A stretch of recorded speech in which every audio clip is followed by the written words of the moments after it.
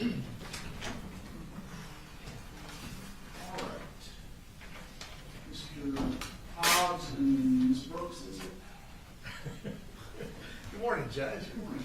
I like the sounds of that. Yes. We were told by our bosses that we were arguing this. Right.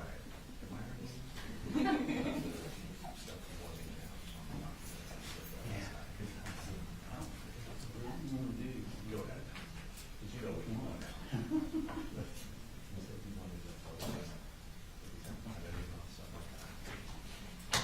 It's actually going to be Mr. Barry, Judge. Okay.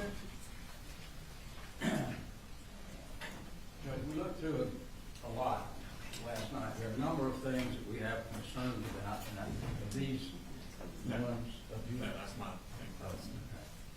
I don't know where that packet is, but we're going to put in.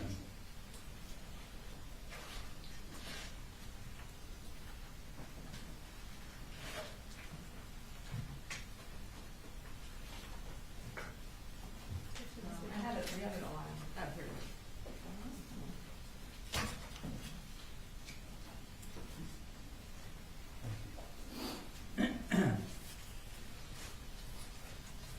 It's okay to close this break.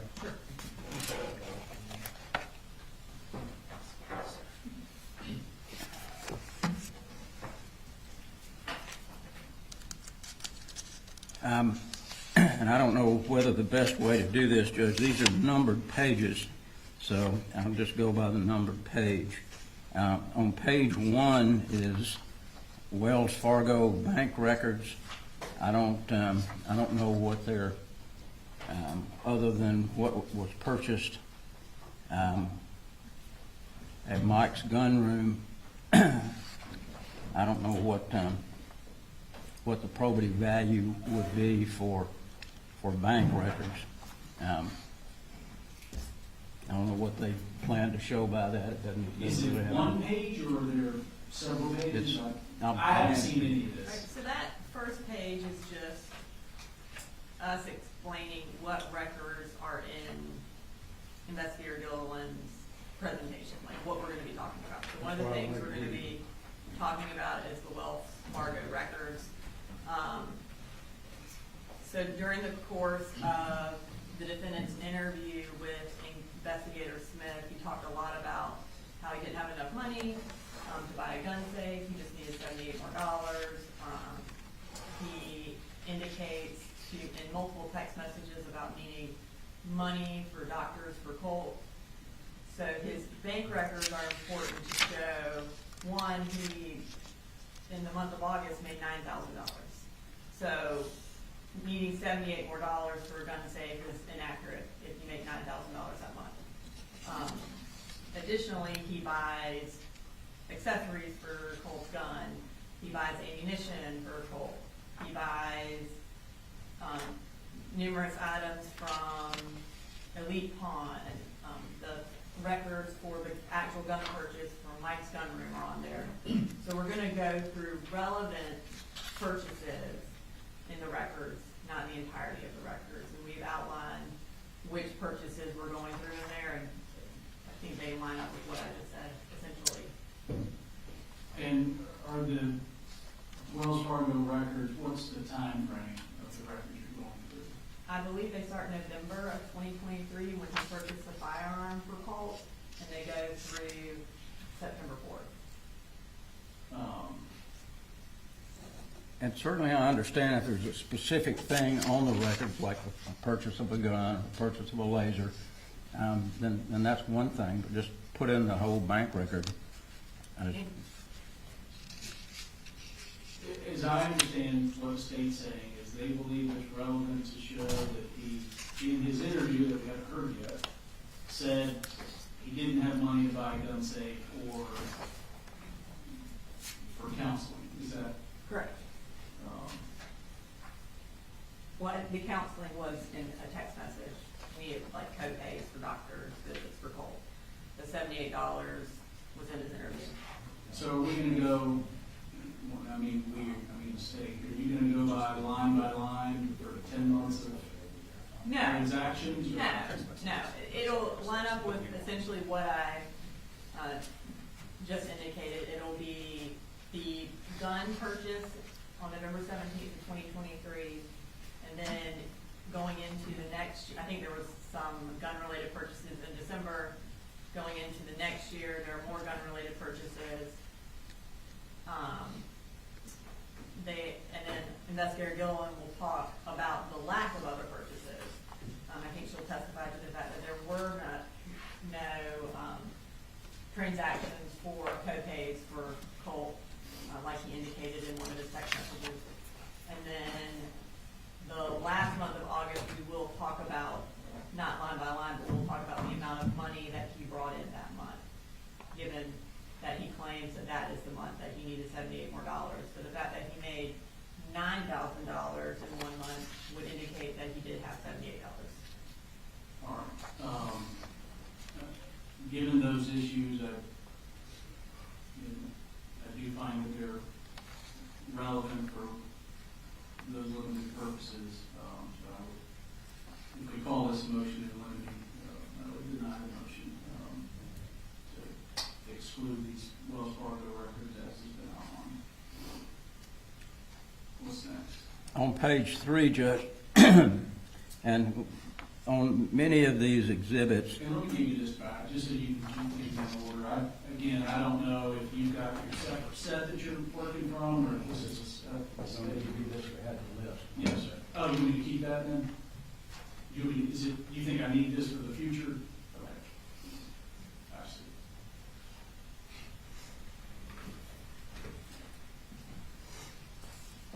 on page 3, and all through these, I noticed yesterday there are, the exhibit is spoken to by the state. It's not just the exhibit, but they put on there, like on page 3, purchase of laser sight from Amazon. They can testify about what it is, but to put it on the exhibit is a little unusual. And I would presume that the photo is Colt Gray, but I'm not positive. I can't really tell. All right, so, yeah, and this is hard where I don't have a separate set to review. So your objection is to what's in the box, purchase of a laser sight from Amazon. Correct. I don't have a problem with the fact that it was purchased, and I don't know whether that is Colt's photograph or not. I don't know whether that was taken off his phone.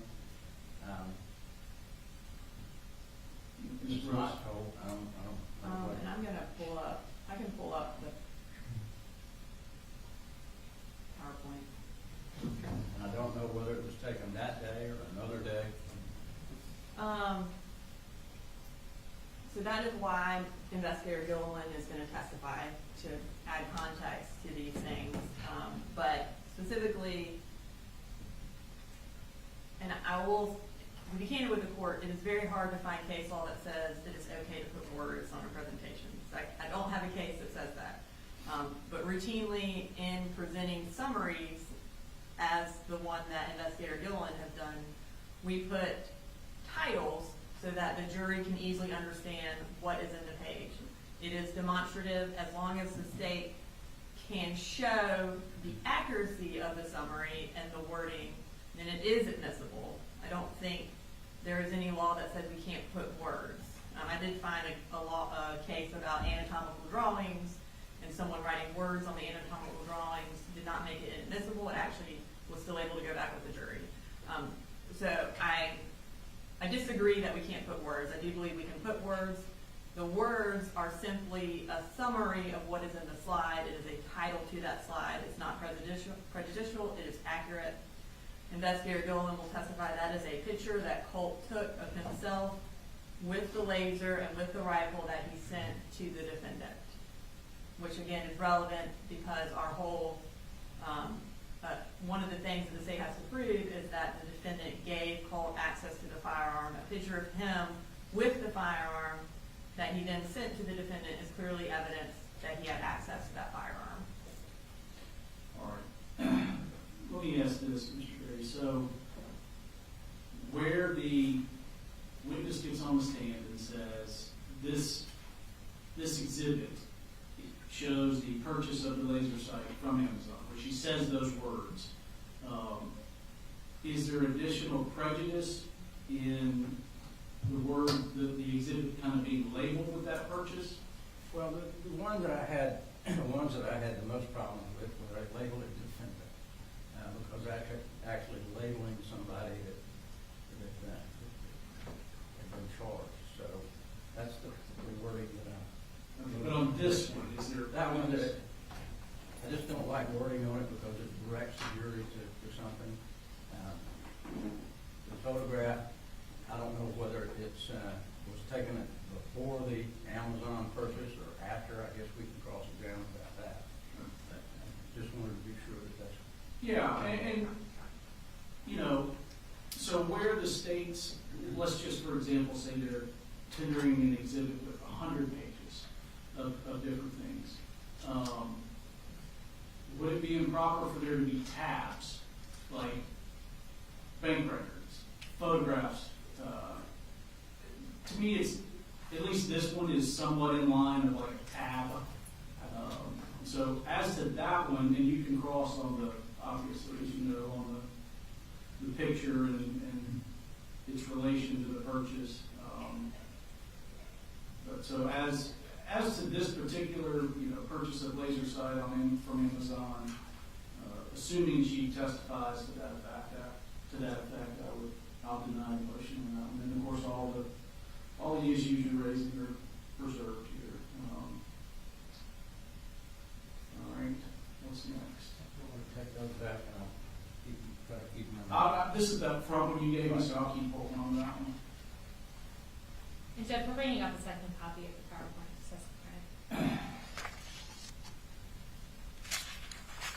Page 4 is email from the sister to the defendant. I do have a problem with the use of defendant about school enrollment. That's really more than what would be on a tab. 4 is, I'm sorry, I didn't pull that up. Oh, I can, do you want me to display it for you? Yes, ma'am, please. I'll pull it up on the screen, so you don't have to keep walking.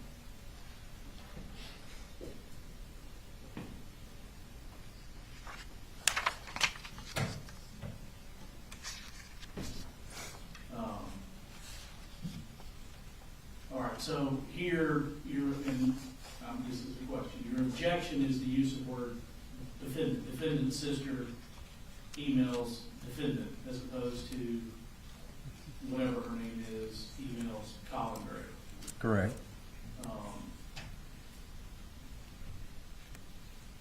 Anything, Mr. Brooks?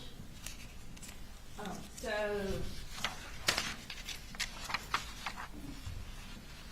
again, finding a case that talks about whether or not the state can use the word defendant was also attacked. I did find a case that says that we can call the defendant a predator.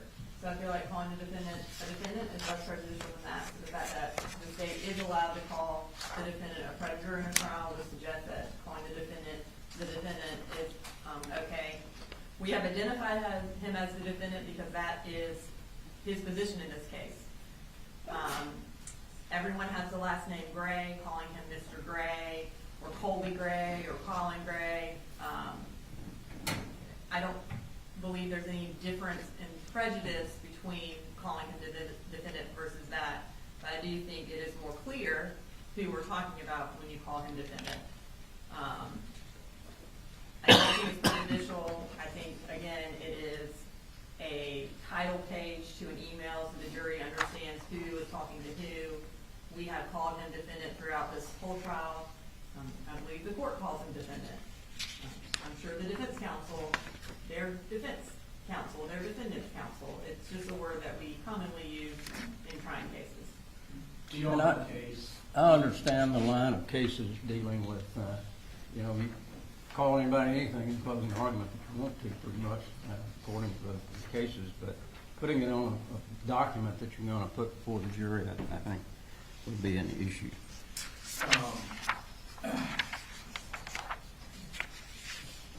I can't specifically find that it's prejudicial to refer to him as defendant. I mean, at various points,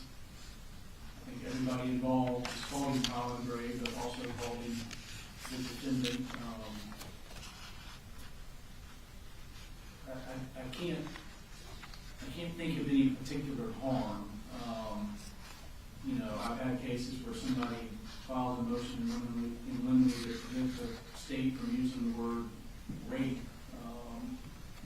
which is certainly has prejudicial attachment to it, and case law said you can use the word rape. You can use the word, I'm pretty sure this case law says you can use the word victim. So would I like it a little better if it said whatever her name is to Colin Gray? Probably, but I don't think it's prejudicial. It is his position in the case. So I'll, as to that, exhibit, I'll remind you. We don't have a problem with page 5, Judge. Page 6, we don't have a problem with it other than the fact that it does use defendant again, where it says Colt, Jenny, and defendant visit Wilson Shoals gun range at 10:25 a.m., which is, of course, direction and comment on the document. And I assume these are not going back to the jury if they have comments on them anyway. We agree that the comments would go back with the jury, the actual exhibit. They're conceding that one on not going back. It's continuing with this. I don't. A clarifying question. Yesterday we went through these and we were told about specific objections. If we go through this page by page, this is going to take hours, I would say. It is a significant amount. I'm fine to, I think he has an objection to certain pictures. I can find those on here. I think, again, if we're just going to go page by page, then I thought that was the purpose of yesterday, so we wouldn't do that, but I just kind of wanted to see how we're doing this. So what I have in front of me, and so far it seems like it's grouping them by categories. Number 1, Wells Fargo bank accounts. Number 3, Amazon purchase records. There's 13 on this page, and I think we're at 6. Mr. Berry, as far as issues. That's correct, Judge. What we can do to maybe shorten it is anywhere on any of these pages where it has defendant, we would object to it. So that'll cut down. Where Dave called him the defendant, labeled Correct. it defendant. Right. Do you, That's about it, right, I have a copy for you. do you want a limiting instruction to in some regard about the use of the word defendant?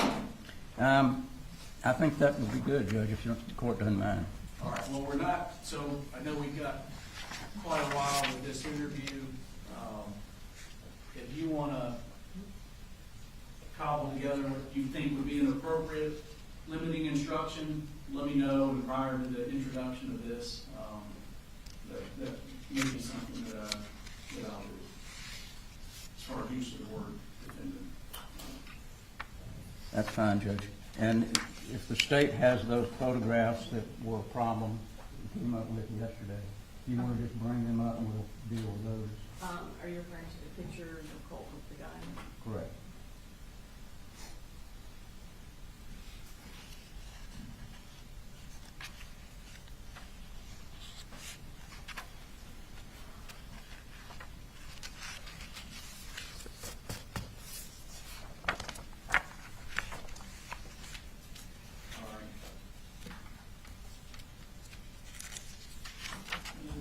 This is just the first grouping of pictures with a Colt with the gun at the gun range with the defendant. Objection, Mr. Berry. One second, Judge.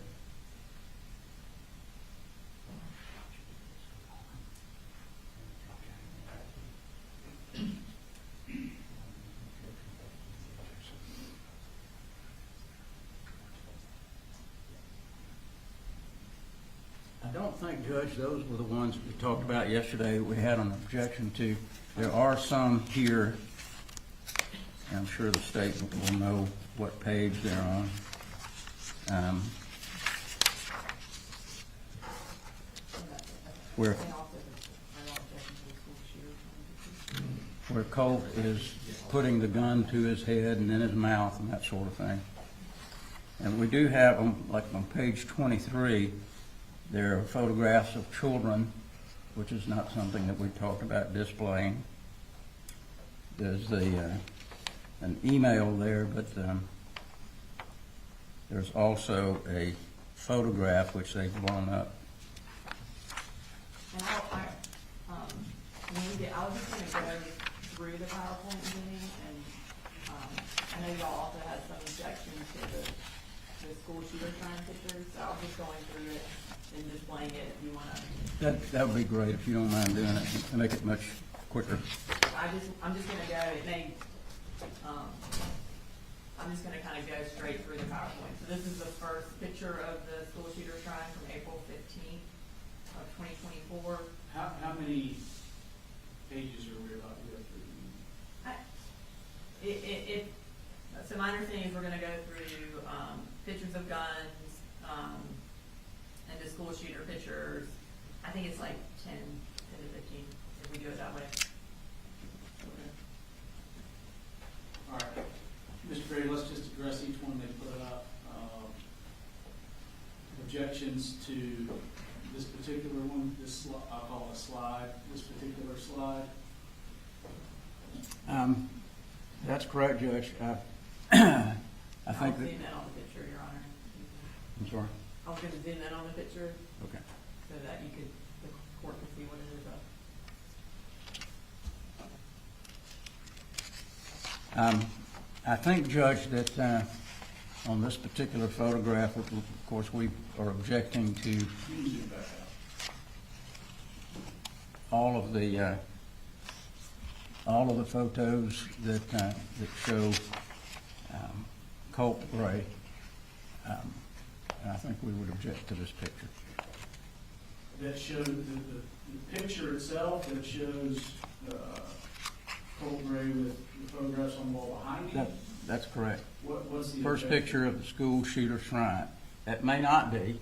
That's directing the jury to think that's the first picture. It may not be. It may be. We don't know. But the photograph, from what I could see yesterday, is not in the same position as the one that the officers took when they came to the home. So it's changed positions. So I don't think putting that wording on their first picture of the school shooter would be proper.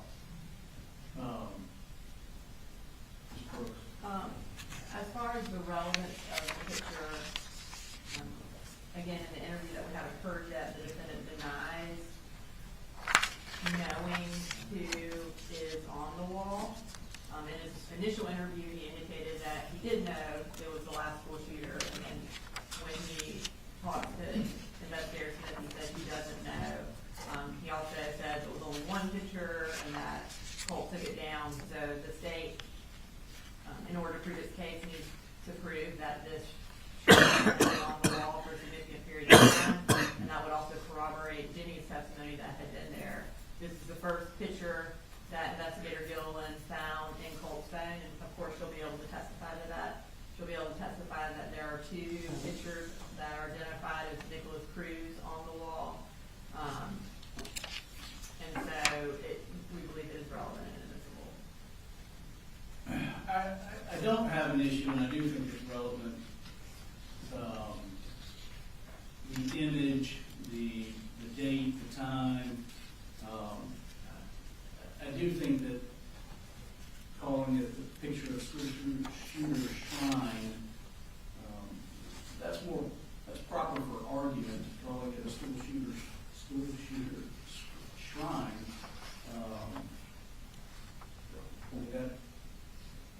To me, that's more an argument rather than the labeling as such. Are you able to scrub that? We can delete that. I guess is the ruling that our, in creating this PowerPoint and trying to figure out what to call it, we did look up shrine. It is a place associated with or containing memorabilia of a particular revered person or thing. I think that is how Investigator Gilliland would describe it when she testified. We are fine to delete it from the slide, but we do think that it would be able for her to be able to identify it as a shrine, given that it's the definition and that is what that is.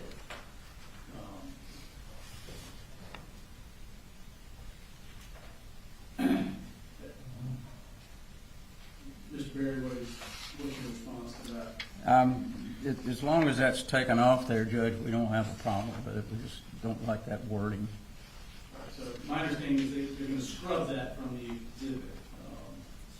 We wouldn't have an objection to it at that point. And basically the same thing on 34.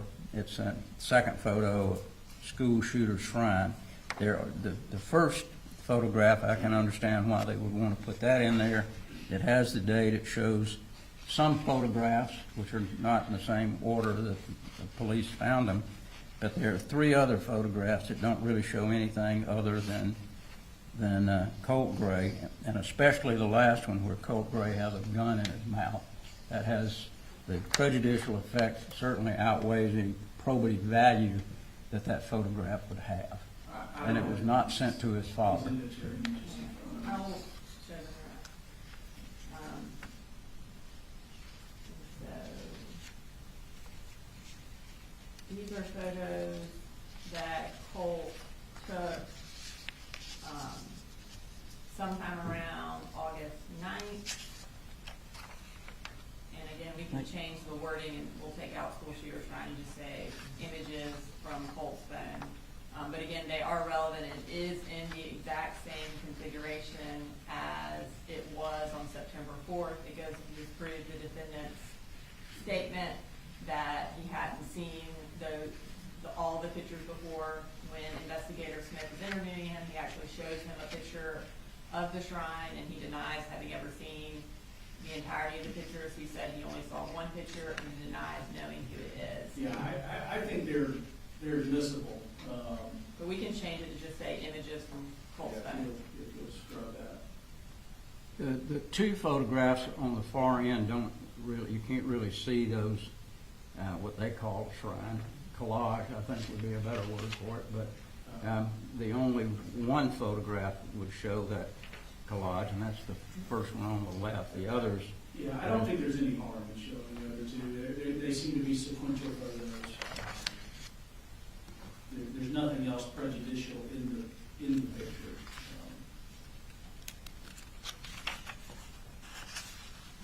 And this is the other photo that Mr. Berry was talking about. Again, this is a picture from Colt's room. It is in the time frame after he had dyed his hair, which would have been in August of 2024. And he just has the rifle in his room, which would be evidence that he had unfettered access to that rifle. And what's your position, Mr. Berry? As I said, Judge, the prejudicial effects was he's got the gun in his mouth. The prejudicial effect of that photo certainly outweighs any probative value. What probative value does it have? They've already got the other 2 photographs showing that, the kid. And I think they've got others showing Colt with the gun around that same time period.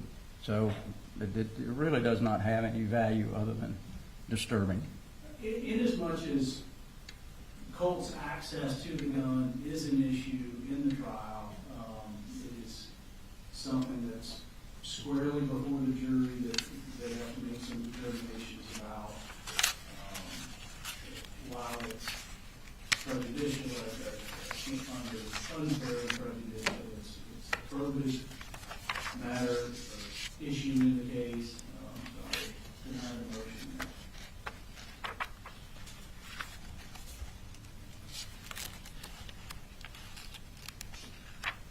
I think the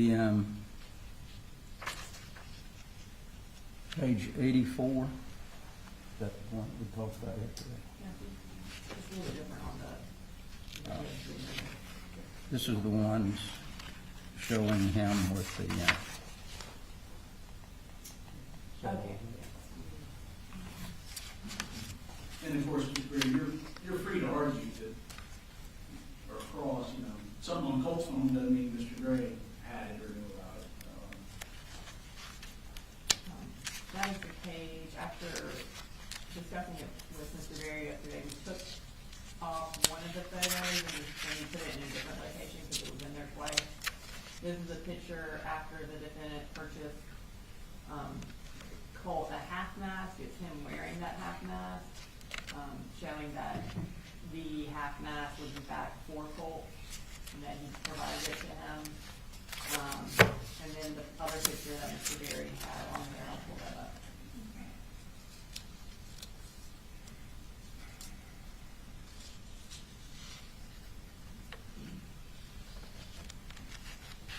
This is from August 28th, and again, it shows the firearm, that Colt had access to that firearm, and then it's also wearing the half mask, so it shows that that photo was taken, after that was purchased for him. I believe it was purchased on the 27th, so this would have been evidence that later on in the month of August, he still was having unfettered access to a firearm.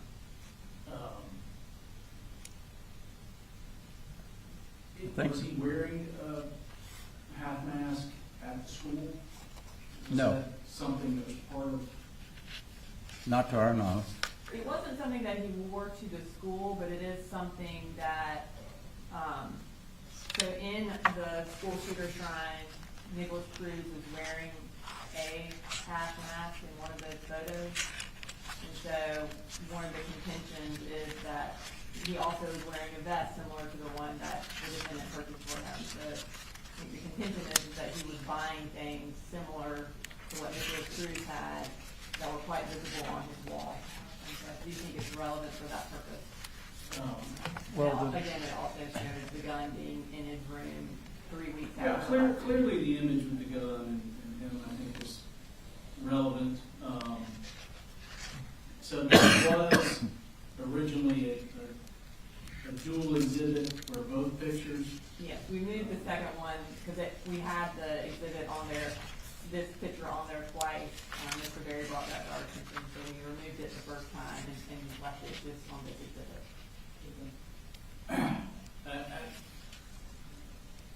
I don't see the prejudice in the image where he has the half mask now. I think I know they say relevance is binary. I guess there's relevance to some degree. It's pretty low probative value as far as the mask goes, but I really just don't see the prejudice in it. But let's do this. I think the jury actually got here early, so they've been here a while. So let's just pick this up on the back end of lunch or something. That'd be fine, Judge.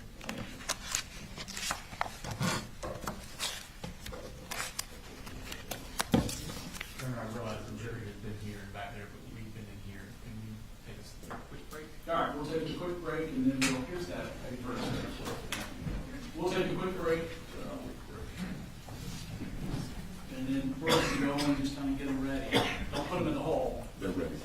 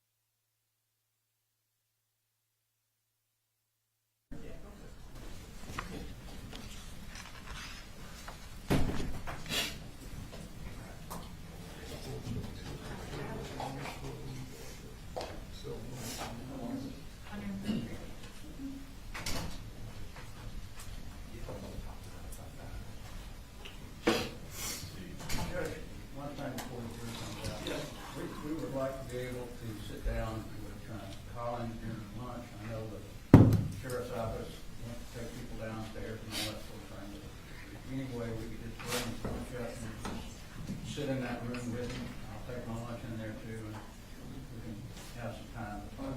You saying no? No, we're gonna be bringing him down so we can have our break as well. And if they wanna visit him, they can go down and visit him down there. They can take their lunch down there? They can go down there to see him down there at the jail. We'll be sending him back down there in lunchtime. We'd be going back to the jail. And that they can visit there during the lunch hour? Mhm. Okay. All right, bring him in. We'll get him break.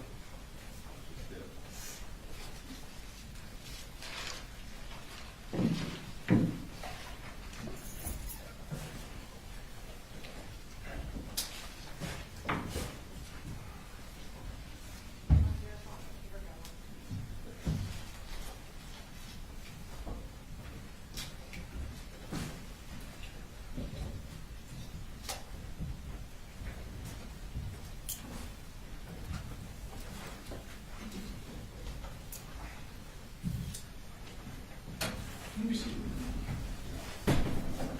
Good morning. All right, is your investigator here? Yeah, sure.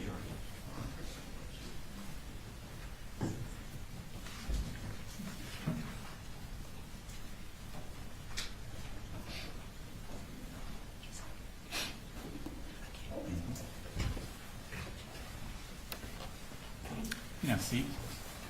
So back there, Smith, I think when we left off, you ready for me to proceed, Ron? Ready for me to proceed? Yes, sir. When we left off yesterday, I think you had left the Jenny's interview at the treehouse and Yes, sir. invited Mr. Colin Gray to your office for an interview. That's correct. Okay. How did this interview begin? What kind of questions were you talking about at the beginning? At the beginning, they do like a rapport building phase.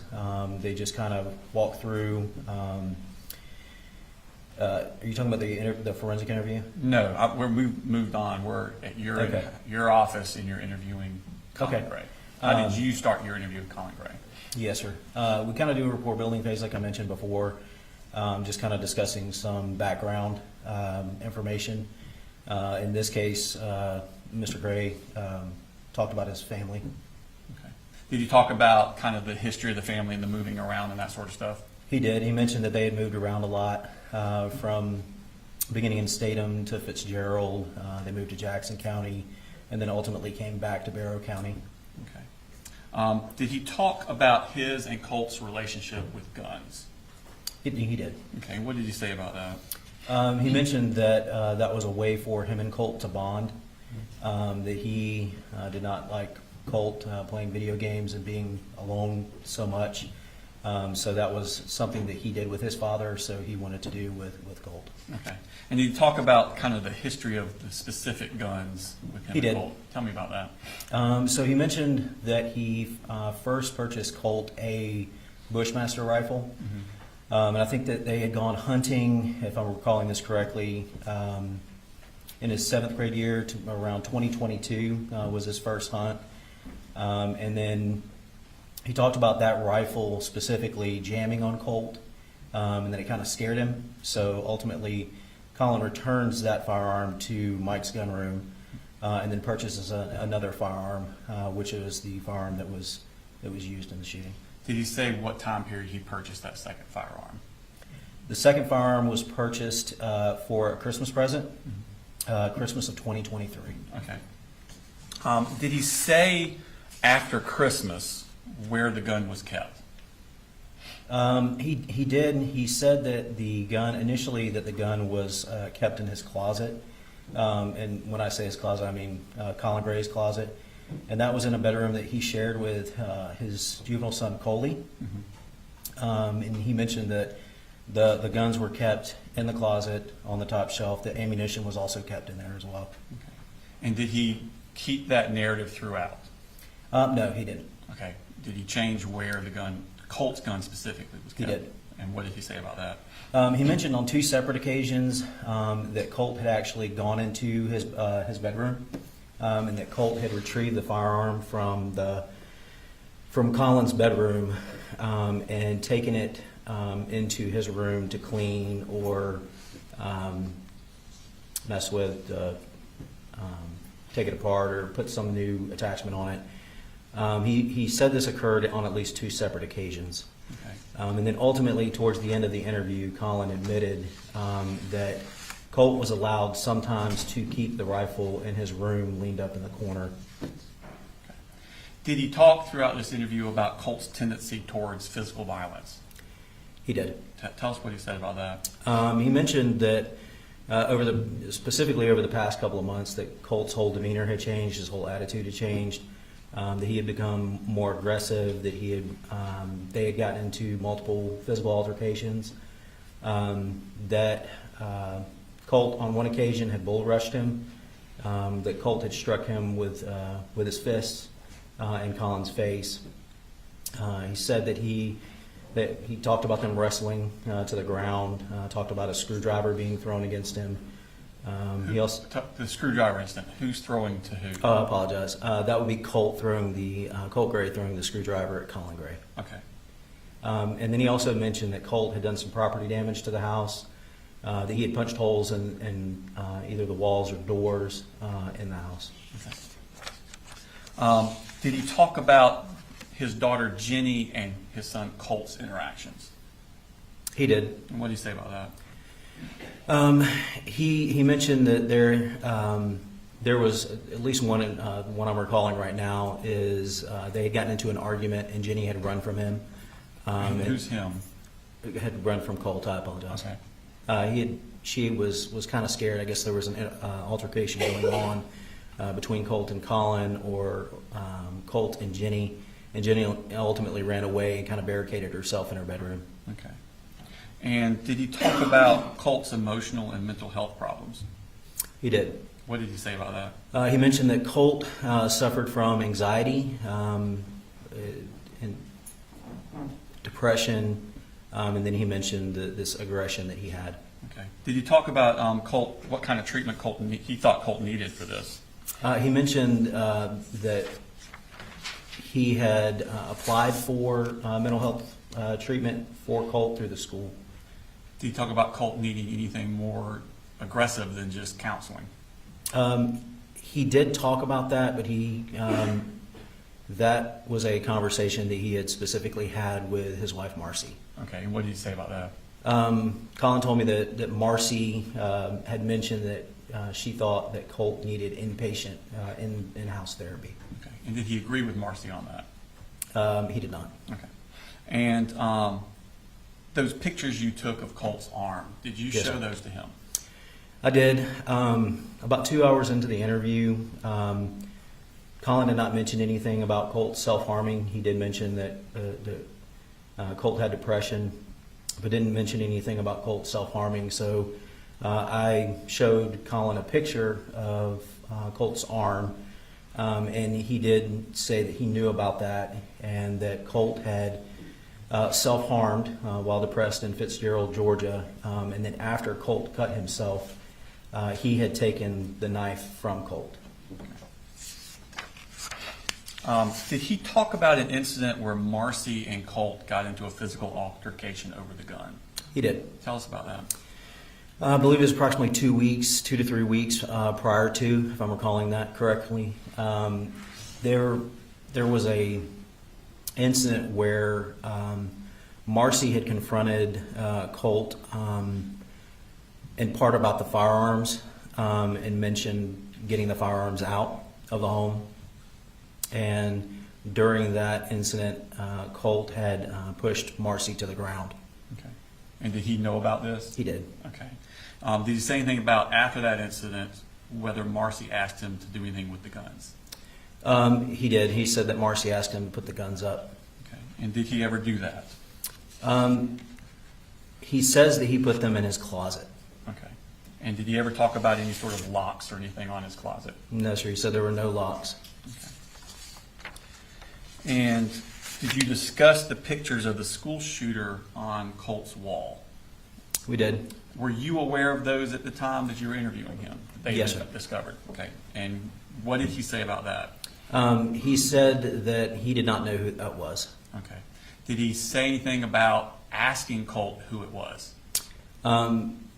I recall Colin telling me that he believed that that was a guy from Green Day. Okay. But he did not say that Colt told him anything about a school shooter. Did he deny that Colt told him that I was a school shooter? Yes.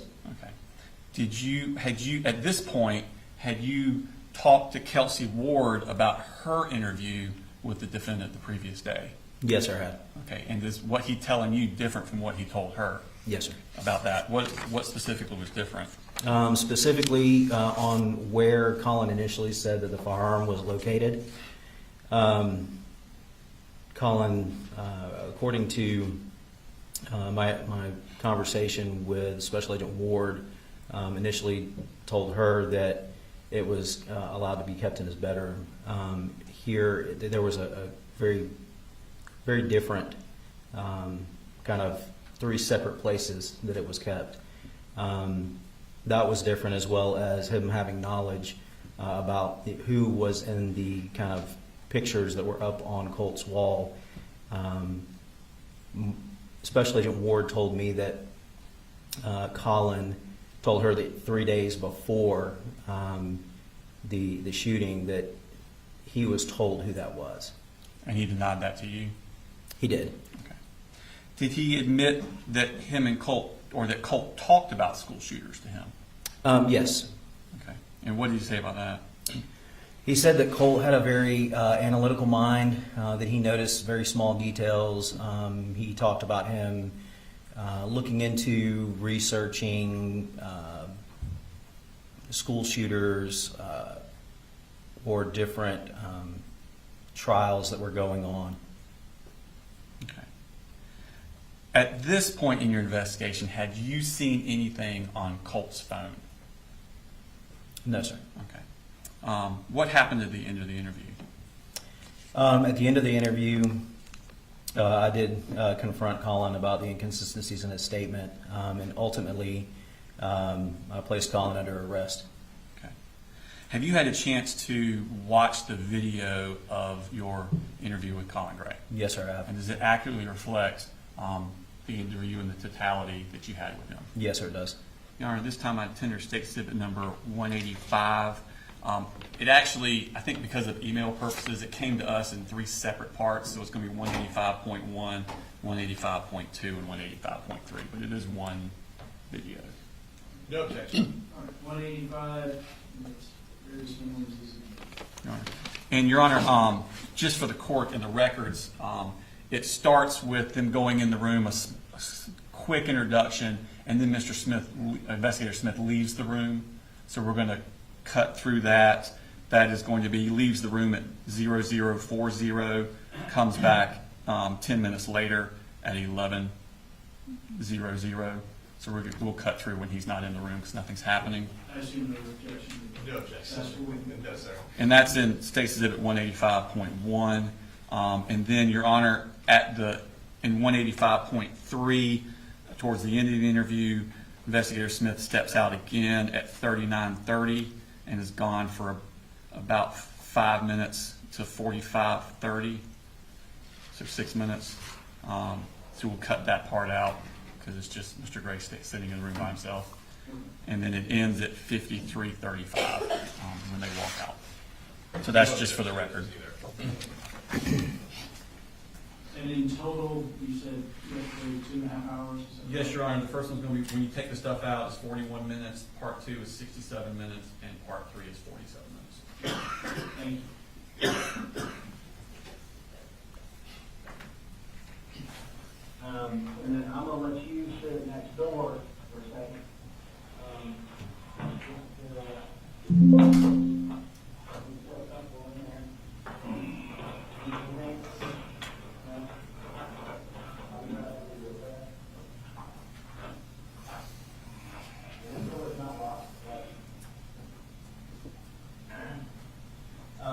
me go grab my notes and I'll be right back with you, okay? You need anything? That's something good to go. Okay. I will be right back. Yeah, I'm not gonna lock the door until it says. It's all- One time staring at you. Yeah, it's all good.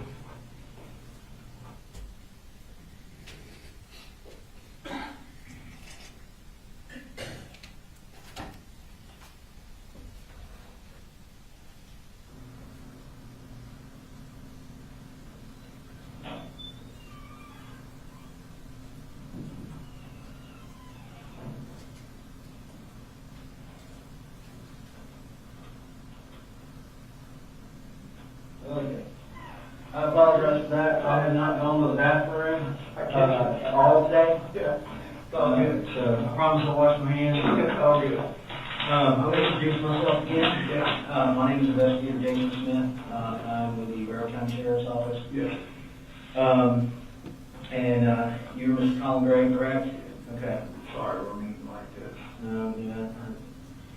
Unfortunately, that happens. And I'm going to apologize beforehand because I'm going to get 1,000 text messages and It's okay. emails, and I'm trying to keep them, turn all them off right now. Yep. So I've heard a little bit, I understand that you've talked to law enforcement. I heard a little bit about kind of your statements to them. I'm just going to go ahead and explain my involvement. Yesterday, we were here at the office, we got a call. Sure. Go out to the high school, and while at the high school, after everything was secured, and you know, the medics had assisted with life-saving measures and everything like that,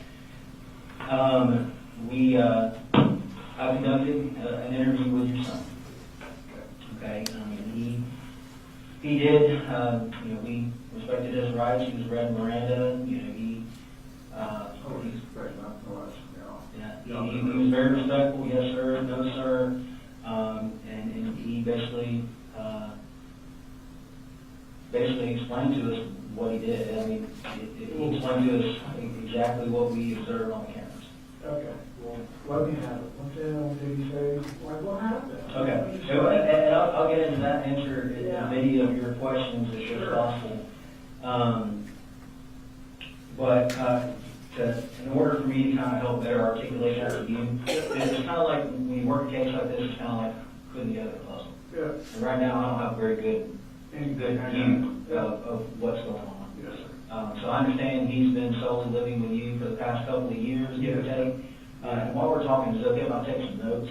Yeah, I'm doing that. Okay, good. Yeah. Because my memory, well, it's okay some days. And Colin, you spell your name C-O-L-I-N? Yes, Okay. You have a middle name? no, man. No middle name.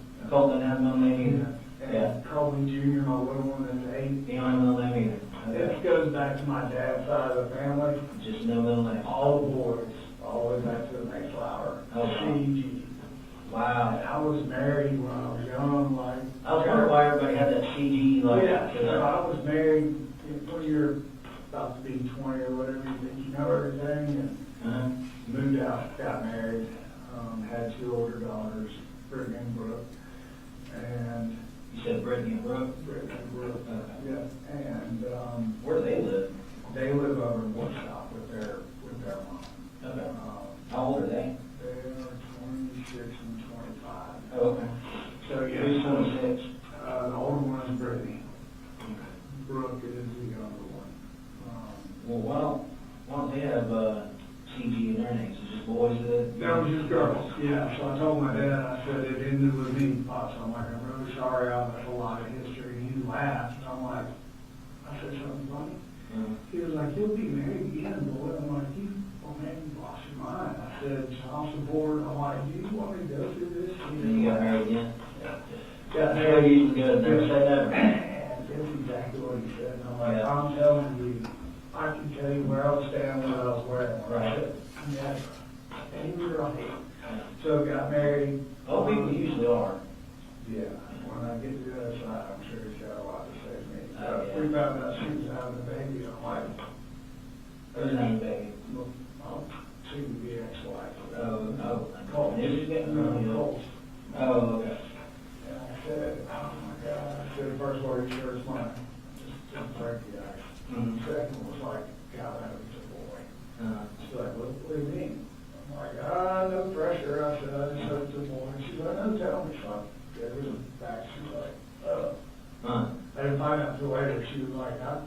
much pressure Yeah. to make a boy.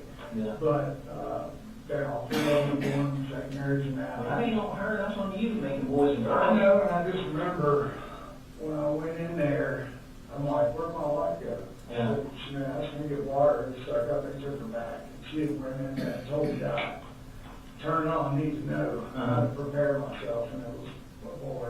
Was it? And after it's all said and done, Yeah. right, I walk in, I'm like, well, thanks for waiting, and he's got these little egg over the belly, he's like, Yeah. are you ready? And I'm like, yeah. He's like, okay. You know what that is? And I'm like, out the door, down the hallway to the park. I called my dad, because he was just dementia and colon cancer. It wasn't like taking him over yet, but you could see right on the wall.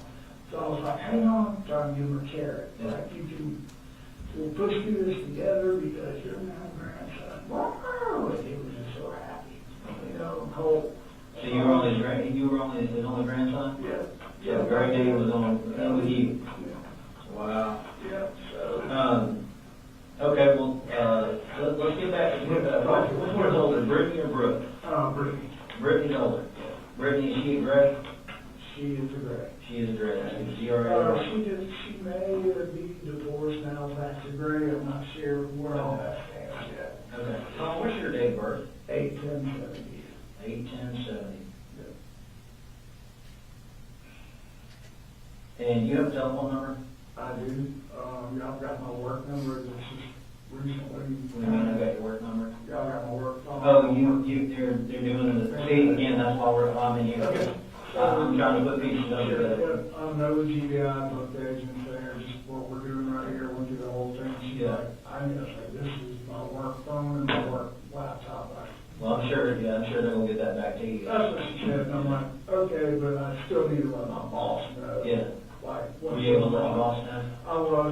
I have a Gmail account. And Okay. I just sent him an email and said, hey, I'll get back to you. Yeah. And like, his name's Kevin Price, he's out of Athens, like, he knows everything. What's that name sound? Because he's in the area, he's a good go church going man. You know, What does he own? he owns Kevin Price General Contracting, and then Okay. as I'm getting to know the man, he's tied to a ton of stuff in Athens. Yeah, that name sounds familiar, Kevin Price General Contracting. Yes, sir. How long you been working there? I started April, May, so May, beginning of May. Beginning of Right, May? yeah. Oh, that's pretty recent. Yeah. What did you do before that?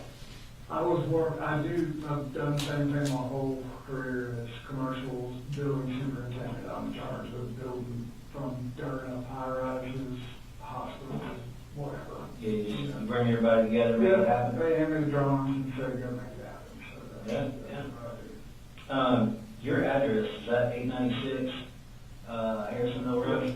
Okay, I just want to make sure. I'll go ahead and write that down. Before I write it down, I want to make sure that, you know how I don't know if you ever played the telephone game in school, where you start out telling one thing, and by the time it comes all the way back around, it's not even that. Exactly. That's one of the reasons that I'm in here talking to you now. Yeah. How long you lived at Harrison Mill Road? It was a year this past June, we signed a 2-year lease. Okay, leasing that house? Mm-hmm. What you think about Vera? This is where they were all born. Really? You know, they're off of Beach Creek Road. Oh, yeah. All of them except for little Cody. Yeah, I know. We moved from Beach Creek, we bought a farm in Statham, and that's really where we lived for the majority of our life. Okay. How long did you live out at Beach Creek? Oh, man, probably 10 years or so. Okay. 8, 9, something like that. It was a long time. Okay. All the kids they started off at State Elementary, and Helping Hands used to be right there, so it was a nice setup for us. Yeah. What was Helping Hands? It was the daycare that was Oh, okay. like a pathway from Yeah. school to the daycare. Oh, yeah. It was really great for us. Yeah, that's perfect. Yeah. So did you live at Beach Creek before you moved to Bethlehem? So yeah, we sold everything right about the start of COVID. I had a spine fusion, had 2 back surgeries, and it What happened to you? ruptured a disc, slowed the organ out of the job, working late. I'm like, it's just me. I said, well, I'll put the door on the hinges, you screw them. white door. He's like, okay, Mm-hmm. this is '07, and much younger, much Yeah, yeah. better shape. I grabbed that door, and I'm like, as soon as I picked up that door, it's like, it's what it sounded like, a knuckle popping in my back. I'm like, wasn't immediate. I set the door down, I'm like, It's all right. yeah, I sat down for a second, I'm like, man. As soon as I was straight up, I'm like, wow, on the floor. Mm-hmm. Take me to the emergency room, couldn't talk, couldn't nothing. Like, I've never felt anything like that. I've never been stitched up, never been in the hospital, like nothing. So what they do for you? He gave me a big old shot of morphine, and I'm like, I'm good. Yeah. I'm like, yep, I'll just take that. You feel good. He touched the stretch morphine, I'm like, oh, perfect. So I can get that and go. He was like, let me show you a picture. And he's like, Yeah. like, what is that? He goes, he said, I call it crap. He said, you have ruptured your disc and blown out everything on the inside and gone down your nerve channels and back your legs, and it's pretty hard. So what, you used everything you got? He said, I can fix it. I've done a bunch of them. They screwed a laminectomy. And I was 9 months to go. Mm-hmm. Same damn thing happened again. I was on the table 10 months later, Mm-hmm. stitched up everything, cut a piece of my vertebrae off, packed it behind the disc, keep it in place, and I was supposed to get it fixed. And it did for 5 or 6 years, right? And just pain, more and more and more pain. So I go see a specialist, give them a rundown. Here's all my medical stuff. Like, we need to do a quick MRI. Like, no problem. Get the MRI. It's like, oh, I'm like, well, that doesn't sound good. He said, your disc is leaking fluid into your spinal cord and spinal canal. I'm like, I can't, like, have another surgery. Like, I can't do this recovery. It was a pain in the ass. I'm like, this is totally different. They go through the front instead of the, I said, you go through the front of my belly and go to my spine. I'm like, it kind of feels like you're going around the mountain there to get to the real problem. Hey, man, they do some weird surgery, you know? Yeah, so I like anything, I verified who he was, like, oh, shit, this guy's like, he rewrote the book, he really did for this surgery, the fusion, and Right. he told me he's gonna give me it. So he went through the front, and the bracket is on this side of my spine, not on my back. So It's on, yeah, so sore, like fighting the kids, I can't like, I don't rub it because it's hurting, I can't get to it. How long think you recover from that? A year, probably rushed it back because I can't. You getting problems now? Oh, yeah. The second MRI bracket's supposed to be in there just like this. It's in there at about 11 o'clock. And this through is like just rubs against the nerves. Like the only thing. How do you work?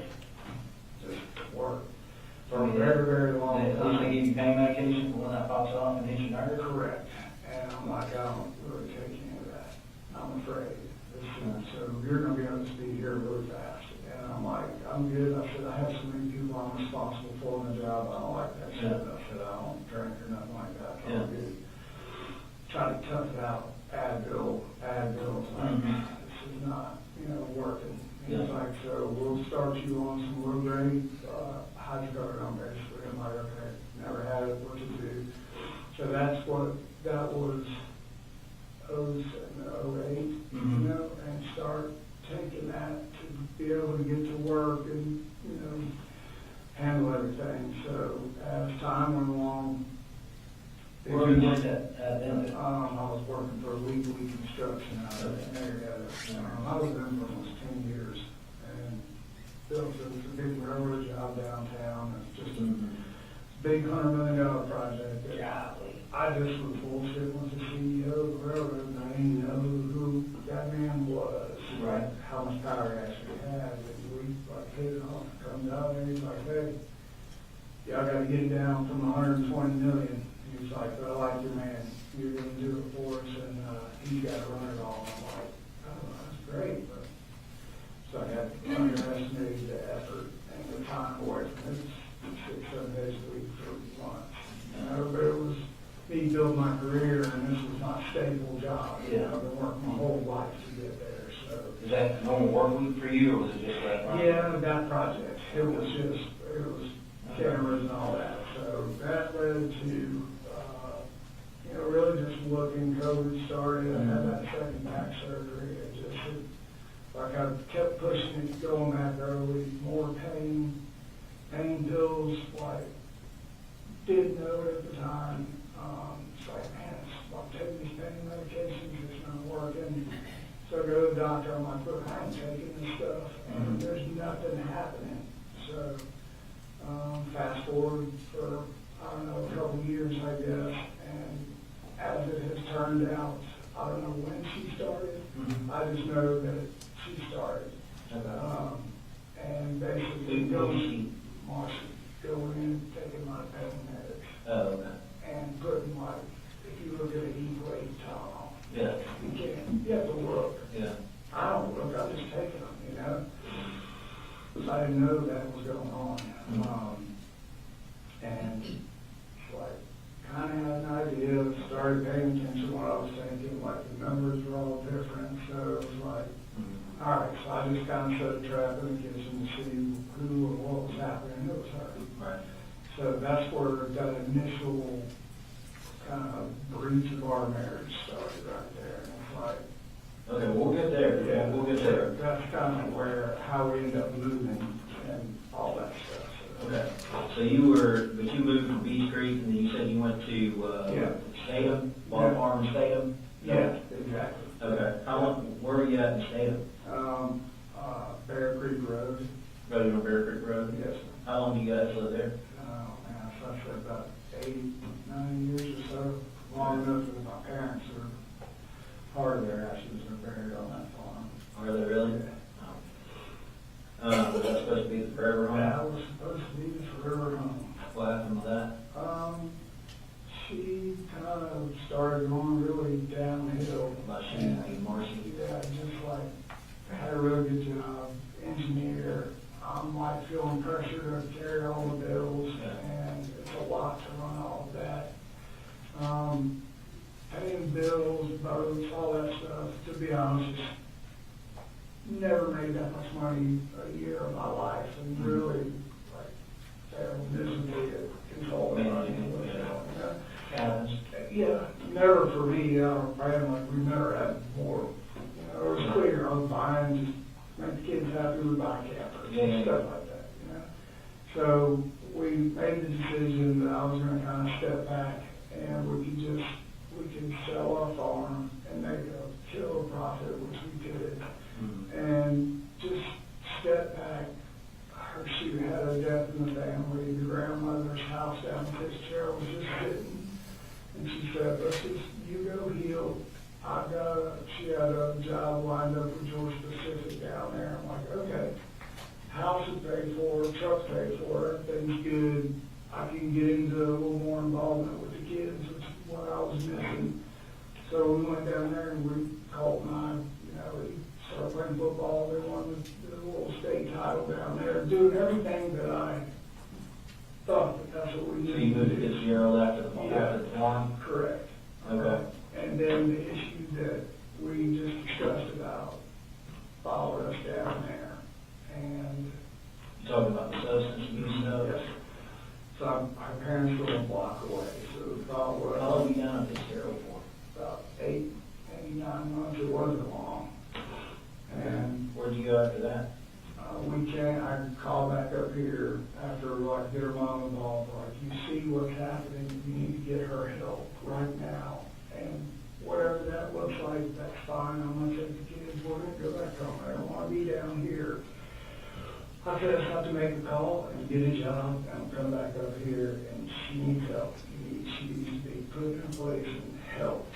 Like, I can't do this anymore, the kids, Is that when you moved up to Jefferson? yeah, so we came back, I made a phone call, like, yep, come on, we'll hire you tomorrow. So came back up here, lived up here for probably a month, just trying to save money to get everybody to move back up here. So best school area I thought would be Jefferson as far as rent. And I don't know what happened before and after COVID, but like rent is like stupid. It is. So we found what we could afford in Jefferson, moved in there, and really me and the kids were good, just doing our every day. And Marcy brought you back up here? She did, she came back up probably, How long ago was it? I'd say we were probably there about 7 or 8 months, same thing. She came up and it was just a shit show, and no effort, no nothing, drinking all the time. I would go to work and home still in bed, so that wasn't going to work. So, Did you stay in that one house for those few months and then you Yeah. moved to, so I had her mom come over to take her, mhm. and told Will probably wanted to be with his mom.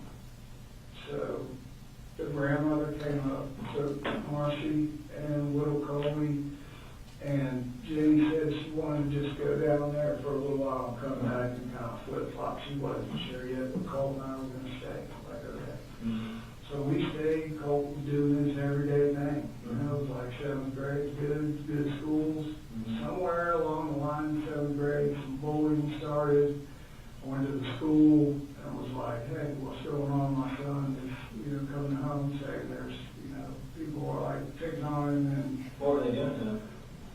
well, he's obviously he was just kind of a quiet kid. He doesn't know, he's not really going to walk up and be the center of the show. He said, he told me, he was like, I just eat lunch at the end of the table by myself, and it's a group of guys and a couple of girls, and we're making fun of him for sitting down there by himself and just mocking him or whatever, which that was the original going to school before this. Yeah. He was going crazy. Here's what we're going to do.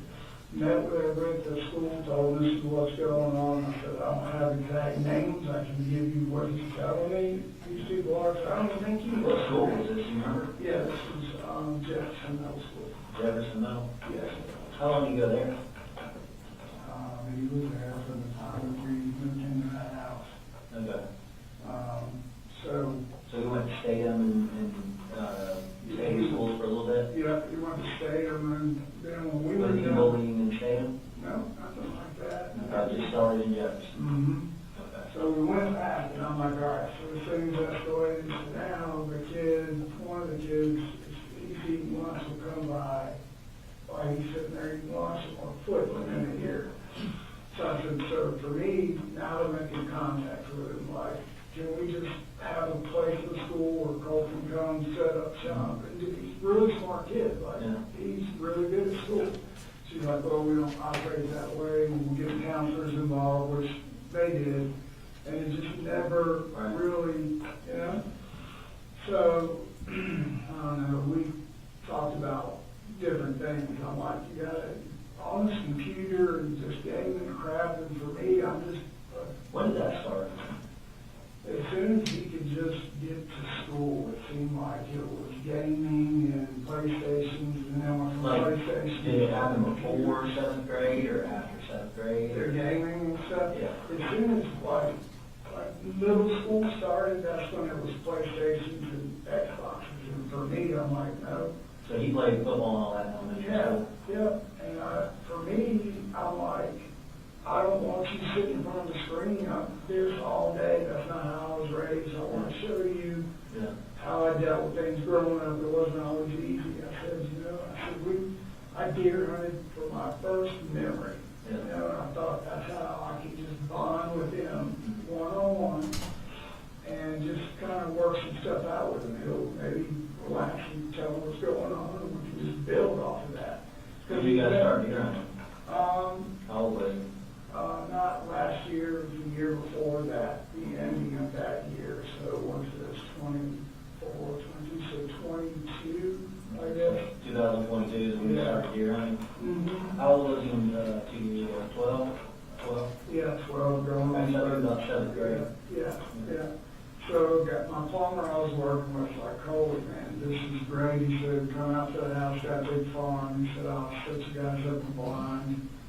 And, just show up here in the morning, and I'll walk down. And like, last day of the season, too, I'm like, dude, we're not going to shoot nothing because we ain't going to shoot nothing. I said, it's just about the process for him. So I want to try to, like, hook him right here. He's like, I got it. I'm like, okay. So great guy, great thing. eyes blind. Sure enough, son comes up and I'm looking through binoculars and he's looking and he starts shaking. I'm like, what's wrong? He's like, it's a big old deer. I'm like, okay. So we go through that whole thing. Well, it's a little buck. And he knows I was little. The first deer I shot was a broken horn, 5 foot Tom. He shoots that deer's ball straight over. Couldn't believe it. The gun's jammed. That was the only bad thing. So He shot it? He shot it. Like we had gone to the range up in both ranges actually. Charlie Elliott, the one up in by Big Laser, I think is what it is. But Charlie Elliott, he shot his first deer in 2022? Yeah. And what kind of gun was he using then? So that was a Bushmaster 450, and How hard did I ammo did y'all shoot? I don't know. That's okay, if you don't. Yeah, because I bought it from Mike's. What kind of gun, I'm not a gun expert, what kind of gun is it? So, Bushmaster? the Bushmaster is kind of like I said, when I told Mike, I said he's little. I want to scare him when he pulls the trigger. I said, something that's not too big, but I don't want to wound the deer. When he pulls the trigger, I want the deer to go down. I said, I don't want to think about that. So, he's like, hey, this Bushmaster's good. It'll do the trick. Is that like a hunting rifle, or is that like an AR-15? That's the thing I said, man, like the AR platform, shotguns, I've got that look. I said, that's kind of what he's excited about. And so Mike was like, here, let's try this Bushmaster. I'm like, okay. We only held 5, or 3 actually in the clip. I'm like, okay, that'll be a good start. So, just him and I, we sit down on the floor, we go No, to it's a hunting rifle, right? Is it like an old wood kind? No, it's a plastic AR Oh, platform. okay. You said it held 3 rounds in the Yeah, magazine? it's really a small mag, and I'm like, you only need one. Yeah. That's fine. Okay. So. Did he want a bigger mag? He just thought that, yeah, he wanted more bullets, and he just thought that it was like, he said, can I break this? He has a little pellet gun. Right. He's like, can I put my pellet gun in a holster and walk around the woods? And I'm like, yeah, that's fine. So we sat down on the floor and went over everything that we were going to do and not do with these weapons in the house. Okay. There's a no bullshit rule in this house. That's how that's going to be, or they're gone. And that was never have a loaded weapon in Okay, that so house. we're kind of jumping around a little bit. Well, yeah, Not get too far. So that was Jefferson, basically. Okay, so Jefferson is the first time he really kind of got in. When did, what, you said you went to Charlie Elliott? Yeah. How many times did you take him to Charlie Elliott? I'd say probably twice. Twice? Yeah. What did y'all shoot while you were there? We shot, I had a deer rifle, a 308 deer rifle. Mm-hmm. I don't have that anymore. He shot his Bushmaster, and I had a shotgun. And we shot the shotgun. Okay. Shotgun. He shot all 3 of those? He wouldn't shoot my deer rifle, he was scared of it. Okay. Well, why was he scared of it? Because it's just big and loud. And he said, it kicked me back. He just didn't want anything to do with that. You went to another shooting range? Yeah. Which one was that? I want to say it's Big Laser. Big Laser? Yeah, up in Banks County. I think up there by the what's called the Tanger outlets. Okay.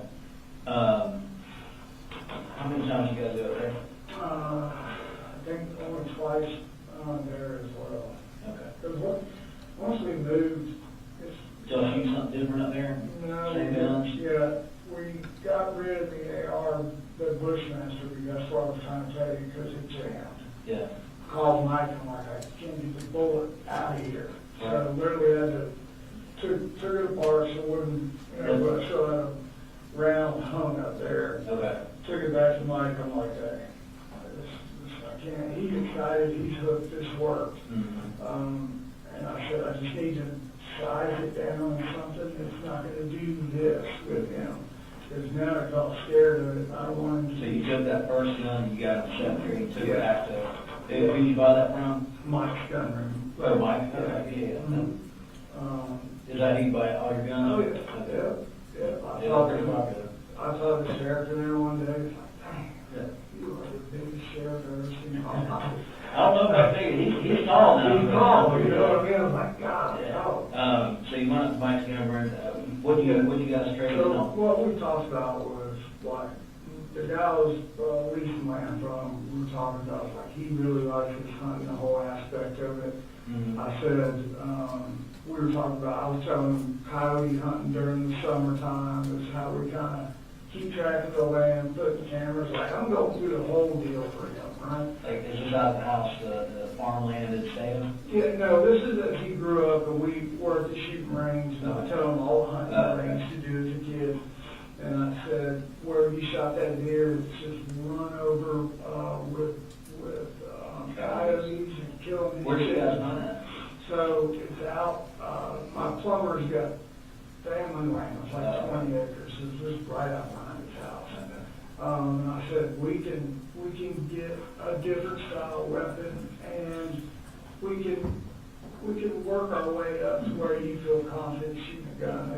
So what did he upgrade to after the West? Nothing, we just left it at that, and I told Mike, I just need to think about it and talk about it with him. How's he feel, did that jamming mess with him or anything like that? So for Christmas, we were talking, and he said, Daddy, he said, I would really like to get another AR. He said, but I'm scared of the jam. I said, okay. He goes, he said, what? He said, that the AR that I had, I said, that's a 223 round. Just, that's our coyote and our pig hunting gun. Is that what you have? That's what I have. Okay. What kind of AR do you have? I have, it's not a name brand. It's, I want to say it's a Franklin or a Johnson. It's just like And it's a 223? Yeah, 223.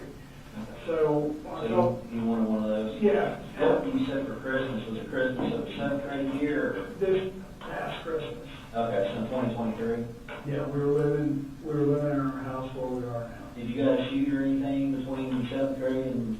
Just at the ranges, those maybe one time. And once I started with school, I just was focused on getting into school, not really going and doing any shooting and everything. Mm-hmm. Then all that kind of stuff went down with his mom, and she got into a whole shitload of trouble, so I just kind of shelved all that so we could get it calm. Okay. So after everything calmed down, Yeah. you got an AR for Christmas? Yeah, I said, Bought that for Mike's too? Yeah, I said, the whole goal here was, even if he cared, like, he had so much fun, we bonded, like, That was his gun, right? That was for him?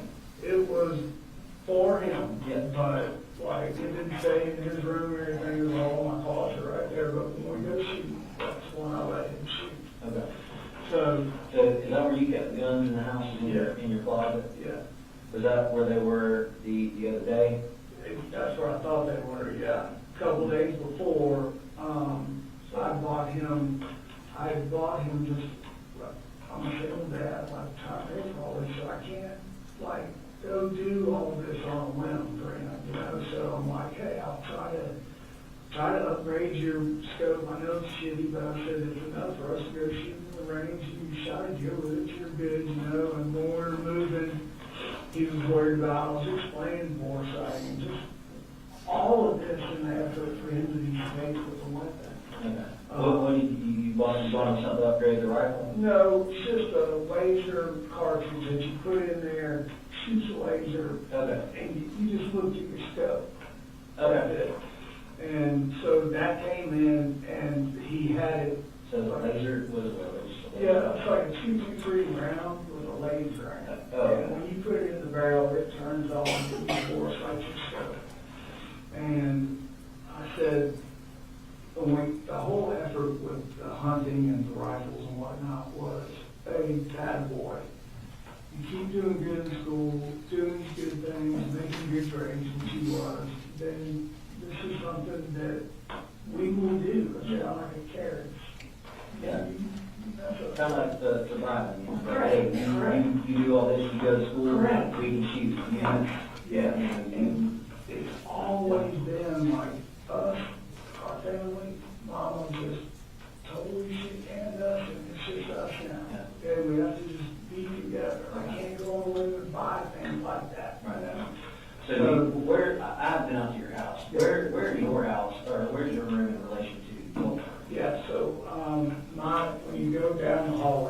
room is on the right. And when we first moved into the house, it was just me and Colt. Is it one story, two story? One story, Okay. ranch house. And Jenny, his sister, she was like, Dad, I want to come back up and stay with y'all. I miss you. Don't like it really down here. It's like, no problem. Mom's in trouble. I'm like, I'll be there in the morning. About a week goes by. We'll try and get things ready. I get a call from DFAX in the middle of the night and all that. I'm sure that you read about her mom, his mom. Yeah. No. So the phone rings 2 o'clock in the When morning. is this? Huh? When is this? This is here recently, probably within, I can't give you the exact date, 6, 7, or 6, she's been going out for 8 months, before it's all 7, 6, so 8.5 months ago. Down there, living with parents, and painkillers, graduated to math. I had no clue. DFAX lady called me, like, where are my kids at? And I thought, DUI, and she's like, well, she was driving, I can't tell you until I see you. Stuff's got to be signed, I got legal. I'm like, she's like, can you be here tonight? I'm like, it's like almost 2 in the morning, it'll be 4 hours. And you and Marcy, y'all married, right? We're married, we're not divorced, Okay, or, so- legally. Yeah. You're separated, but legally together. Correct. You know, if I didn't know my kids, I probably. So Marcy got a DUI on? No, that's what I thought. Oh. So I'm like, okay, I said, I'll come, it's gonna be middle, like 4 or 5 o'clock in the morning. She's like, okay, let's just meet there at 7:30. I'm like, you need to tell me what this is about. I had no idea. She said, just know that your kids are safe. You just need to come down here and get them. In the morning. Like, okay. So Colt and I are running down there, and he's like, what do you think this is? I'm like, I have no idea. So we get there, we go to her mom and dad's house, open the door, and we sit in their living room. She gets her pulse out. Like, okay. Marcy, they gave her a hair blood test. She starts reading the results. Why didn't you give her a hair blood test? Her sister, apparently. That, I never got the whole story. She had all the kids down there? She had my little one Colt and and Jenny. Yeah, Colt and Jenny, and Colt was with me. And I'm like, at that time, I started thinking, I was like, okay, this is why Jenny's wanting to come back. Something's wrong. I don't know what it is, but I had issues with her drinking. That's where I'm like. So what was the result of all that? So they read it all. I'm like, yep. She used to have a prescription for Adderall. That was in there. Opioids were in there. And the high wine or high alcohol content. Like, and I'm just like, golly, I know all this. And she said, I've been doing this for the rest of my years, and I've never seen a level come back this high for meth. You know, I'm like, what did you just say? We're sitting in the mom's living room. And she's like, she is doing this currently based on what I'm like. And I stood up, I'm like, can I take my kids? She's like, hang on.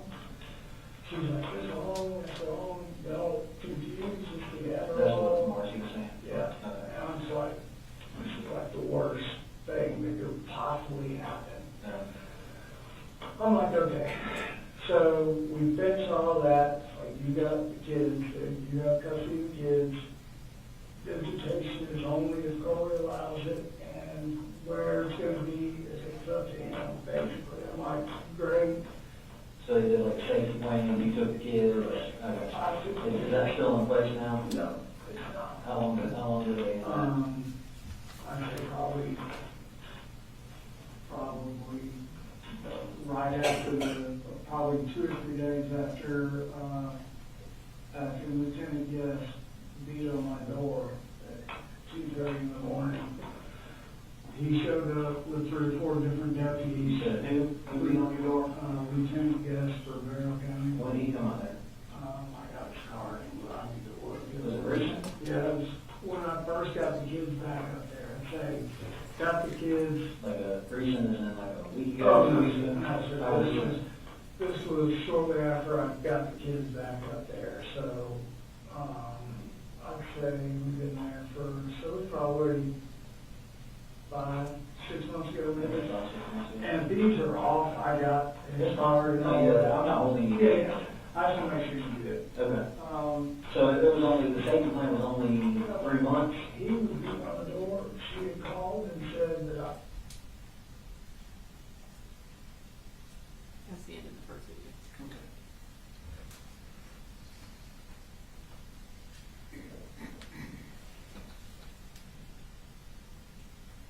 I took the kids for a fall break and never came back. I'm like, no, it's like, can I go get something from Chuck? He's like, yeah. I had that letter from DFAX, and he's like, this is a safety plan. So this is what, Yeah. he's like, I don't shit thing. And I'm like, well, it should, because that's how it is. Well, to kind of explain that better, Lieutenant Glass was, I was like, we don't get involved in that. And I'm sure that was probably the exact statement he made that to you. I was like, Unless it's signed by a judge, we can't enforce that. I didn't say that. Okay. Well, that's kind of clear that. Got it. So I don't know who grabbed him, somebody walked him out my front yard. It's like, you're still married? I'm like, yeah. So he came back, he was like, okay. Whatever that conversation was, he was different dude when he came back on board. Okay, good. So then, once that settled I right, had to figure out when the safety plan was it's like, holy shit, because I called the defense lady, I'm like, I got the law telling me that this doesn't matter. what she said.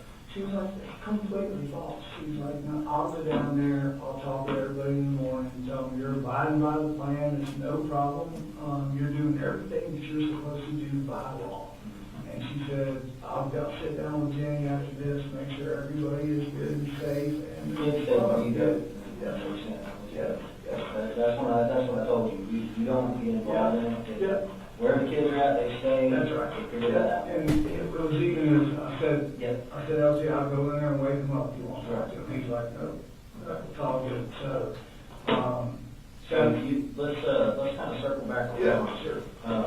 So last Christmas, Yes. you buying the rifle that was used this time. Is that correct? Yes, sir. Okay.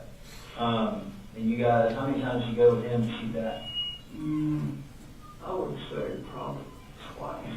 You probably Yeah. twice with him. We went, both of those times, we went up to Big Laser. Okay. That one. That's it. So with that rifle, you went to Big Lady twice.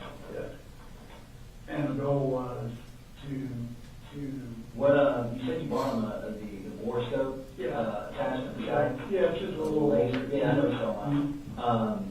Did you buy any other attachments for it? No, I had a bunch of stuff through the years of different parts and pieces or whatever. Did you give him any of that, like if you did Yeah. something good? Or? No, I just had, when I bought him, the rifle was just kind of stripped down. I said, he doesn't have very big hands. I said, we need to put just a normal, like, deer hunt scope on there and a little, Pull the grip? yeah, a grip on there because for whatever reason, that weapon has got a solid, Yeah. it's hot, like, Oh, it's hot. yeah. So I said, we'll just put that on there and laser, and that's all, that's, the scope that will use the laser, bore sighter, you'll hit these pigs that go straight down. Yeah. That's all that was That was supposed to big. be, yeah. That one was not big. That's what, really, no, I would say. It was 223, It's right? a 223. Where all of that was going was because Jenny wants to mow hunt in a bad way. Who does? My little girl. Okay. So I was trying to, like, hey, this is probably how I should have started this. Yeah. Was, we need to bow hunt. Like, they've got pictures of me bow hunting and just through the years, Jenny was wanting to do it. So the overall goal here was, hey, like, I need you to start going to school, do what you're supposed to do. I said, we're going to get back into the woods this fall. I said, look, I want us to get into bow hunting and just go from there, enjoy the outdoors for what it's worth. Did he ever ask you for any parts, like any upgrades to the rifle? He would ask me like, hey, he said, he asked me for an extended clip. And I said, he said, the one that we have holds 20 or whatever. And I'm like, that's plenty. I said, I've got one in there. I said, it's not got He wanted more help, Yeah, this was way back. He said, I had one that held like 50 or so. And you could see in it, like see how many rounds were in it. And that was just something, it was like, the only problem about these in the original gift was you don't know how many you got left till it stops, you know. I showed him that clip, he was like, can I use that on mine? That way I know. I'm like, sure. But, you know, anything weapon-wise, the only time he ever touched that thing to go shoot it was when we were walking out. Did he ever touch it? You mentioned that's the only time he ever touched it, to shoot it. Did he ever touch it, do anything with it, clean it? No, we sat down on the floor and I took everything apart. And just, I said, I'm not smart enough to take springs and all that shit out. I said, take this back, I just do this, I oil all the parts, clean the barrel with the brush. I said, spray it with the rust, and I said, and then we put it back up. How often did y'all do that with rifles? After we would shoot, I tried to do the next day or a couple days after. That was kind of hard. The whole original thing with these was just for us to bond, because the things they had gone through with their mom, it's like I'm just trying to stay with everybody and keep my family together. Yeah. And he knows that. Like, he knows that. So, he just had a lot of just. Yeah, so we can go ahead and kind of transition into that. So, I kind of heard that, you know, from the, and again, this is the telephone game through the grapevine, that you've kind of been involved with the school, in some ways trying to get help for them. How long is that?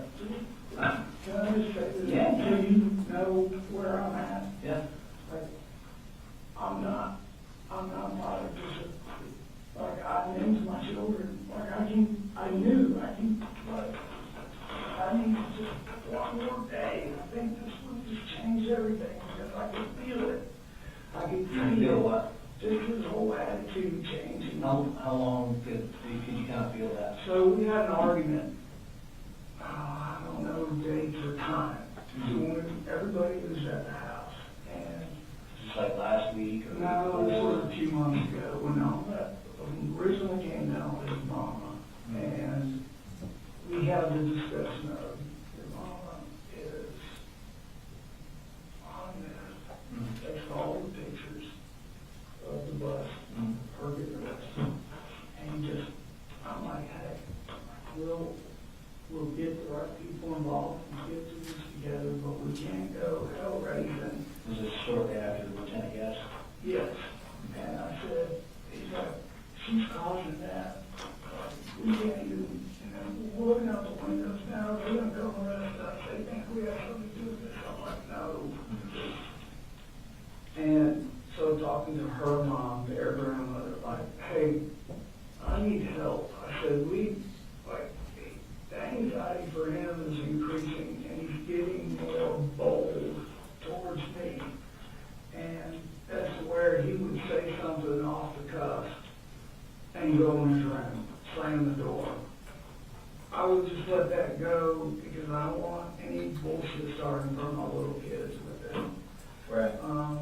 And as time went along, he became more and more like confrontational. And I said, all right, listen, I said, I want to get What right would you guys get arguments about him calling her all these names and shit like that, and then him not wanting to be associated with her, and that was led to, I can't go to school because everybody knows my mom's in that bed. It was led to her mom saying, That stuff happened down at Fitzgerald, right? it did, but up here is where it all, like, came, that they locked her up here. When they caught her, it was here at Walmart. No, it wasn't. Yes. Okay. So, yeah, it started all there. I had y'all tracking her cell phone, whatever, however that looked like. They doing it, happened. Did Colt know this? Yep, they all three did. How did you tell, is that something you told them, or? They wanted to know what was happening because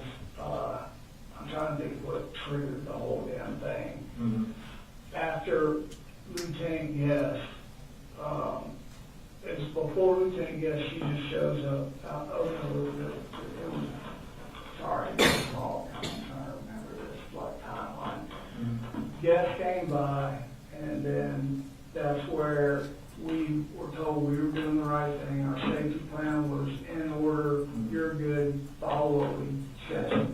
All right. And then, I don't know, a couple weeks go by, maybe a week. Somebody beating on the door on Saturday. I'm like, what do we do? And I look out the window and it's her. Unannounced. Shouldn't be there. So I yelled out the window, like, hey, you're not supposed to be here. I'm going to give you an opportunity to get your car and leave before I call the law. You can't just show up. And she's screaming at me, I want my kids, just carrying on and on and on. So, and the kids are there, they're scared. I'm like, calm down. And all that was doing was just really upsetting Colt and Jenny to the point where he was mad about it. And I'm mad about it, but, like, you know, the whole goal here was us to move up here, let her go get help, let her parents put her in an inpatient thing, and let us continue to live our life. So there were words with him, her dad, his grandfather. The mom and the grandmama bought him a dirt bike for being a good boy, and what was trying to get him to do was she wanted him to come down there and live in Fitzgerald. And they said, the grandma said, I'll buy you a dirt bike, and then when you come down here, you can do online school. And that's right there is where I lost any, like, going to school. You know, he was like, well, you know, man, is what they call her. It's like, man, they said we could do online school on half of Is that what you did last year? Because he was out of school for a long time. Yeah. Who you do online with? It started out with Georgia Online. Okay. We could not get, I tried to do So parents. he did that from, say, October of last year to... Yeah. Until he found out that he wanted to go back and do 8th grade again with Jimmy and go through 8th grade and through high school together. I'm like, okay. I thought that was a great idea. It would really give him a comfort level because his sister and him were really close. So that's kind of where. So what's your... It's like. You mentioned that you worked for Kevin Price, general contractor. Mm-hmm. And how long have you been working for them? Maybe 8, 9 months now. Okay. So for the past 8 or 9 months, what's your schedule like? So my schedule is, I get up, wake everybody up in the morning about 6 o'clock. Everybody's awake. Make sure everybody's got their clothes, everything they need for school. I get little Coley dressed, and I take him to school every day. Where does he go to school? He goes to Austin Road Elementary. Rocky. He's a rocket. He is a tug of war champ too. Is he? So you wake everybody up, and what time do you leave to take little Coley to school? We leave about 6:45 to 7 o'clock. Okay. If we're late, it's like 7. And then, like, walking out the door, like, Colt, you awake? Yep, he's usually in there getting dressed and ready to go, and he is, you know, goes last. So, you awake? Yep. And then when I get him in school, I get to my job, I'm calling or we're texting, like, everybody good? You off to school? Yes, good. And you can see it on my phone, you know. So you leave about 7. And do you ever go back home and you just go straight to work? No, I go straight to work. What time do you have to be at work? I'm the boss, so. Whenever you get there. What time do you normally get there? Yeah, I try to get there by 7:30. No, are you that close to where's Kevin Price at? Yeah. Is it? Okay. So you try to be at work at 7:30? Yeah. What time do you get off? It's saying it could be 12, it could be later. Every single day is I'm walking to the truck by 2:30, always getting home about 3:15, and I'm trying to be in my driveway every day by 3:30 at the latest. Okay, so sometimes you can leave at 12, Yeah. and then the latest 2:30 to 3. Yeah, I mean, if we have something for them, the doctor's appointment or somewhere they've got to go, then, you know, I just make my arrangements with the guys that work for me. And you work I would, Monday through Friday, You work on the weekends? If I've got a project, that I have to do Saturday, I'll. So you get to be at home with the kids a lot? Yeah, and they go with me. They've all drove cranes and bobcats and like. How often does Colt go with you? He used to go all the time when he was little. When do you stop doing that? Probably about the time puberty hit, to be honest. About 7th grade? Okay. So he doesn't go anymore, he hasn't been going. No, he hasn't. So that's good, you get to be home that much. Yeah. What's a typical, like, when you get, what time do you normally get home? About 3:30, 4, something like that? Yep. And then what's your afternoon look like? What do y'all do?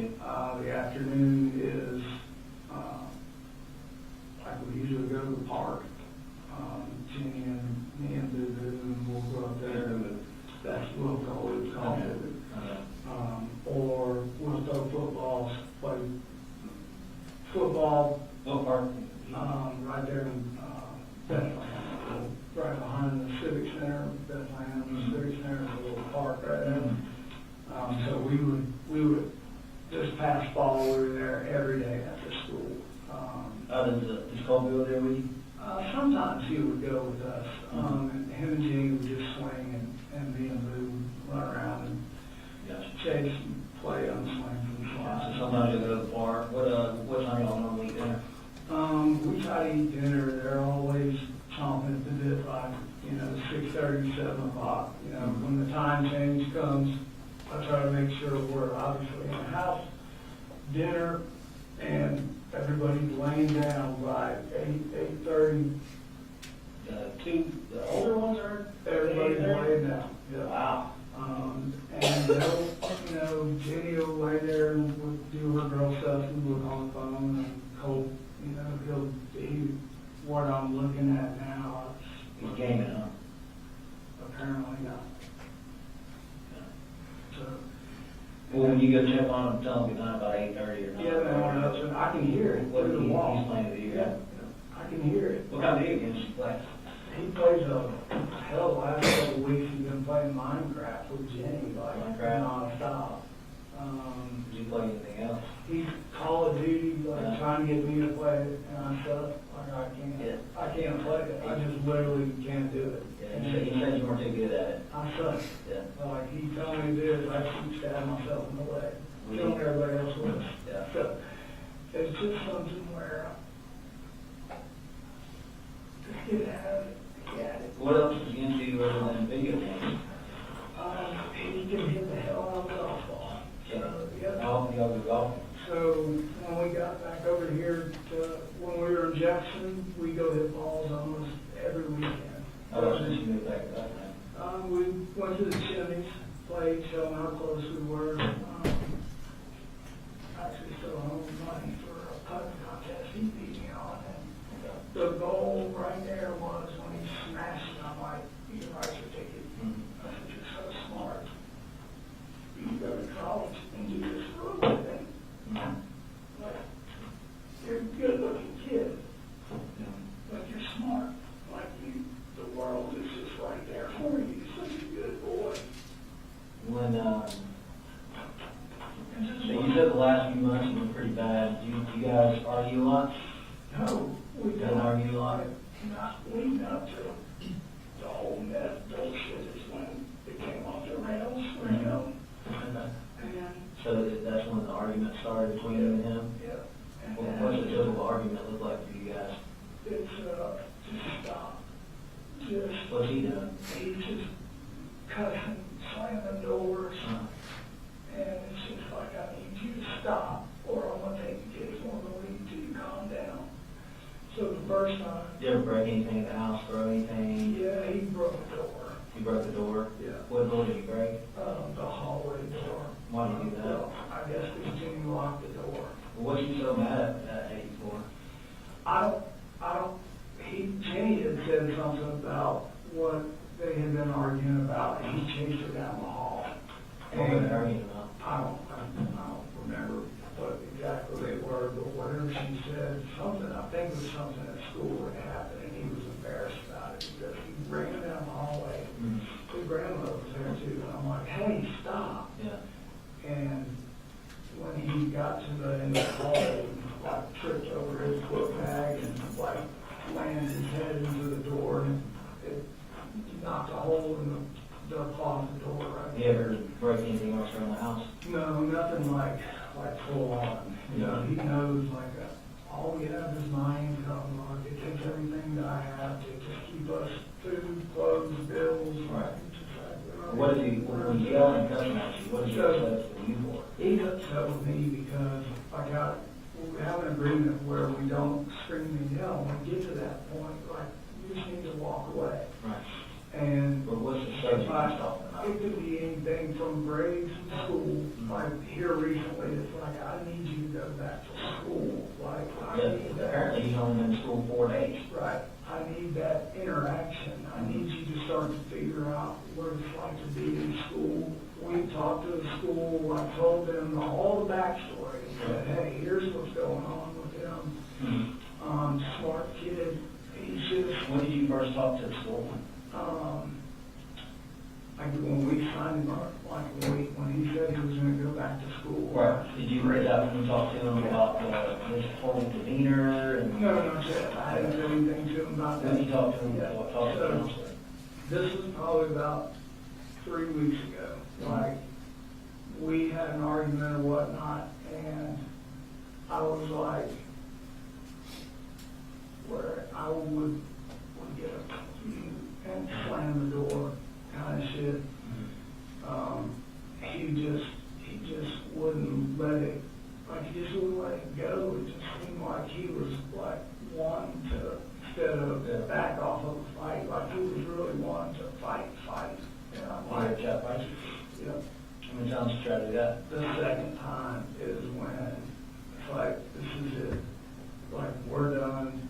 I said, What did he do to you? nothing. He just bull rushed me and just pushed me up against the wall. And I just hold him, you know.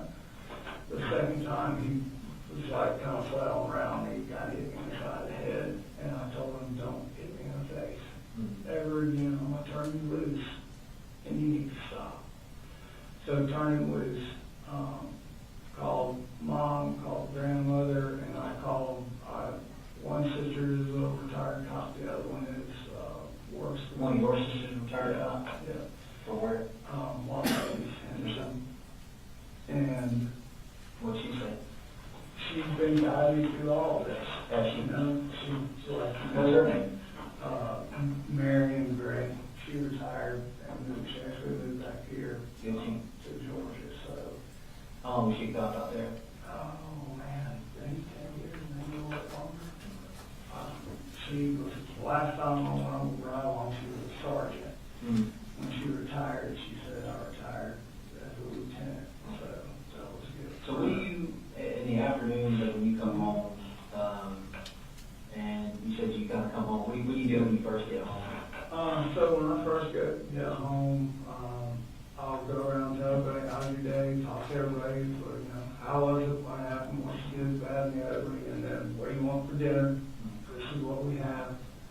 And then. On days that is, you get home before him, don't you? Yeah, well, sometimes, it just depends. Yeah, I mean, if you get out 3:30, and what is it, his bus around about 4:45? I haven't like nailed down to hit the high school time yet. It's kind of like all over the map. You know, it's like I've got the other two's time. So what do you do when you come home and he's there? And So, you know, his buses? Yeah. So, like when he's not going to school and he's there, or yeah. So, and that's kind of where we're at, right? I'm like, what? I don't understand. Like we had this conversation. Like this is what we were going to do, and he went the first day, and then it's like the second day, he said, I don't feel like my math teacher likes me. I'm like, what the hell is that supposed to mean? Who's his math teacher? I don't even know. He hasn't been there that long. Like, I haven't even know. Yeah, school started what, August? Yeah, and like, so him getting back in the fray was like, it's really important. So, and I'm like, there, you know, he's worried about the image that somebody's going to find out about all his mama and all that crap. So I said, okay. What was it, his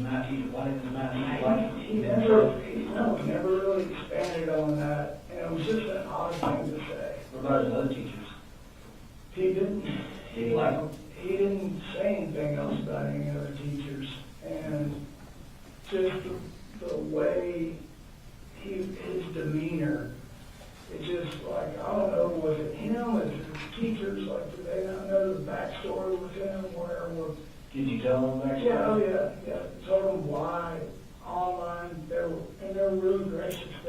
When did you have this conversation with the teachers? Not with the teachers, with With the school principal Yeah, and that the pretty scheduler, yeah. She said, just bear with me, we've got all your paperwork, it's good. And I'm like, I want them to fail. Yeah. She said, look, nobody fails. I'm like, how's that? And she said, we just push them on, and we give them, schoolwork that brings them from what they're missing up to where they need to be, sprinkled in with what they should be doing. Yeah. I'm like, okay. So that was the extent of that. And then they have the backstory of his mama and what all happened. And I was clear in the very beginning, like, this is what happened. She can't come on the property and take the kids. She has to be, everybody told me that's what I need to do. Right. Law enforcement. So what was the plan for Colt? Well, so that's what we were working towards. I said, hey, look, I now want to get him into a counselor, like, you know. Had he ever made threats to harm himself, want to make harm any other? No, not anybody else, but he Yeah. made the comment here and there, when he found out about the meth and him and his mom would have an argument. Just like, you know, what a fucked up life I have. I'm like, you know, hey, this is her life, not yours. We're doing our thing. Don't let what she's done define you. Right. That's kind of what I'm doing. So, I could not convince him to go back to school after he came back that second time. And I don't know what to do at this point. So I called up there and said, I want him to see the in-house counselor. Can we do this and set it up? What's the counselor's name? Lisa, I need to look at my phone. Lisa Hughes, I think she sent me an email and said, hey, they made contact at the school, and she said we would like to bring in a third party, be aware. Bring like a third-party therapist or psychologist or something? Yeah, but the awareness is the count. Okay. When were they going to do that? This week. I had to fill out all the paperwork, which I did Thursday and Friday. So you had an appointment this week? Give them all permission, like, bring everybody, bring a specialized person, like. And what were they specifically, like, treating him for? Like, They were gonna talk to him about coming to school, not worrying about what people are saying, don't be a loner, you know, come on, get back in the swing, things at school. and try to about find. what people were saying, it was that the stuff about his mom Yeah. being bad and busted and being arrested. Exactly. And then he was more worried about everybody knowing that he, you know, mom was a meth head, and that his biggest fear was failing and falling behind once he was in high school. So the appointment this week, I'm assuming it was like either today or tomorrow? Yes, so they needed me to give permission. I filled out all the paperwork online, sent it, and said, thank you so much for Have this. you been in communication with Ms. Marcy about any kind of stuff for him, any kind of mental health? Yeah, so, Tell me about her. yeah, her and I had talked about that, and she was like, you know, he needs help at another level. And I'm What like, does she mean by that? she means like check into a place. And I'm like, When did she make that comment? just recently, while this has been going on. Sometime within the past 3 weeks? Yeah, before all this just happened. And I'm like, the problem is. Before you talked to the counselor the first time? Yeah, Okay. yes. And then, so Why didn't he be checked in somewhere? she thought that that's what he needed, because they argue and he doesn't have a filter with her. What, did you make threats for his mom? Not threats, but you're a meth head, you're a crackhead, just like shit like that. And, just no, Okay. it's just things I don't want to even hear her say to her, Yeah. let alone his brother and sister. So Yeah. I'm trying to navigate and manage all that, and that's very hard. Yeah. So once that kind of, well, I told you I could feel it. So, yeah. Like, okay, this isn't, we need need to do something. So I reached back out and said, Was that before or after his mom suggested inpatient therapy? what was When you said you felt it? Oh, this is after. This is after her and I had that conversation. I said, you need to be the one to tell him that. He's not gonna take it from you. I said, I don't. Did you reach out to anybody at that time? No, I didn't read out professionally to anybody. I thought that, like, he'll go to his grandmother and he'll talk to her about anything. So I Do you called have a her. relationship with Yeah, her? she was a school teacher for 4 years. And I'm like, hey, Yeah. like, Jenny will go and we're in church every Sunday. We go to Athens church every Sunday. I've been trying to get him to go with us. Mhm. He went one time. So I share that with his grandmother because she's just always been there for us, right? So how long after his mom suggested inpatient therapy, was it before you went to school? So she's been mentioning something like that since she got out. Mhm. Okay. And then she came up here, I don't know, a couple, 3 weeks ago, maybe 2 weeks ago. Yeah. Hadn't seen the kids. I'm like, okay, come back up. I want to say, yeah, a couple weeks ago. Because I said, come back up. We'll cook some dinner. I said, we'll, let you hang out and talk to the kids. I'm sure you got 1,000 things to say. And I said, it went okay. And the day she was leaving, I went to work and normal stuff. It was like, hey, said I'll take Boo Boo, and I said just make sure Colt can get on the bus. Well, apparently Colt and his mom had a huge fight, so they had a call at work. And I'm like, what's going on? And she's like, he's flipped, he's lost his mind, he's screaming at me. He's like, I don't even know what triggered all of that, And I'm like, let me get out of this meeting, I'll call you back. I said, I'm going to sit right here, just give me a second. So get through my meeting, call her up, and I'm like, what is going on? I said, he's at school. She said, no, he was at the house. I said, I'm telling you, I texted him this morning, he said he was at school.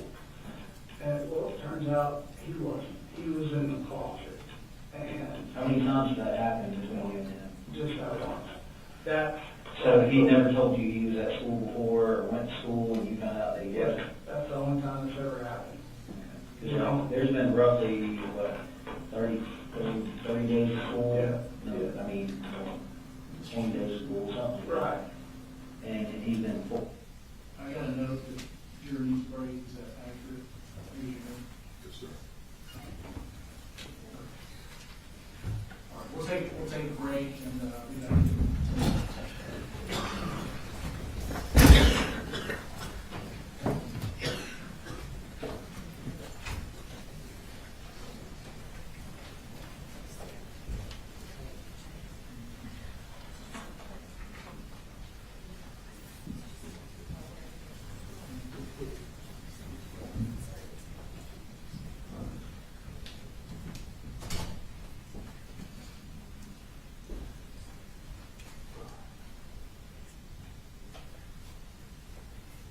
All right, take a short recess. And Your Honor, for the record, we backed it up about 5 seconds, so that when they come back, there's more context.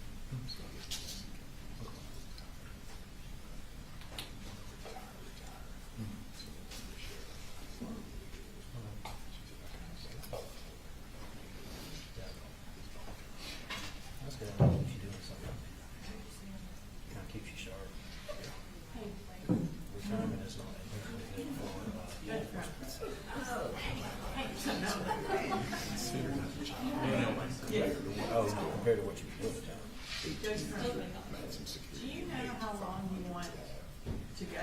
I think part of the interview has another about 30 minutes. You just want to end on this one? I think we've got lunch, we've backed it up to 12:30. Okay, so go, we want to go through The the plan is Okay, to- sounds good.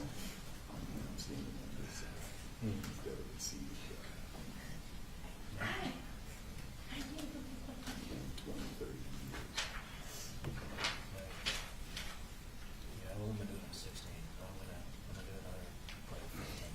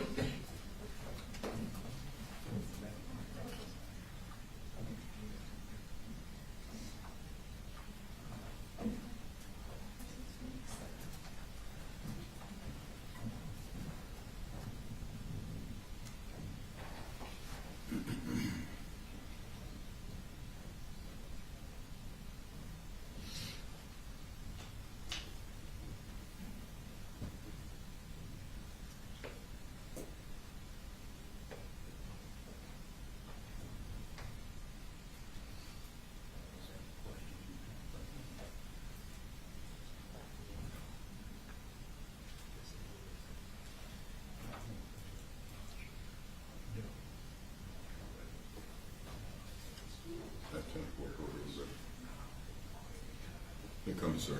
Thank you.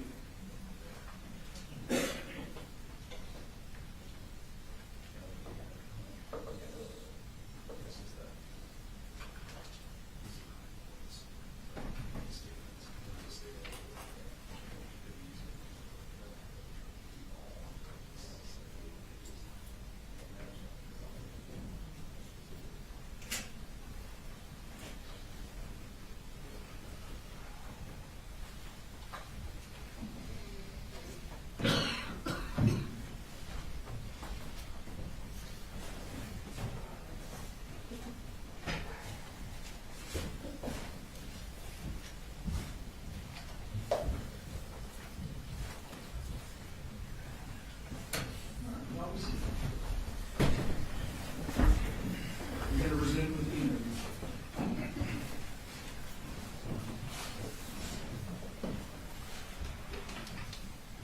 School,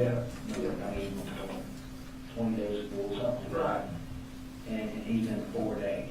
Exactly, yeah. So you come home and see him there, Yeah, so that's what I was saying, the first few days, like of school, like, okay, he's getting back into it, and it was just, his mom came up, how was school, everything's good, and it's just that little rift that they had about her and what she did and our family, and, you know, he knows we're just taking everything I have to keep us together, and so he threatened his mom during that blow-up? I don't know, like threatened, I don't think so. It's just a bunch of name calling, and what he said when he called me was she came down the hallway and threatened him and said something about the way you're acting. I'm gonna talk to your daddy, and we're gonna have to take these guns and get them out of the house. I think that comment was made. Yeah. What she said is he flew off the bed. I was worried about guns in the house. He made a comment about the inside of one of the guns? Not around that I But around other people? No, I don't think that was the case. I think her dad. Told you that? Yeah, no, nobody said that directly to me, so I would be speculating. I know her dad's a retired Marine. Yeah. He's always like, you know, telling her like it was gonna be an issue, and So she told you to take the guns out of the house? you know, she said, hey, she went down in there and said, you need to get your shit straight, go to school, and we need to just get these guns put up, is what she said. And What he said? And that's when it went from bad to worse. And she said she was going out of the bedroom and he pushed her and she hit the door of the wall and the side of her head. And I'm like, okay, I'm on my way home. So got You guys home. call law enforcement for that? Nope, I didn't. She was on her way home. Her parents came up and got her. And when I found out, he finally was like, I'm like, Colt. I said, where are you? Because she's telling me he's there. I'm like arguing. No, like I'm on the bus. Everything's good. Like in my mind, that's where he's at. I'm like, no. And when I got home, I'm like, what's the deal? He said, I hid him in the closet. And I'm like, why? He said, because Charlie, the grandfather, was coming up here to take her and bring her back home. And he goes, and I didn't want him going to our house, which he's not even supposed to be on our property, let alone in our house. Him and I just have a... You can't come pick her up? Oh, yeah, no problem. Yeah. Why did Just in my house. why did he think he was coming to the house? Who, Colt? Oh, because he came in the house. And like I would have never known that except for when Colt finally got By the time you got home, Marcy and her dad is all. and her mom, they come up and got her. So that's, how many times do you think Colt's put hands on you? Those 2 times. Okay, and then you put his hands on his mom, how many times you put his hands on his mom? That's kind of the worst with her that's ever happened. So kind of the worst, is that the first time or not? Yeah, no, there's not like confrontational, it's more verbal. Okay.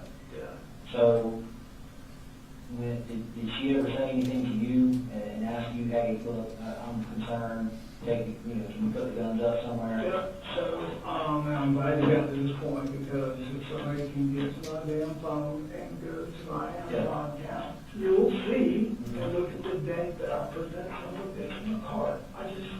I'm paid of money, I have to pay my bills.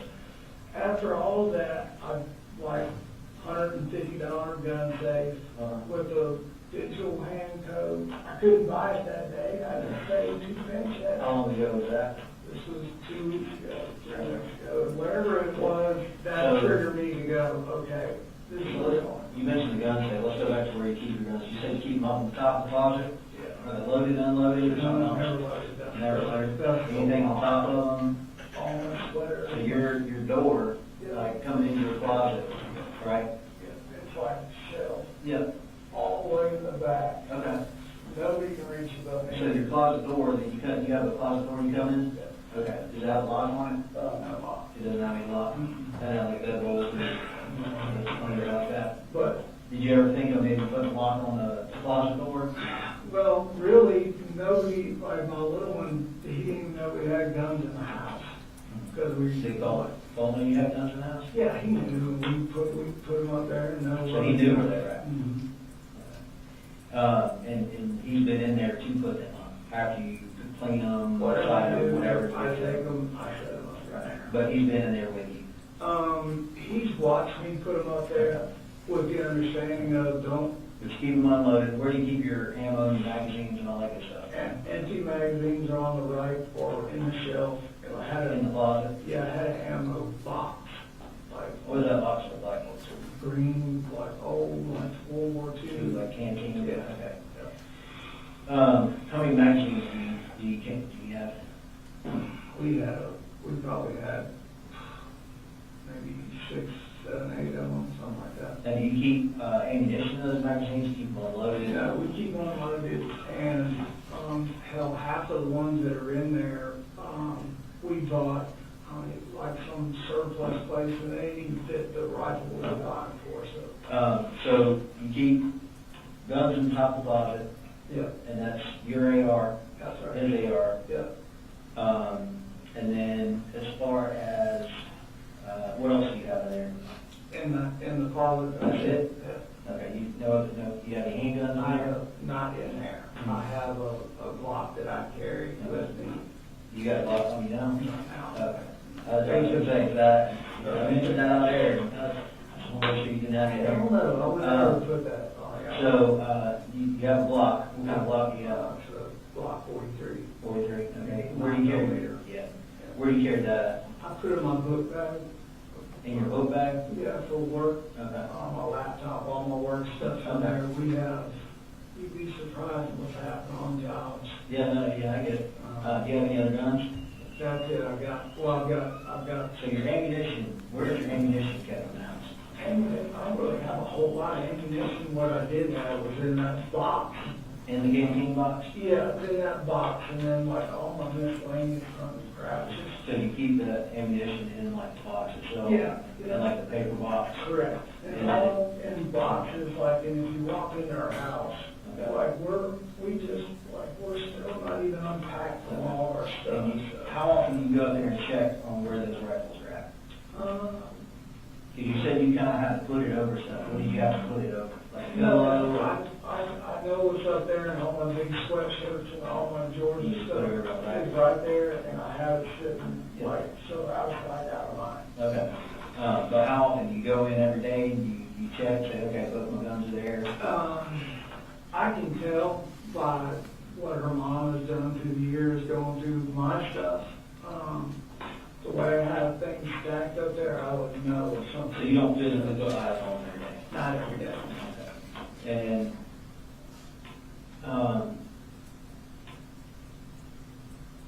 have you ever let Colt keep the rifle in his room?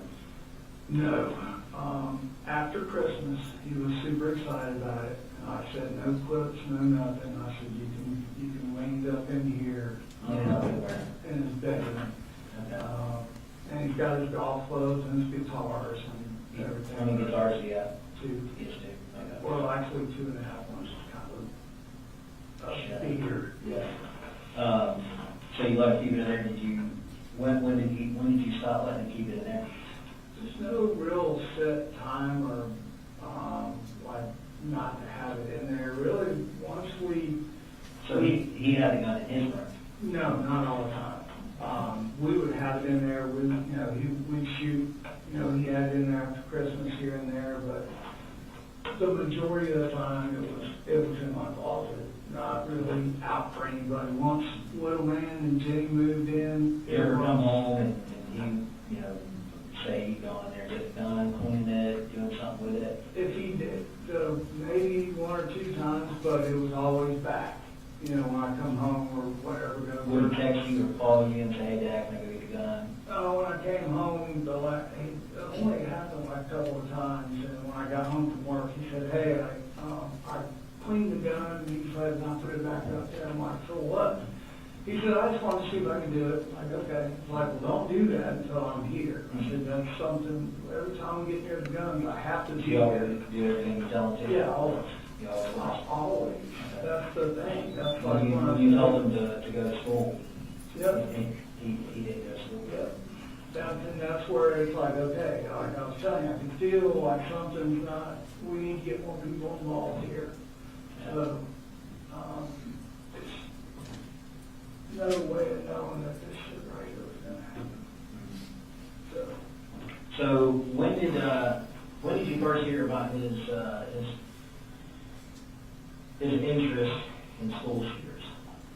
So we are big, I don't know how we got into the presidential race, but we go back and forth, him and I. And so I don't know if it was an interest in school shooters, like he never came to me and said, hey. Yeah. I told the investigators the other day, Jimmy bought him this flag, and had this, I don't know what it was, this guy with red hair, it's almost like a girl.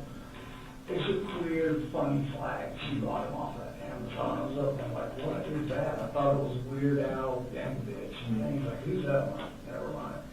I'm like, that's the craziest flag I've ever seen. Just in passing. Mm-hmm. Who was it? I have no idea. Did you ask him? Yeah, they told me, but I can't. Can't remember. Yeah, some computer guy that does the videos and all that stuff. I don't know. Okay. Really, I didn't. It's such a horrible picture of the guy. I didn't really want to know anything about him. gone. And when I went in and said, hey, what do you want for dinner? This was probably a week ago. And it's like, hey, I'm gonna fix some dinner. You want pizza? What do you want to do? And I'm like, who's that? And he's really into music. Like, we're learning how to play guitars and all that. He looks just, I thought it was the guy from Green Day. Like, I'm like, oh, I said, that's that old man from Green Day that his son, I told you, has a band. He's like, no, that's not who that is. I'm like, Who was it? he never did tell me. I Never said, told you. he goes, you don't know who that is?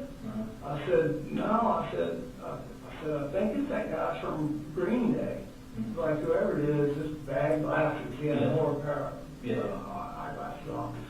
And I laughed, he laughed, and that was that. So, When's the last, it was just one picture of? yeah, just one picture. How often do you go in his room? I go in there almost every day. Those doors open, he's on the computer, it's dark. You know, hell, there's no one place that I'm in because I'm trying to, do laundry, cook dinner, take out the trash, cut the grass. Jenny is. So you go in there every night, tell me good night, you go in there every morning, wake up, you go in there to, it's like me or my wife, sometimes we go, I'll go in there and, just sit out one thing out, because my kids like stuff games. Yeah, so he does that, and I go in there, and what? It's just that one picture of lashes. Yeah, just that one right there by his computer, that was the only thing on his wall. That was all it was. Yeah, and then, Can I show you a picture real quick? yeah. This is the guy. None of that was up there. None of that was up there? That, Just that one? yeah. Okay. 'Cause that's kind of a whole lot more. You know who this guy is? I have no idea who that You have no idea who that is? is.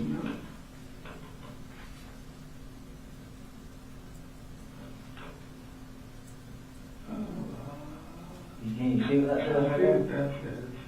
Yeah, the deadly toll 17. Is that the guy that shot the gay bar? No, that is a school shooter, and his name is Nicholas Cruz. That's the same guy. That's the same Yeah, guy. same guy. Okay. This is the only thing I can see. We got pictures from his social media down here. This is in his room? Yes, sir. I'm telling you right now, I never saw any of that. There was one picture, that one, right there. Okay. And you woke him up to go to school. Didn't you? Yeah, no, see, that's what I was gonna tell you. So when Jenny moved in, I said, hey, you're living with us, I'm gonna give you the master bedroom Mhm. with private bath. Right. I'll sleep in the bunk bed with boo-boo. Mhm. The right thing to do. So I had Colt set up on a couch Mhm. out in the living room. And then when I saved up enough, I bought a queen size mattress and just bed frame, no box frame. And set it up in the laundry room, which kind of a big room, like I was gonna make it my bedroom. Mhm. So the goal was like, Colt, your room is packed with all this stuff that you got going on, computers and, golf clubs, all this stuff. I said, you need to start getting better sleep, so I want you to make this your room back here. And sleep in the bed instead of the couch. When did you make that transition? Probably maybe a month ago, 3 weeks ago.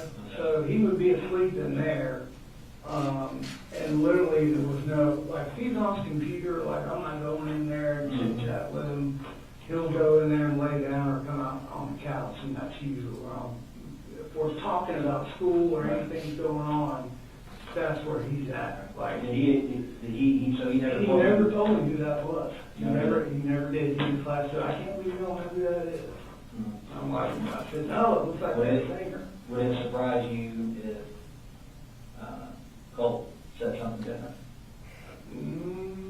Maybe. Why, what do you think? So when I talked to Colt, he said that he indicated that, you came by and you asked him who that was on the wall. That's right. And he explained explained to you, he said, Dad, you don't know who that is. That's exactly what he said. Yeah. And you said, no, I don't. And he told you who it was Nicholas Cruz, and he was a school shooter, and he said it's not that big of a deal. And then I said it looked like that singer, and he said Nicholas, that's what he said. He said it's no big deal. Like, there was no, So he did say it's no big deal.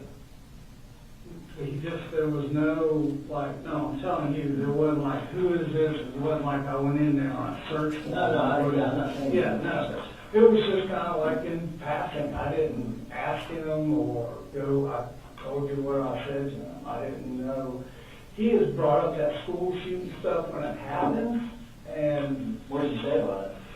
really, he just, like, we have conversations about how somebody could do that, and me telling him, like, you know, you gotta be aware of people, you gotta be aware of your surroundings, like, the whole, to be honest with you, the push was that I kept telling him, like, man, you would be great in law enforcement, because of what you see. One time, What do you mean, what did you give me an example? like Fox News will show all that, you know, blurred out stuff right there, and he's like, yeah, look that up online, and I'm like, for what? He was like, because it could have been stopped. Like, he showed me like how that guy for the gay nightclub, how he got in there. You know, he's like, they should have stopped it right there. You know. When was the gay nightclub shooting? A couple of years ago. I mean, So it's he's not not like, been into the true crime, like just looking up stuff a lot. I guess, like, as far as looking into it, I'm not. Did he ever tell you that he looked up to him? No. Yeah, good. No, that would not fly in my house. How often do you like go get his cell phone and go through it? I just bought him a page-ago cell phone, so I haven't never gone through his phone. When did you buy him a cell phone? I guess it was right before he was going to start back school up here, 7th grade. Okay, so in Jefferson. Yeah. Yeah. Okay. So 7th grade, It was Jefferson right when we moved here. It was, okay. yeah, it was before. So he's had let's say, you know, he's a 9th grade, so that's 2 years. So he's had a phone for about 2 years. Yeah, it doesn't seem like it's that long. Do you know what kind of social media profiles he has? No, because when we lived in Jefferson, one day, like, hey, y'all doing? We'll get dressed, go play golf. Two law enforcement from Jefferson guys like, is your son here? I'm like, yep. Like, he's in better get dressed. Like, what's wrong? So I knew he got all the information. Like, I didn't even know what that was when I started talking to him. Like, Yeah, what did they say about it? he said there has been something on Discord. He goes, do you know what that is? I'm like, no idea. Right. He said it's a chat room with a bunch of people, and your son, they would trace back the. I'm like, hold on. So we need to go get him. He's like, well, let me just tell you. So we traced back the IP because that threat was made for against the school shooting. I'm like, we need to go get him now.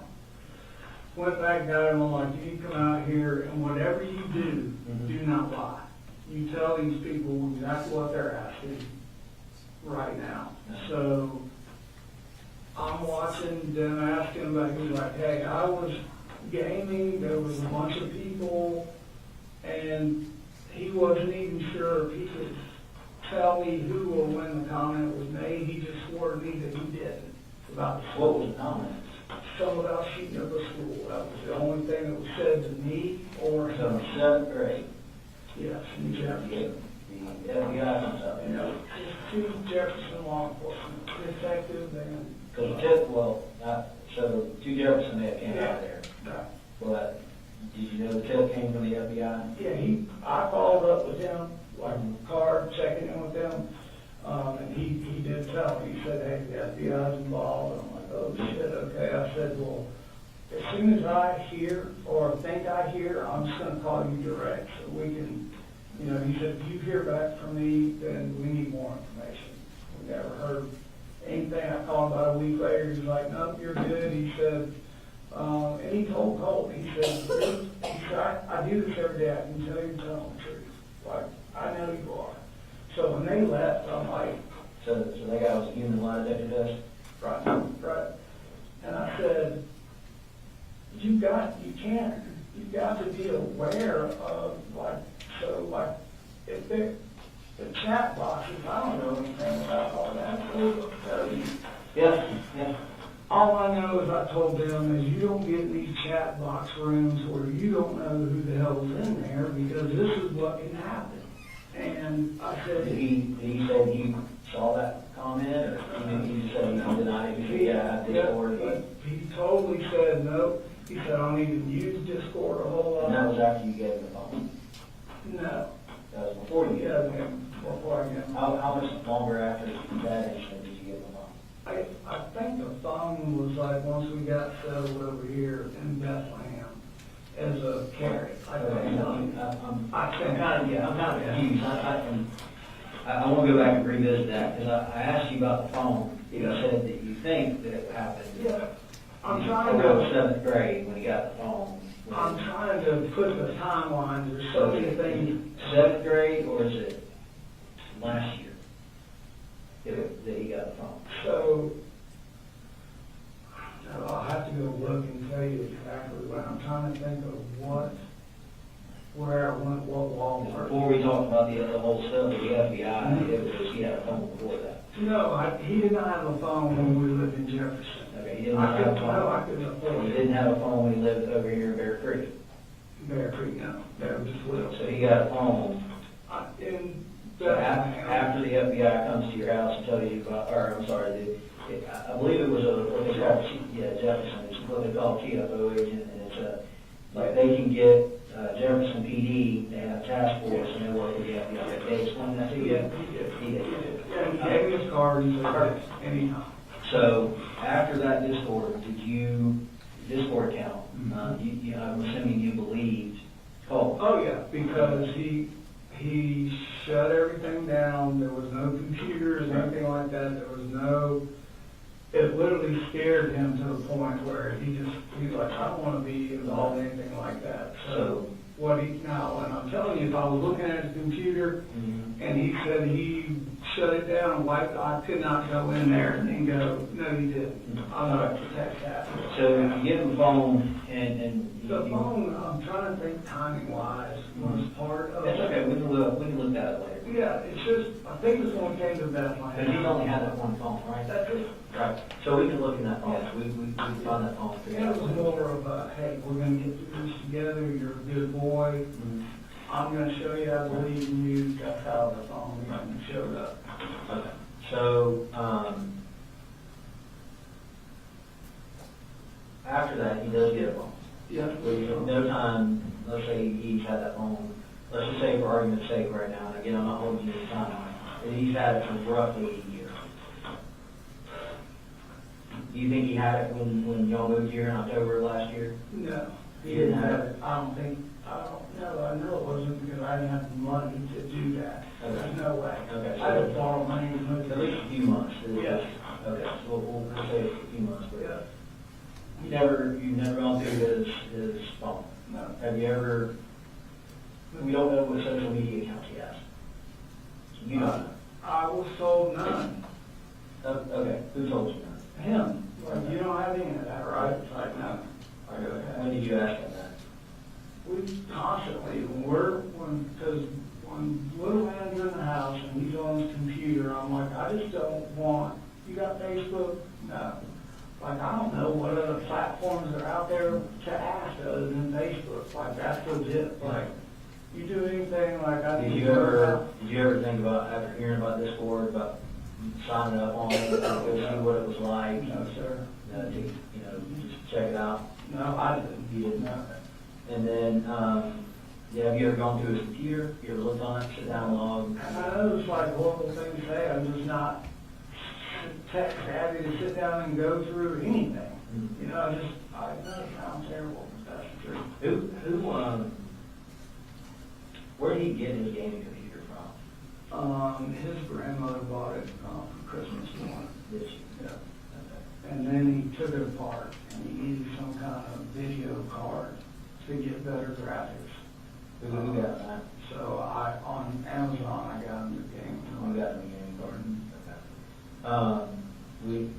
We noticed that, that when we went out there, you kind of taken that apart a little bit. It's just everything is like that.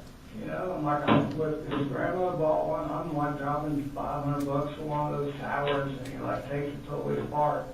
And I'm like, what are you doing? Like, I just bought, he's like, I'm just upgrading the fan overheats. Like, How did you get these parts to upgrade them? the only upgrade I know is like the gaming card I buy it off of Amazon. You said he was upgrading a fan? He just would, he knows I don't know what the hell he's talking about when it comes about these parts.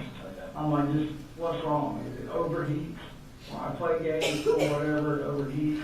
I need a bigger fan and some kind of specialized, like, Other than the graphics card, did you buy any other parts for the computer? nothing to where, like, Now, you said you dropped $500 for a tower. Yeah. Did you buy another computer? no, one that, like the tower he had, just was slow in body. He showed me, like, I can't game. I'm like, okay, what do you need? So he showed me online, he's like, this is the best in the boxes and everything still at the house. So the one that grandma got wasn't really good. It's better than the one I had. She upgraded him. Okay, so you bought a tower, Yeah. and he said, look, I can't do it. Yeah, it's good. He used it for a while. I didn't bitch and complain, and then he just wanted more power and speed. He So his said, grandma upgraded him. I got you, I'm tracking you. Yeah. And all those parts and shit, that's what it looks like. How often did you, have you ever had a reason, or has he ever given you a reason to go through his room and look, make sure he wasn't, Nothing, never like, because when we were kind of talking to Jenny, she mentioned, because there were, and she mentioned that he's like in his room all the time. Yeah. What's he doing in there? He's on his computer How often do you go check on him? every day. I talk to him every day, dinner, go in there, you're gonna go to church with us, like, we talk all day long. What, when you try to get him out of his room, he'll put up a fight? No, he doesn't put up a fight, but he just, come the weekends, I'm like midnight off in bed. So that's kind of our standing rule. But like I said, over the last couple of weeks here, he's just been more on the defensive, I would say, more kind of like anxiety filled, being short with me, being short with his little brother. So, I just tell him, like, look, instead of screaming, and getting upset, I can't have little brother and Jenny seeing this. So when he would go in his room, he would shut the door, and I would open the door like, are we good? And I could see gaming, like every time. That's what I would see. So, what does Jenny do when she's there? Same thing. She helps do a laundry, cook. She's a really good cook. She'll cook. She does her own laundry, and then she'll chill out in her room. What do you do for fun at the house? Play games. What do you do for fun at the house? I'm at the house, not for fun. I'm there to cook, pay bills, do laundry, try to keep everybody You don't sit down and watch TV? motivated. We will here and there. We watch the Masters, some of the Olympics, but we're not. If you're watching TV, what are you watching? Probably the Weather Channel. Really? Yeah. Why? God, why people say that to me? Yeah, so, because it's like real. Like I have to plan around. Everybody says that to you? You come in your house and like, what are you watching this weird stuff? Like, if you call my sisters, any of them, like, what's your brother watch? They'll say. Wow, okay. Do you do anything, you have any other hobbies other than? We're deer hunting, outdoors, golf, like, just trying to get them in that way. Every time you go out, does Colt always go out with you? He, 9 times out of 10, yeah, but now that Jimmy and little man are back, he's a little more reserved because, And they've been back how long? I would say, coming up on about 8 months now, they were here for Christmas. So I just need to look, but whenever that whenever you see that Lieutenant Guest visited me, that's when they came. So, kind of to go over a little bit with you, first I'd like to kind of discuss what I talked to him about. What did he look like? What kind of shape was he in? I mean, please tell me he was remorseful. Okay, well, You want to coach? Yes.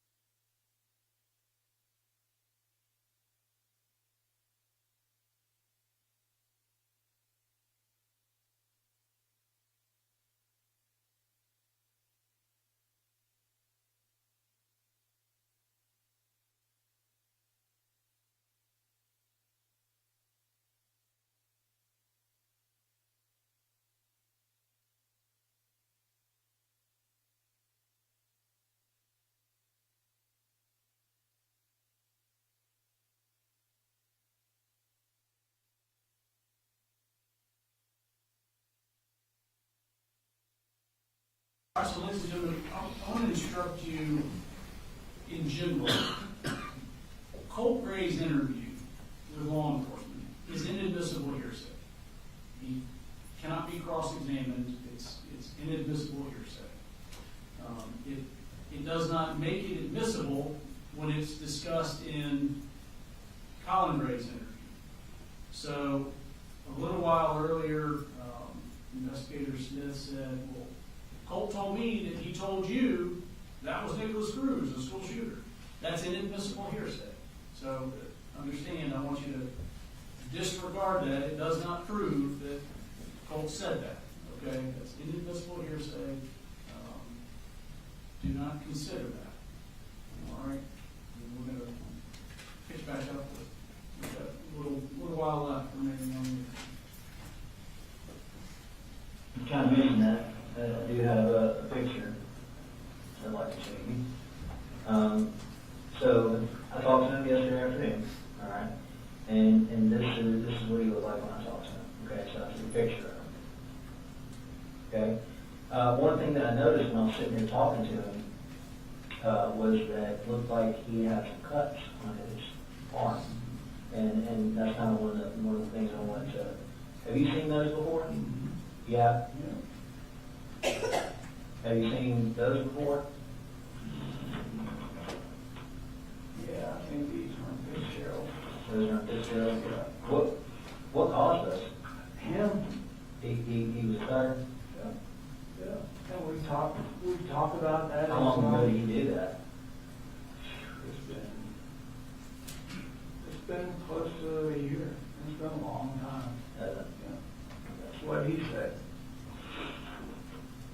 Well, he said he cut himself. Yeah, he has, and it's been a while. And like when I saw those, it's like. So he says, when I talked to him yesterday, I'm not gonna go, I can't go line by line by line yet. I haven't gone through and listened to everything, but just going off of them. That's the end of the second part of the interview, Your Honor.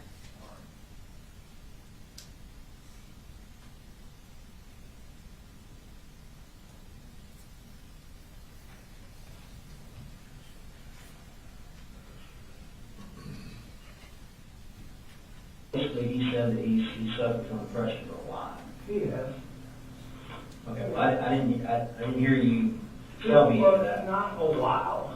The depression is something that has just come on with his mom when his mom came back. So just in February of this year. Yeah, and they've had conversations, and we're trying to drill down into what do you need? What was he last one to Fitzgerald?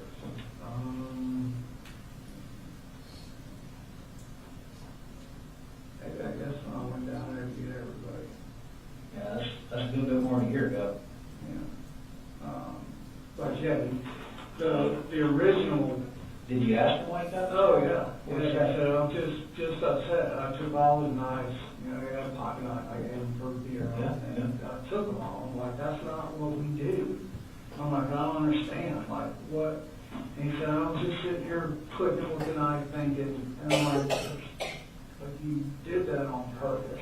Mm-hmm. And I'm like, Why do you think somebody cut themselves? I tried to just talk to him about that multiple times. He just said it was just something that happened. He would say it was just he was upset and it happened. I can't, it's been a while. I can't remember exactly what he said and what I said back and forth about it. I just told him it's not a normal thing. So kind of going back a little bit to revisit that earlier timeline where we talked about where he lived. You've been here in Barrow since October last year, correct? And no, I moved in June into Bethlehem. Okay. Where did you live between Bethlehem and, because I thought when I talked to Colt, you mentioned that he was here in Barrow. And you guys moved back here in October of last year.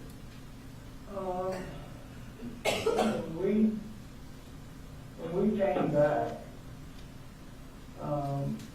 were in Jefferson, and all that happened with the school. We waited for the summer to be there, and I broke that lease, and we moved into the house in like June, beginning of June. That's when we've been. Beginning of June, yeah, this year. Last year. So you moved back here, you went to Jefferson. Correct. I just drove back to Jefferson. So when did they come and, Jefferson to here. okay, because when I talked to you, we talked about you being in Jefferson for 7 to 8 months. Yeah, that's right. Okay. So they came to visit you in May in Jefferson. So maybe about a year in Jefferson. Maybe. Did you lease the house up there? You normally sign a year A lease? year's lease, but I was a little short on that lease, but she was gracious. Okay. And we were good at it. Okay. And then we came here. Okay. Okay. And then Fitzgerald, so let's say roughly June of last year, so at least a year and a half. You kind of had y'all kind of had an idea that he was self-harming. That's why people do that. Usually it's depression. Yeah, I think that this wasn't something, that happened and it wasn't like I had to worry about it happening if we had a disagreement. Like, it wasn't. You were worried enough to take his knives. Well, when I first did, it's like, you did what? Mm-hmm. And then as we kind of just went through, it's like, hey, we're good, we started back being normal, Mm-hmm. you know, day in, day out, doing our normal stuff, and it's like, well, like, he only had a little pocket knife for that. I didn't say, like, here's your knife. Did Colt ever come to you and tell you that he was suffering from mania? No, this is what just came up, and with his mama. This is a hot one on the Since face. roughly June? No, this just happened, like, this just happened. She was up here last week, whatever, like, here recently, last weekend. But Colt never told you he suffered from mania? To me, never heard that. Why do you think Colt was so mean when he told you? I don't know why he would say that, but I'm gonna tell you where I heard it. Marcy comes up, or she's going home, one of the two. We start having a conversation about Colt. I'm like, when I got that kind of said to me, we were talking about counselors in school, and she's like, well, this is what he asked me. And I'm like, okay. He said, she said, I was talking to him. He said, do you think I need to be, what is it? Do you think I need to be, or how do you get into an insane asylum? When did he say that? Here recently, to his mama. And she said that to me. And I'm like, what is that? So that's kind of like another thing where, like I'm telling you, I can feel something is off. Like this is not getting better. But for you, that all feeling's only been in the past month or so. Like we need to do something immediately. Like, yeah. You know? And when, like, hell, I can think the other day we were talking about that. I'm like, why would he say that? I've never even heard him talk like that.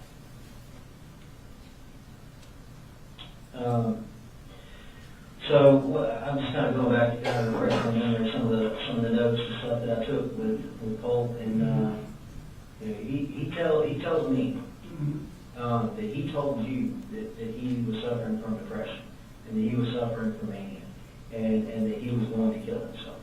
Yeah, no, that seriously. No. Yeah, I mean, if that's the kind of stuff, we're in the truck and we're going to the hospital. And he knows that. He can't say that to me and he just sit there. Judge, just to be consistent, we would ask court to give another limiting instruction after that last statement. So, again, ladies and gentlemen, in general, there are exceptions, but in general, things Colt has said to an investigator are hearsay. His statement that he's been considering killing himself or has mania, it's not offered to prove that that is in fact true.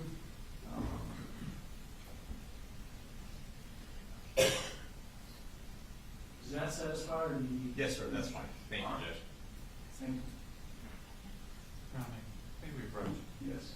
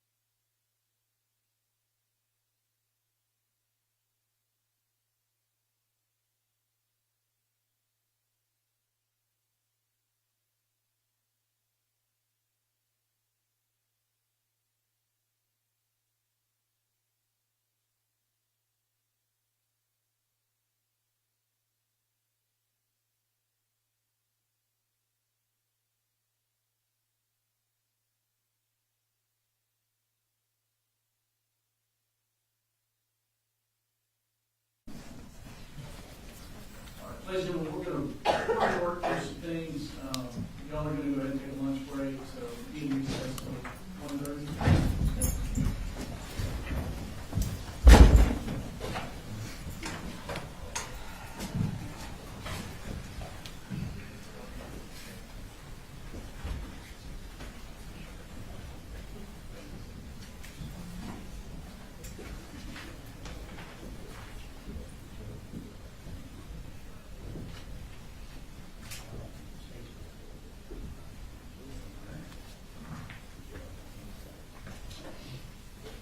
Don't use it.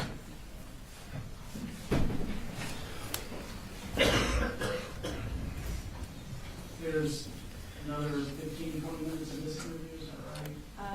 I would say 40. I thought this one was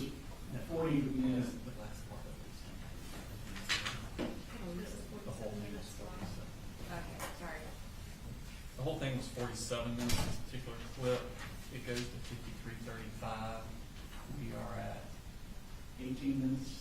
6:47.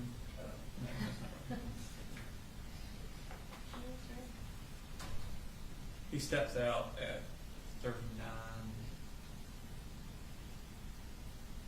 Can't talk about 40. 24 minutes. Sorry. All right.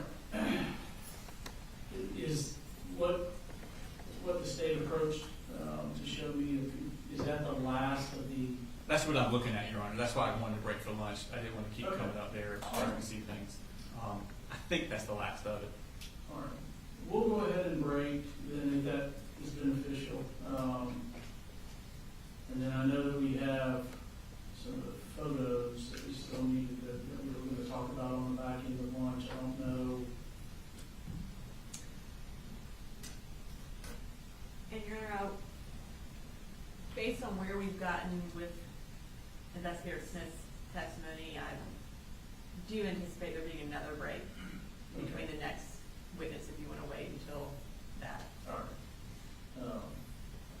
We can do that.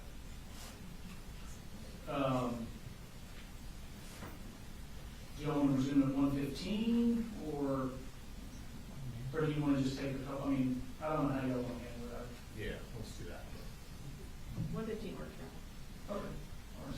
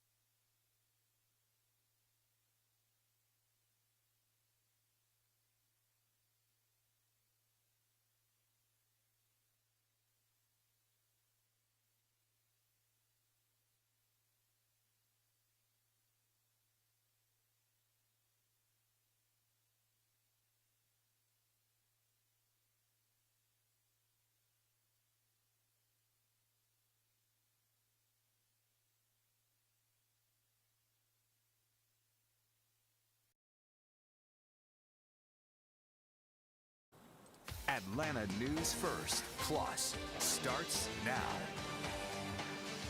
And welcome. Thank you for joining us here on ANF Plus. I'm Maria Moreau, joined by our legal expert of the hour, Rachel Kaufman, an attorney at law, joining us to provide some legal context and weigh in on what we're seeing out of day 8 of the Colin Gray trial. Now, this is following a father accused of giving his son the firearm that was allegedly used to carry out a deadly shooting at Apalachee High School in 2024. Now, since that tragic day, we've been following the developments of the arrests, the investigation, and now we are in week 2 of trial. And Rachel, I wanted to bring you in on this conversation. As again, we are centering this around the father of accused high school shooter Colt Gray. Colt Gray has not seen his day in court. He has not been convicted of these crimes, but we are having a bigger conversation around parental responsibility around a child's action. So I wanted to start by just getting your general reaction as the nation watches this high-profile trial.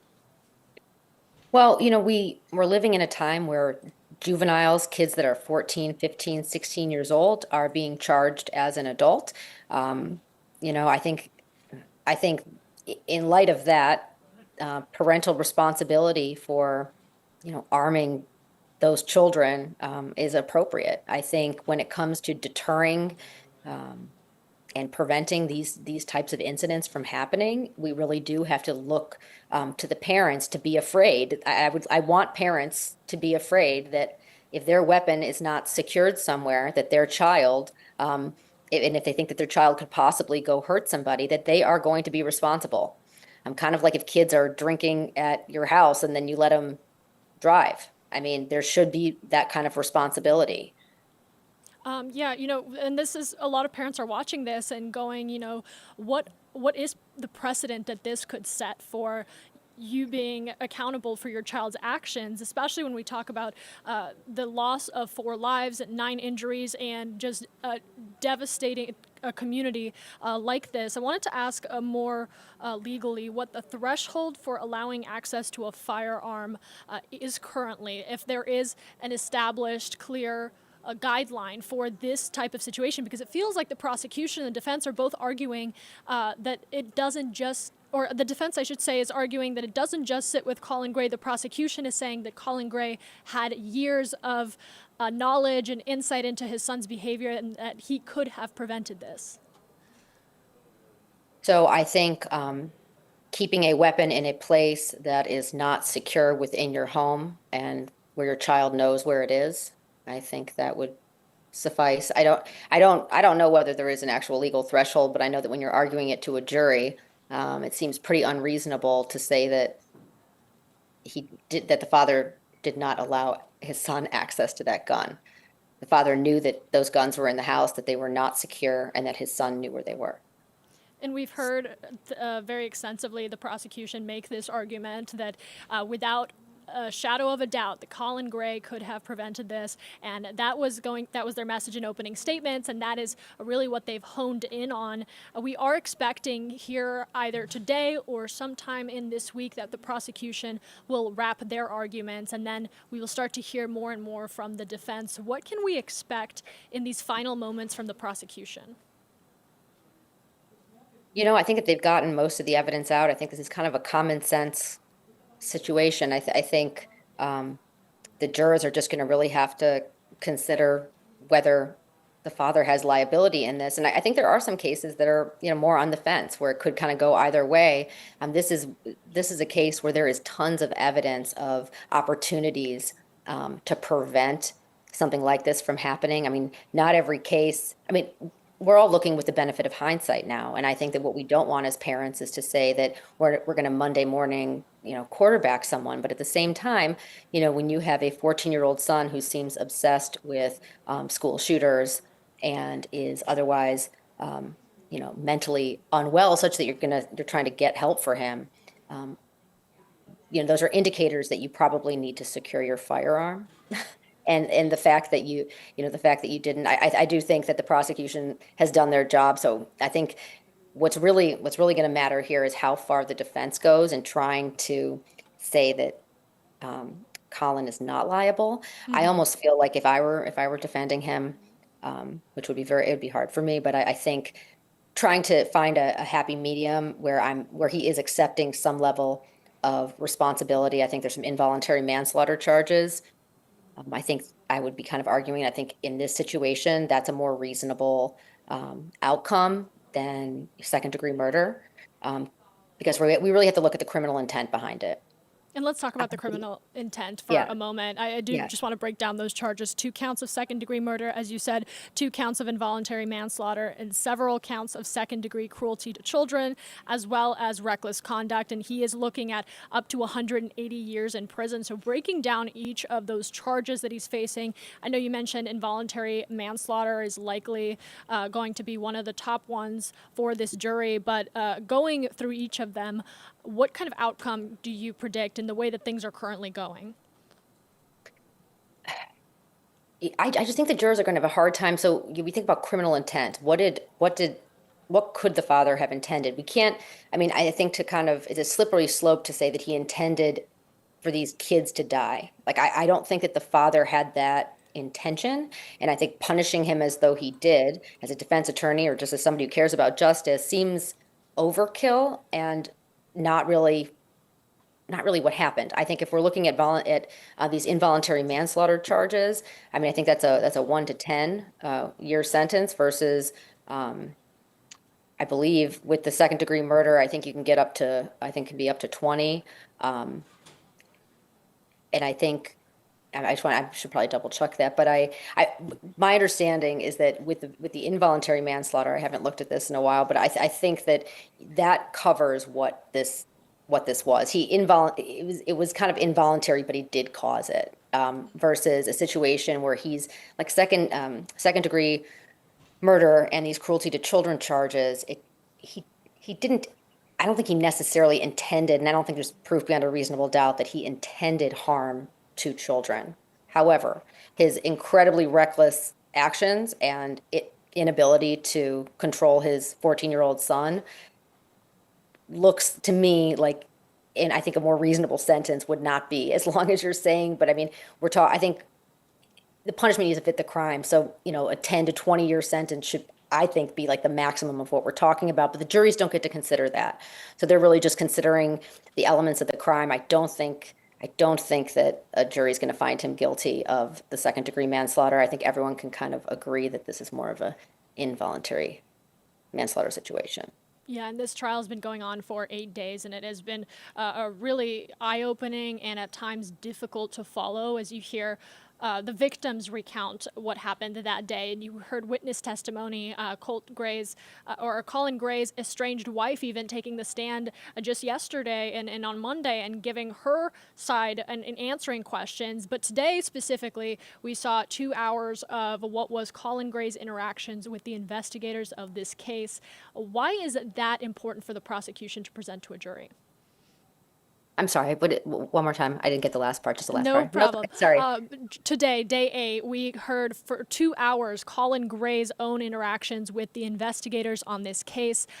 Hearing all the testimony that we have over the past 8 days, why is specifically hearing from that room of Colin Gray's own answering questions in this trial, why was that important for the prosecution to include in their arguments?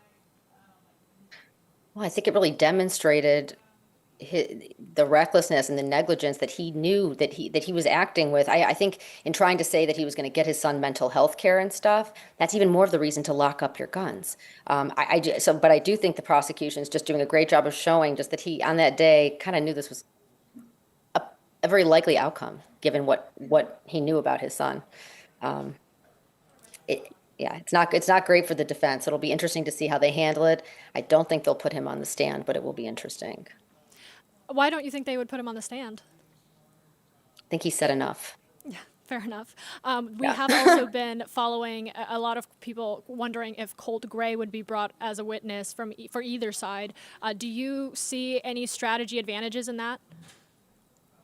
None whatsoever. I think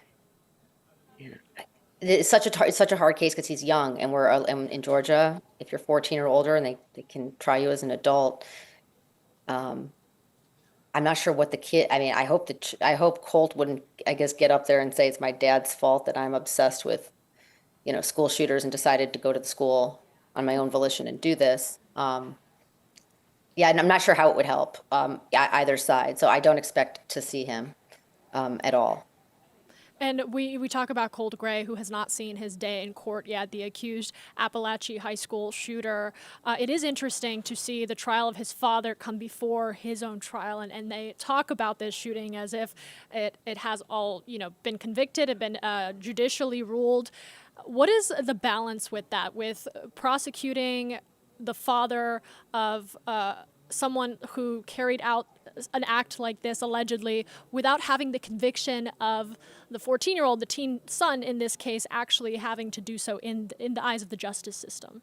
That's an interesting question. So I do think that because there was so much evidence pointing at Colt, they're able to move forward with the prosecution of the father telling the story of what happened at school with Colt without having him been convicted, because I don't think anyone else is going to dispute that it was him. So, and I don't necessarily think that it's for this jury to really consider what's going to happen to Colt, but they do need to know the outcome of what Colin's decisions and reckless choices were.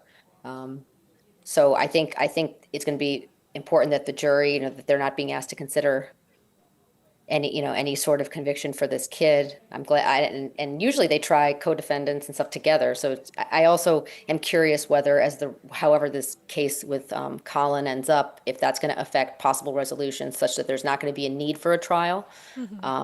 I don't know if there's are we looking at life with parole versus life without parole? And I don't know if the father is convicted, if they'd be willing to give him life with parole, and maybe that's what they're waiting on.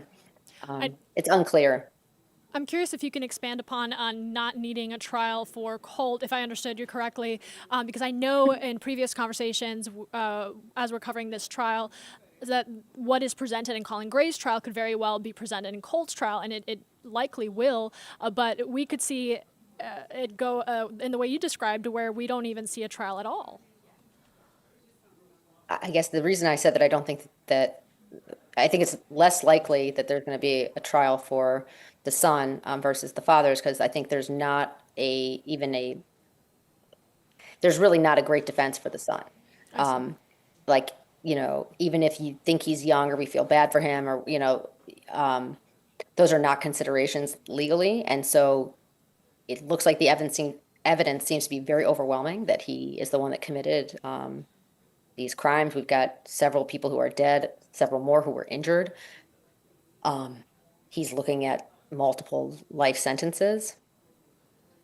I think the question, so I don't really think that there's much of a defense. So I'm not sure what the trial would look like other than just, a rehashing of this horrible tragedy, and then him kind of saying, but my dad gave me the gun. There's not really a great defense.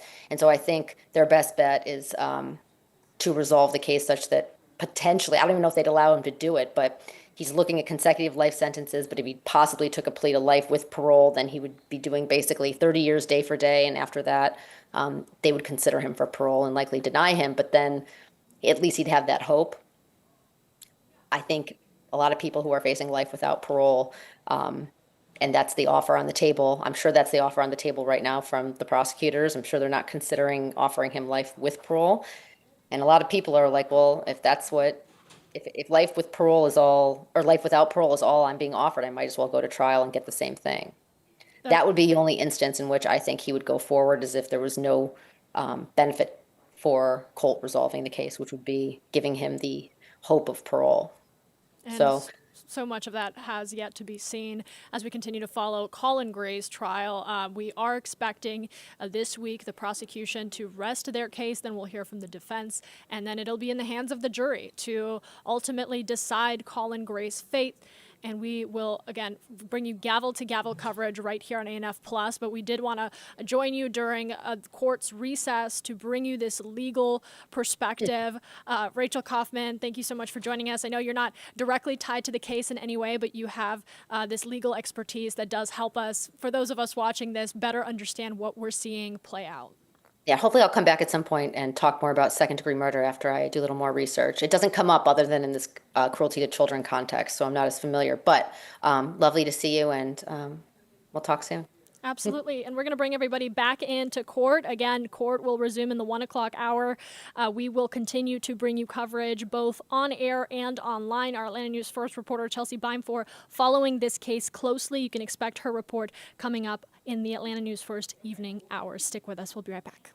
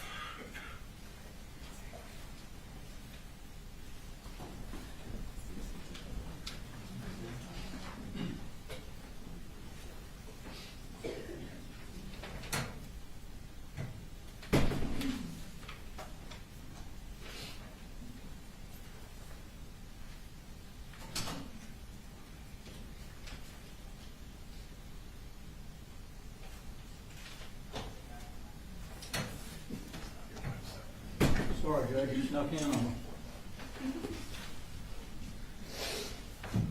I know I'll come up with why next time.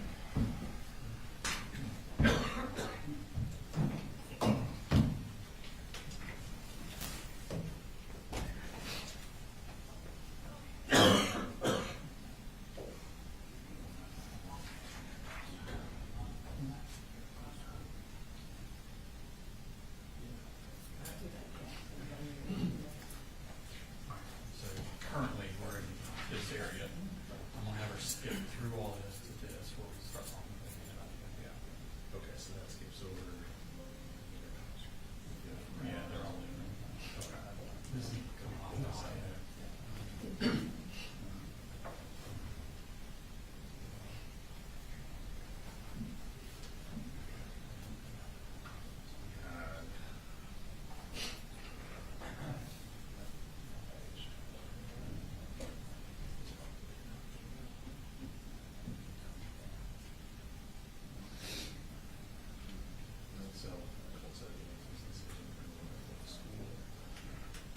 Oh, you're ahead of me. Okay. We're getting to that, so Gotcha. this just kind of finishes up what we were just talking about. Okay. So we'll start here, Okay. and then that kicks in here.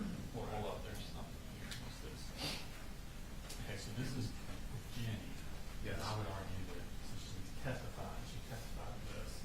We're okay with Jenny. Excellent. Because we're trying to play her safe. So the next part, Colt, is when he goes through what Colt said happened at Yes. school, and I don't think that's beneficial. He's just describing what happened at school. We gotta be consistent.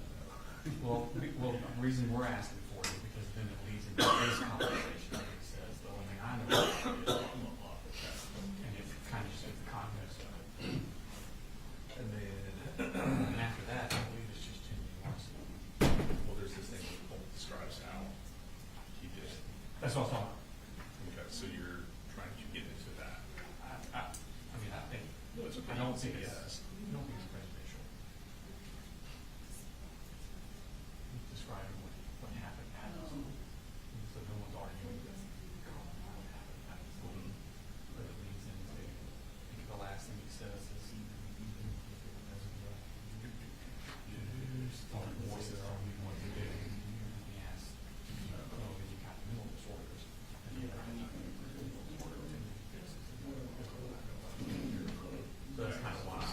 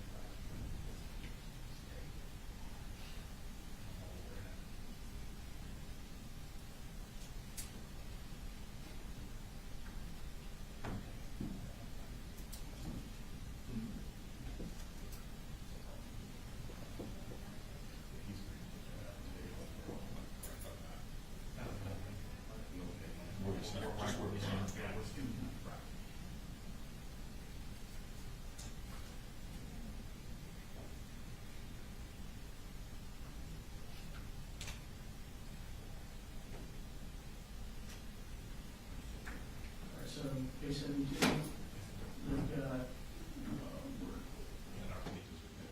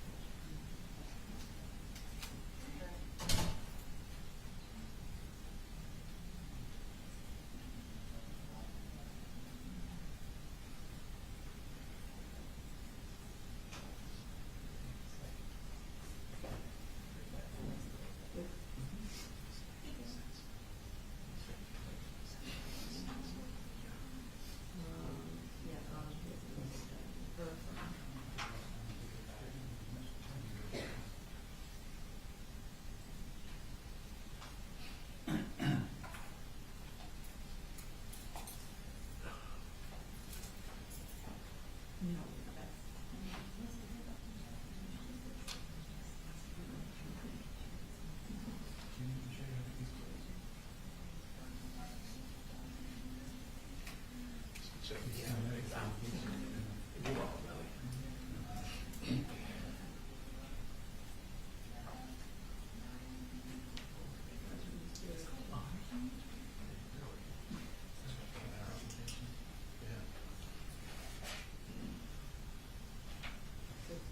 around.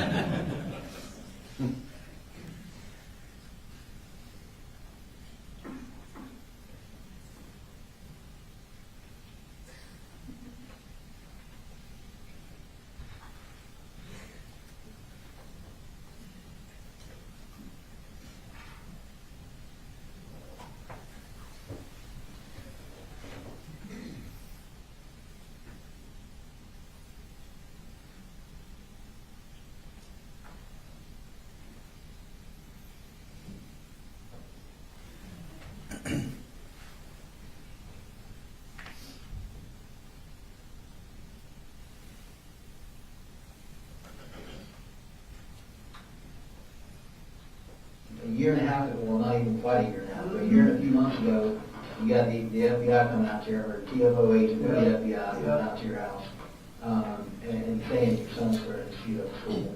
No, he said it was in that thing.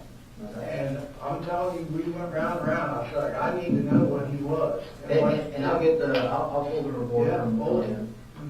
But basically, he was in a chat room. Your son was in a chat room. Correct. Where they were talking about shooting up school. Yep. Okay.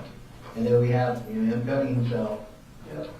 And Well, we the have, so the chat room is something that he, to this day, swears up and down, he didn't even know that was said. He just said it was a bunch of. no, he said the same thing to me. Okay, good. So I'm not red flagging that.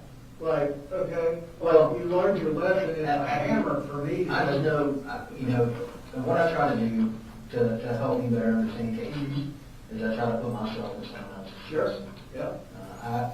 I have kids. Yeah. And again, you just say I didn't work in law enforcement. Just me as a regular dad. If the law enforcement comes from, no matter who they are, law enforcement comes to my house and tells me that my son was in a room where they were talking about committing a school shooting, that is going to be a giant red flag. Oh, and it was. No matter what my kid says, because kids can lie, right? That's right. That's right. Yeah. And it was. That's a huge red flag. Yeah. It was. And I talked to that officer. I'm probably going, you're not going to have a computer, you're not going to have a phone, you're not going to be on the internet. Is that what happened with you guys? It was done. No, nothing. You took his computer? Yeah, we just, like. Right, just like when you took your knives after you cut yourself. Everybody take a break. Right. When you feel like coming back and being normal, let me know, we'll talk about all this. Right. Something along those lines.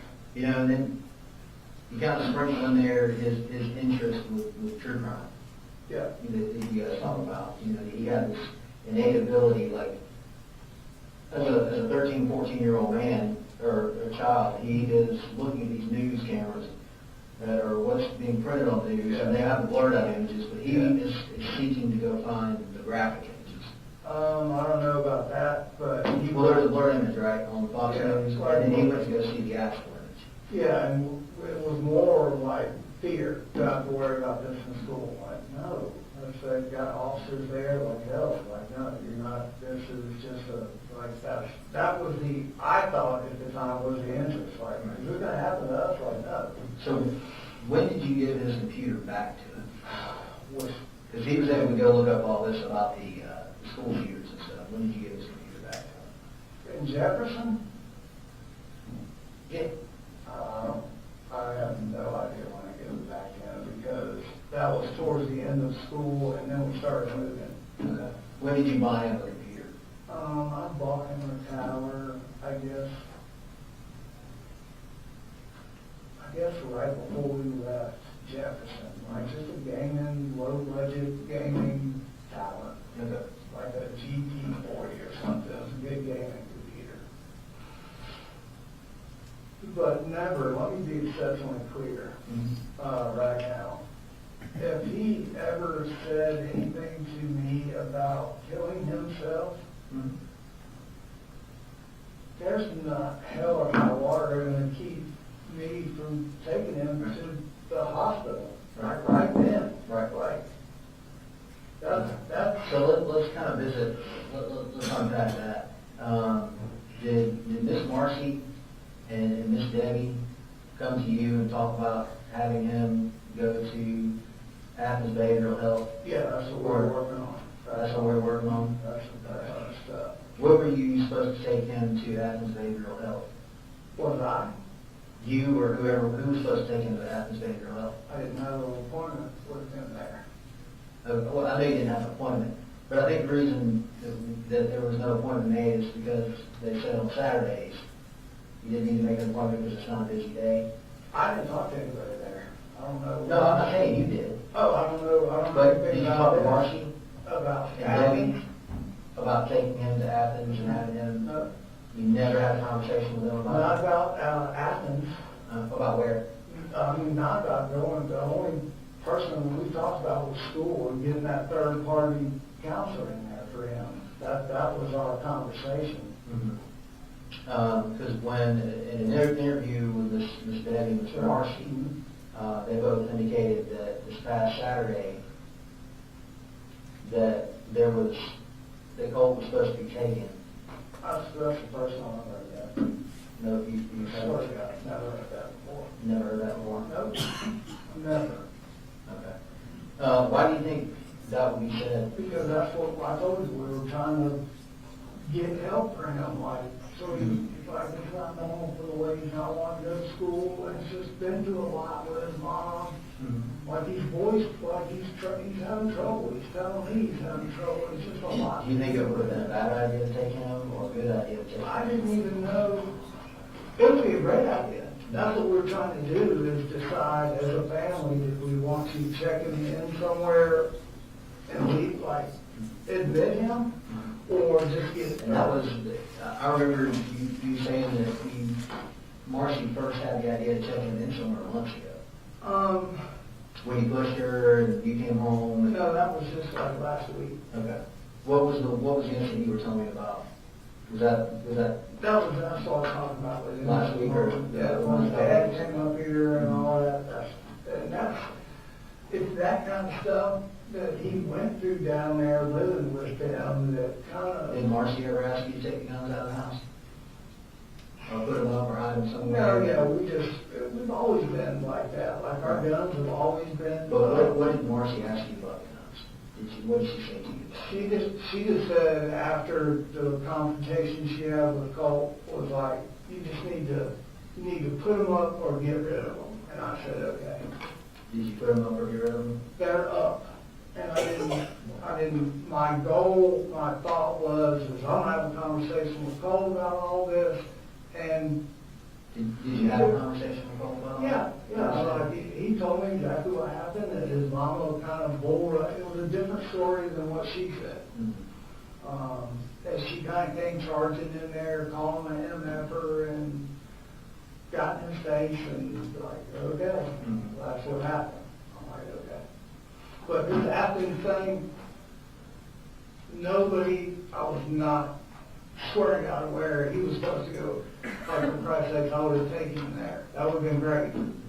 But no, that was never, nobody ever said there is a set appointment for him anywhere. So we've all been worried. Right, yeah, I mean, there wasn't an appointment made, no. I mean, like, it's all my insurance, I would have to know about it. Nobody ever said, hey, go. Like, we're set up to bring, like, I didn't know that they talked to Athens, like. Okay. So tell me about Jenny. How is Jenny?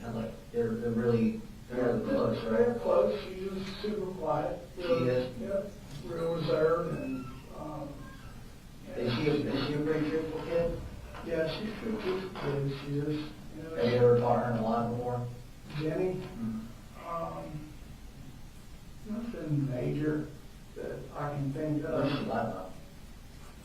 I'm saying, I can't think of anything like major. Have you ever caught Colt in a lie? I'm sure I have. I can't, Can't think of anything off the top of your head. no. Like, kind of a lot of trying to process here, and these questions are like, I don't know, like, I don't know.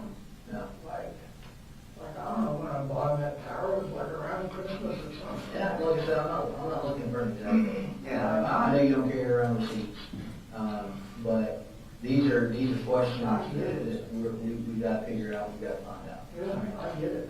Because, a lot of people want answers to these questions. Yeah, I do too. Yeah. Yeah, like, I do too. So these are some things that, you kind of need to be thinking about. But we did talk with Jenny today. Yeah. And she did very well today. And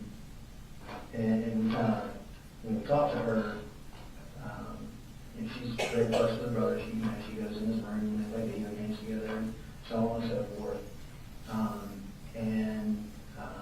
One of the things that she stated was that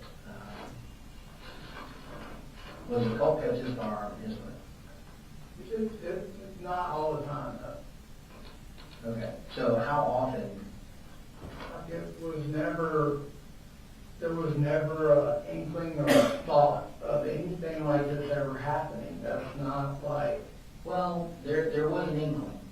Well, I mean, Yeah. not really for him. This for him, this was our escape out into the wilderness kind of thing. That's all this was. Like, if we were getting guns down to clean them or stove or something like that, it was purely range or deer hunting. That's what this was. I thought, but apparently not. So.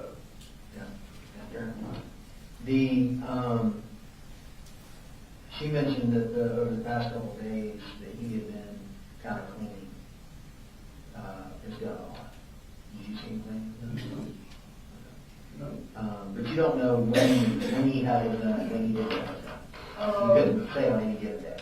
He's never just had his gun, like in his room. That's not the rule. That's not it. They're in the bedroom. If he, like that little lady. Whatever. You're better? You're better? In my bedroom, when I told her to get everything down. Now, this was a couple days ago. I was looking to see that little laser thing came down, and he had it down. We were messing with the scope and all that. Just purely what we have been doing leading up to this. This was not in my train of thought, obviously. Yeah. So, as far as cleaning it, I never saw it. We don't really have a whole lot to clean a gun with. Yeah. So, and he knows not to do that shit in front of me. It's not like, that's not a toy. But, so, I guess the reason I'm kind of drilling down on it is I'm trying to figure out how often he had the gun, how much access he had to the gun. Yeah, I mean, there was. It sounds like, I mean, if you weren't home, because he doesn't sound like he ever went to school over the 3 or 4 days, I think it was on computer. He could have gone in there any one of those days and got it. Well, it was a trust kind of thing. That's the reason we bought it, because he was showing, like, trust. You trust it? Like, I mean, it's like he was checking the boxes, doing everything he needed to do. What boxes was he checking? Just staying calm, getting back in school, like being committed to getting back in school, like just everything he said he was going to do. And then when the mess shit happened, I guess, Colin, I have a different understanding of checking the boxes, because he made the commitment to go back to school. yes. But he didn't go to school. He went for 4 days. Well, this year he went 4 days. The conversation that you don't and not know about is, could he go to school? Mm-hmm. And that's where we're kind of like at with this whole thing. Could he go to school? Can he go to school and just say he's going to go to school and do what he's supposed to do and not worry about all the kids and the bullying and all the, like. Who was bullying? In Jefferson. Okay, but not here. Not here. Okay. No, when he came back here, he was. He did online school for a period of time too, right? How long did he? I don't know, man. He went through all of online till, I don't know, towards the end of this year. Mm-hmm.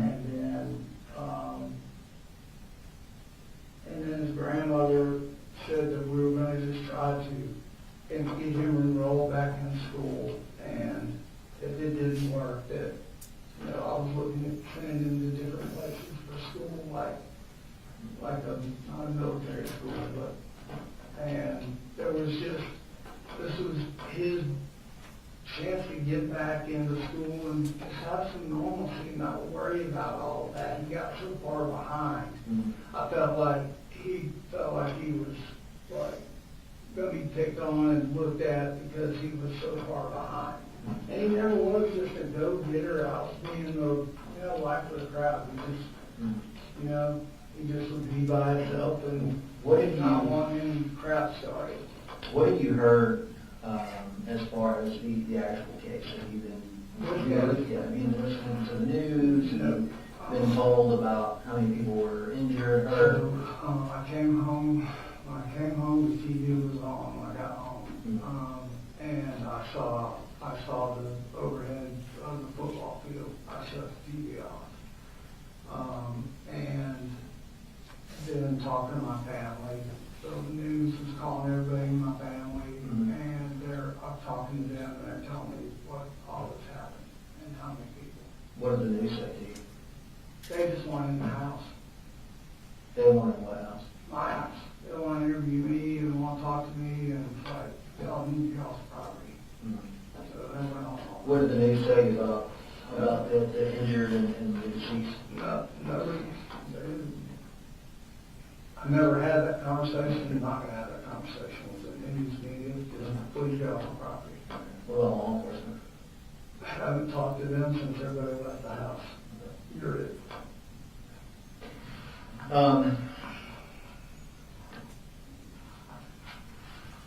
So I'm gonna share with you the warrants that were taken.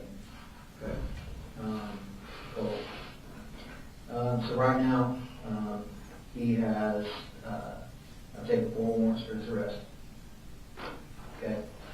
And they are, and this is preliminarily because we're still processing evidence. We're still going over the evidence. There are 4 warrants for his arrest for the offense of felony murder. As an adult. It has to be. What do you say it has to be? There's a lot of damage done. What it was in just what? So there were 4 people who lost their lives. So and I'm going to give you the picture, kind of talking to everybody, kind of what happened that morning, to the best of my ability. All right, from what was told to me, this is kind of what I've been able to develop so far. So Colt says that he makes this decision to bring this rifle to school. How do you even get a long rifle on a bus and in school? Like, I don't understand that. Well, he took some steps to do that, right? So he puts the rifle in his book bag, and not only does he put the rifle in his book bag, he goes and he takes poster board and he wraps the top of the rifle that's sticking out of the book bag in poster board. And then he takes on top of that and puts some kind of hat over the top of the top of the poster board. And he told everyone that it was a project. And the poster was a Happy Mother's Day poster that I had been made. How did you know that? Because it was in his room, like it was our thing to try to help her. Yeah. So he wraps this up in poster board, and he gets on the bus, and he tells everybody, it's a project. He goes to class, he tells them it's a project, and then he goes to his second period class, where he makes the decision to go into the bathroom, and in his words, to get ready. And asked him what that meant. And he stated that he had formulated this plan, that and his initial plan was to bring a hat. And his initial plan was to he has an airsoft vest, is that correct? He was going to wear his airsoft vest, but he opted not to, and he forgot his hat, but he brought with him some gloves. He said the reason that he brought the gloves was to distance himself from the rifle. So what? Distance himself from the rifle. Does that mean anything to you? I don't know what that means.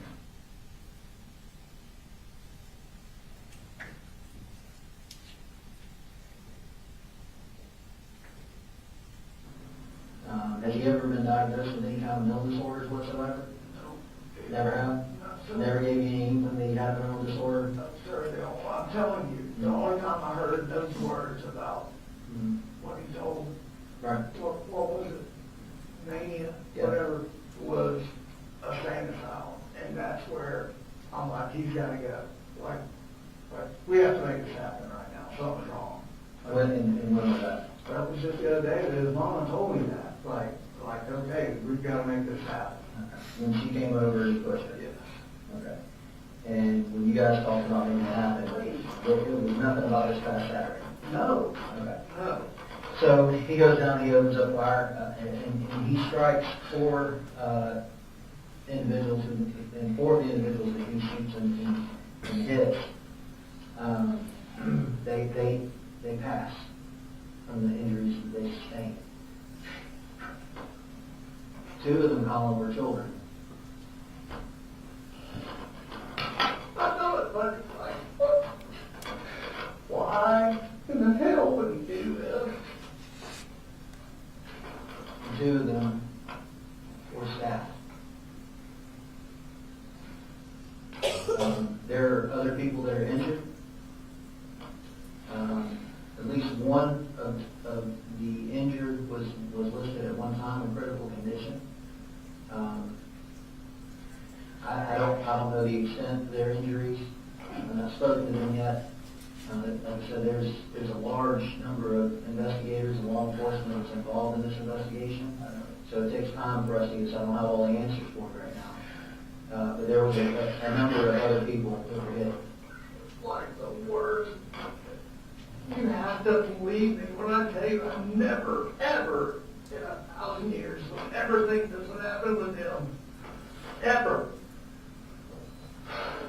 Yeah. Well, that's what he's under arrest for. And we talked to Jenny today, and Jenny saw him before he left for work.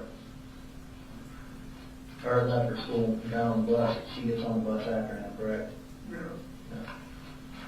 Yeah. This is the picture Jenny drew for us of his backpack. There's his backpack, open, poster board, and rolled up paper. She even put the J on there for Jenny's work. I just bought it and I looked at it. Jenny is she's a very talented artist, and she's a very smart young lady. She's the whole reason She's the whole reason you're what? that I am committed to doing what I have to get my kids a good life. They did not deserve to go through all that shit with her mama and all the shit they saw and had to deal with. Right. So when they went through all that stuff with her mom and all that stuff they had to deal with, did you ever get them think about getting them counseling or anything? You did? Yeah. Who did they go to? No, we didn't formally send them to a counselor. They talked with defect counselors multiple times, and to the point when I was talking with Jenny, like, hey, Defects counselors or defects workers? both. Mm-hmm. They were both involved, and Fitzgerald, and she, you know, that everything that I do, or Colt, your brother, and your sister are watching, you're the role model. Mm-hmm. And if there was any constant frustration, it was like that, like blaming everything on his mama for what she put us through, and just kind of like, I know it's tough, but we've got to push forward. We have to keep doing the right thing. And Jenny and little Coley, man, I'm telling you, they were when I look at those 2 kids, I know for me it's like, okay, I know I'm a good dad, I'm doing the right thing, I'm trying to get Colt into the right people. I've only got so much money, so much time, like, but you're right, she's gifted, and little Coley is too, and they don't deserve any of this. Like, we were sitting there on the floor last night, like, it's like, I'm scared. I'm like, I'm scared too.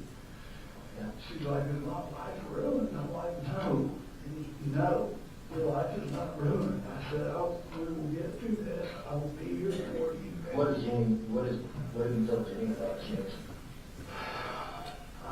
The only thing I said to her was, don't get on social media, which I know she has. And I asked her, I said, have you looked at any of this? What social media accounts does she have? I don't know. I don't think she has any. If she does, she doesn't like no Facebook, nothing like that. But I told her today, I said, she started to text, oh, y'all got my phone. When he said that last thing to me the other day, I left work and was texting him repeatedly, like, call me, like, something's wrong. I knew something was wrong. And when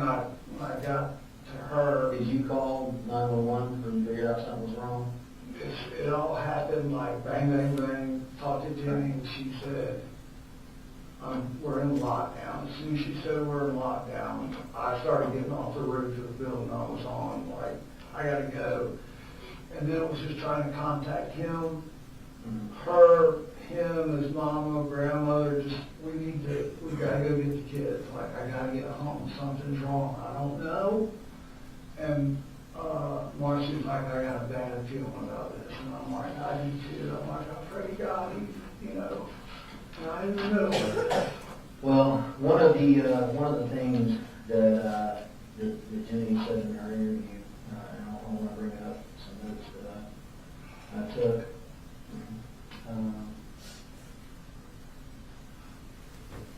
That she indicates that there's a lot more arguing going on than kind of what you have shared with us. The arguments are pretty frequent. Arguing, yeah. And, but, you know, him yelling at you, and she told us about the incident where he chased her into his room, and she said it scared her. It scared me. Yeah, and that you and her have talked multiple times about getting him help. Yep. Going back for a while. I don't know, for a while. You're asking time frames. I'm sorry, I can't just snap off of what these time frames are, but yes, they're like, there was no like blind eye here. We're trying, like, once I got this new job, what I was waiting on was my insurance to kick in, and that finally just kicked in. That was, we've been talking, like, as soon as I... When did the insurance just kick in? A week ago, week and a half ago, 2 weeks, maybe, I don't know. I said, I don't know the exact date, because it all happened. I was waiting to get him into a, like, if it had to be clinical, I started going down the list. I even reached out to a psychologist in Bethlehem, like, do you take my insurance? Yes. Here's kind of the backstory I got with Colt, was talking about that. And then school. Has Colt kind of, to kind of stay on track with the argument, has he ever told you that he hated you during the argument? Yeah. Has he ever told you that he wanted to hurt you? He's always threatened to hurt you? Not like, more like, what are you going to do about it kind of stuff. And what I chose to do is just to leave him alone. And Jenny described seeing him kick you, and punch you, and hit you. that was the second time. And that was how long ago? Probably a month and a half ago, before he started back to school. Yeah.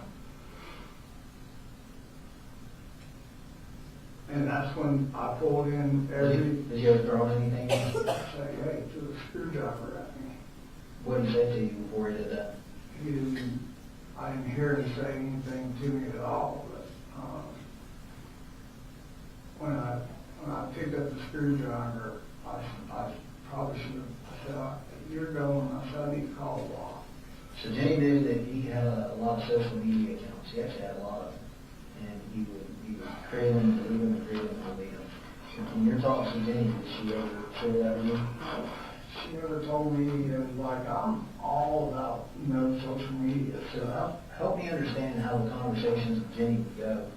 When we wouldn't sit down and just sit there and have a long conversation about Colt. I mean, that's not. It was more about just, hey, we're getting him help, insurance kicks in, he's going.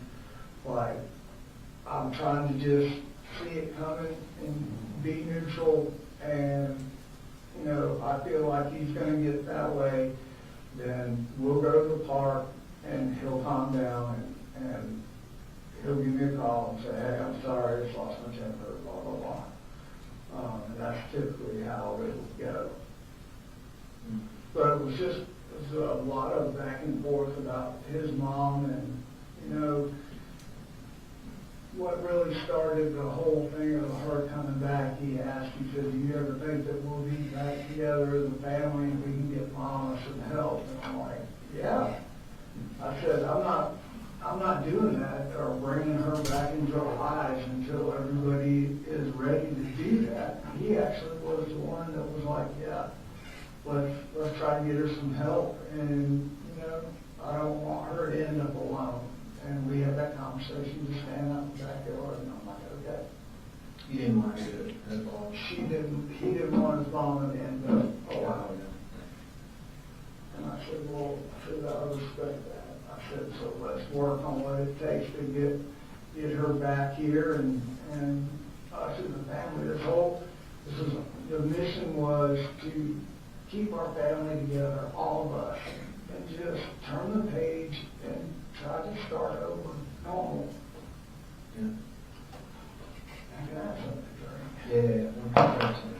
One second.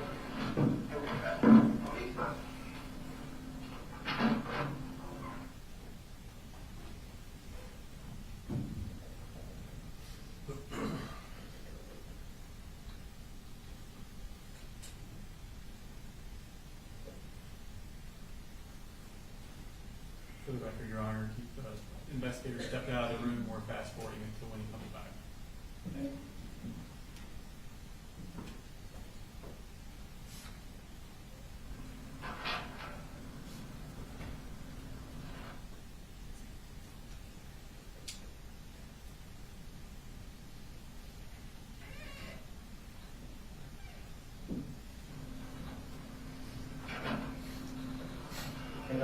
I'm sorry, man. I had to go to like 4 different people's offices, and none of my keys work on anybody's office.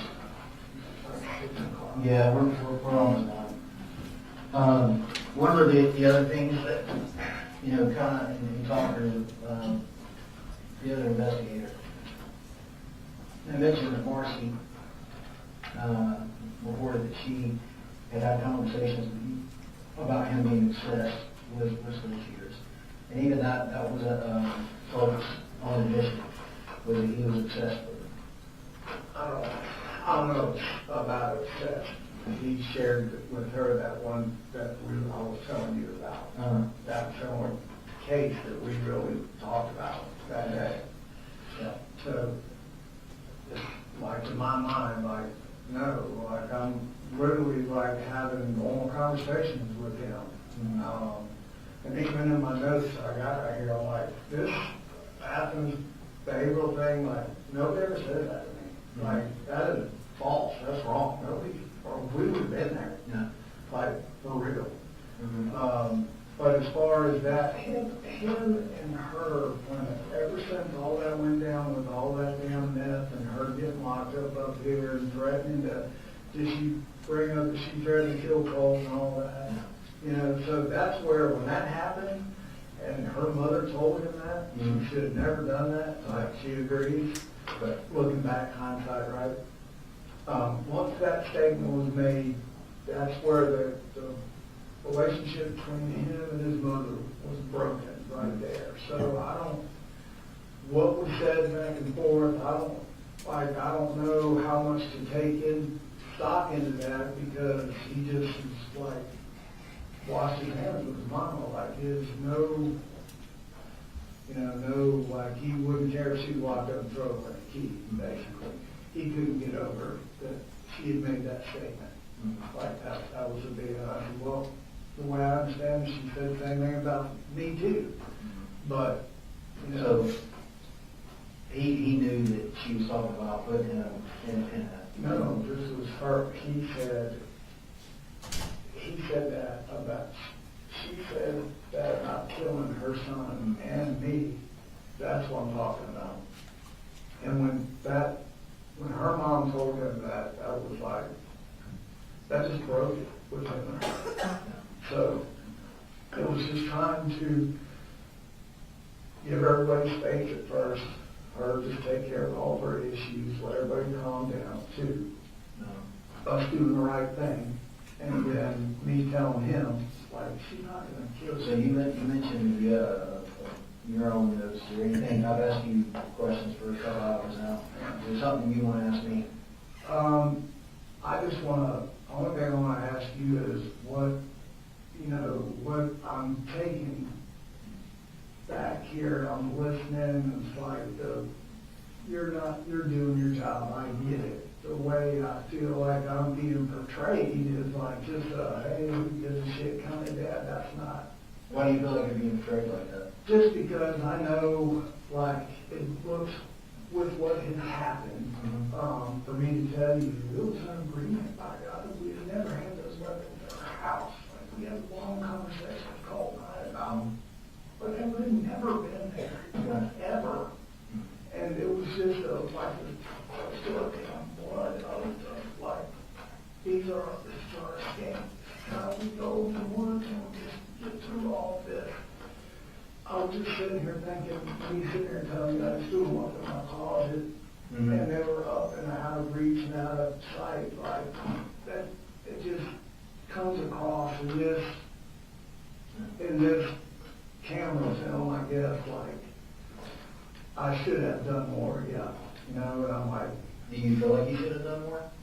well, as soon as I felt like something was different, like with him, that's immediate when I was like, I need to buy this gun, Jace, and if he continues to kind of not be who he said he was When going did to you be, buy the gun case? it's sitting in my cart, and I couldn't afford it. Well, what was the catalyst that led you? I remember you telling me Yeah, about that. I was just saying that I could just, him going back to school. Was that after Marcy told you to put the guns up? No, this was after him and her had that big old thing. There was a red flag that went off for you, like, hey, I need to lock these guns up. Well, there was okay, until we can get him some help and everybody calm, I just need to do the right thing and just get him put up or out of the house.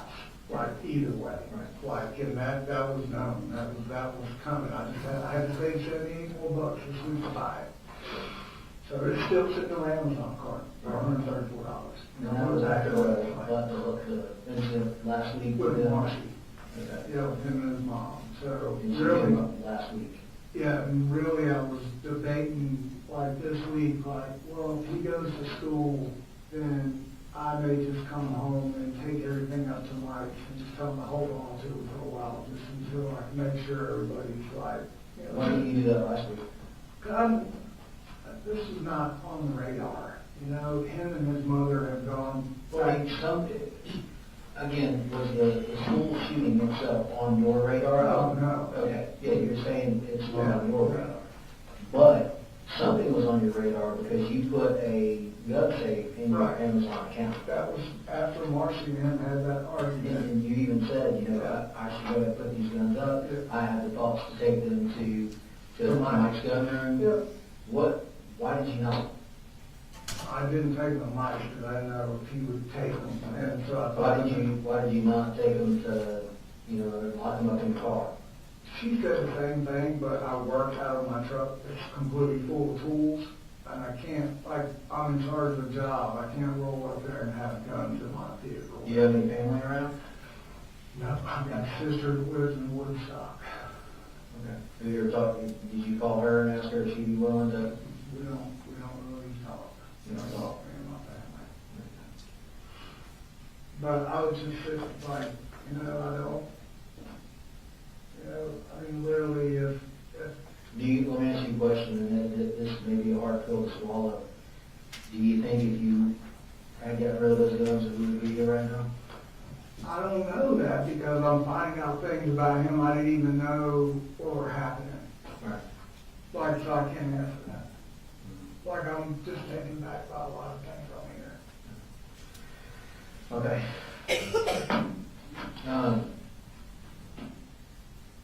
I think that's about all the questions I have for you. I'm so sorry. I don't even. Yeah, I know you are. Go ahead and set that stuff down for him. You turn around, put your hands on your back. Is that the point where you placed him under arrest? Yes, sir. I don't think I asked you before. What time of day did you start this interview? I believe it was later in the afternoon, around 4 o'clock, give or take. Okay. There was a timestamp on there. Do you think that's The accurate? timestamp will be more accurate than my memory, yes, sir. Okay, that's all. Nothing further.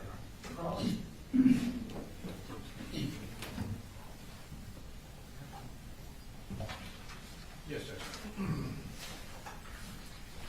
Good afternoon, Investigator Smith. Afternoon. I have a few questions, not a ton. If I ask a question that is ambiguous, just let me know and I'll try and clarify, okay? Yes, sir. All right. So this interview with Colin Gray was done is the same day that the interview with Jenny Gray was done at the treehouse. Is Yes, that sir. correct? That's correct. Okay. And just for timing purposes, Sounds like interview at the treehouse was done first, Correct. and then you would have attended that interview? I did. Okay. Mr. Gray was at that interview? Yes, sir. Now, he wasn't in the interview, was he? No, sir. And subsequent to that interview, did you request Mr. Gray to meet you at the police station? Yes, sir. Okay. Which he did, obviously, and you ended up having a statement with him. That's correct. All right. And are you, just from my understanding, are you the lead investigator on the case, or where do you kind of slot in the hierarchy? So I was assigned the lead investigator for the Barrow County Sheriff's Office portion of this investigation, but this was a multi-jurisdictional investigation. Yes. I believe for the GBI, it was Special Agent Nick Johnson that was the lead agent. And did you, so I'm going to ask you some questions about some different parts of the case, and if it is not something that you were a part of, just let me know. Yes, sir. I'm not exactly sure what your responsibilities would have carried over into. Typically, if you're a lead investigator, you would be familiar with all the cases, the aspects of the case, but with a multi-jurisdictional, that's probably not true, is it? Some. It just depends on what you're going to ask me. Okay, perfect. Well, let me just get started then. All right, so a search was done on Mr. Gray's home. Is that That's correct? Yes. Are you familiar with that search at all? I was told that his residence was searched, and I was told about some things that were located in that search. Okay, gotcha. So you mentioned in your interview with Colin Gray that a computer was at the home in Colt's room. Is that correct? That's correct. And I believe you said that the computer was or had been taken apart. Correct. Was the hard drive intact? That would be a better question for the GBI. Okay, gotcha. So as far as you know, the computer was taken apart, but you're not sure what the condition of the hard drive was. Correct. I just knew that it was taken apart. Okay. And there were some, let's see, there was a green box which was described as where some ammunition was kept. Yes, sir. Are you familiar with that green box? I'm familiar with what Colin told me about that green box. Okay. So you don't know from your investigation what type of ammunition would have been, what type of caliber ammunition would have been found in the box? Okay. Again, that would be a better question for the GBI. Yes, sir. And I believe there was a trash can located at the residence where there were some empty boxes that cartridges had been in. Are you familiar with that part of it at all? No, sir. I did not attend the search warrant at Colin Gray's residence. No problem. Just wanted to check. Thank you. You got into a lot during that interview, and a lot of it was some historical information about the family and where they had lived and things like that. Yes, sir. One of the issues you talked about, and we saw a photograph, is of some cutting incidents regarding Colt Gray. Correct. And those would have happened in Fitzgerald, Georgia? Is that your understanding? According to what Colin Gray said, yes. Okay. And do you have any information that would contradict that they happened in Fitzgerald? No, sir. Okay. And do you have information in terms of what year that would have occurred in? I don't. That's okay. Again, Colin Gray, I believe he said it was the previous year. Okay. And the previous year, so Colt had just started 9th grade in September of 2024. That's correct. Roughly, within a month or so. Correct. Okay. And then 8th grade, we skip past 8th grade, we go to 7th grade. That would have been at, was it Jefferson Middle School, do you recall? Again, that would be a better question for those that investigated his actual. That's okay. School. And I appreciate, just let me know if I'm covering stuff that wouldn't have been part of your responsibilities. Okay. And during your interview, Colin indicated that he found out about these cutting episodes. He did. And he replied that in response to them, he removed the knives. Correct. From Colt's ability to use them.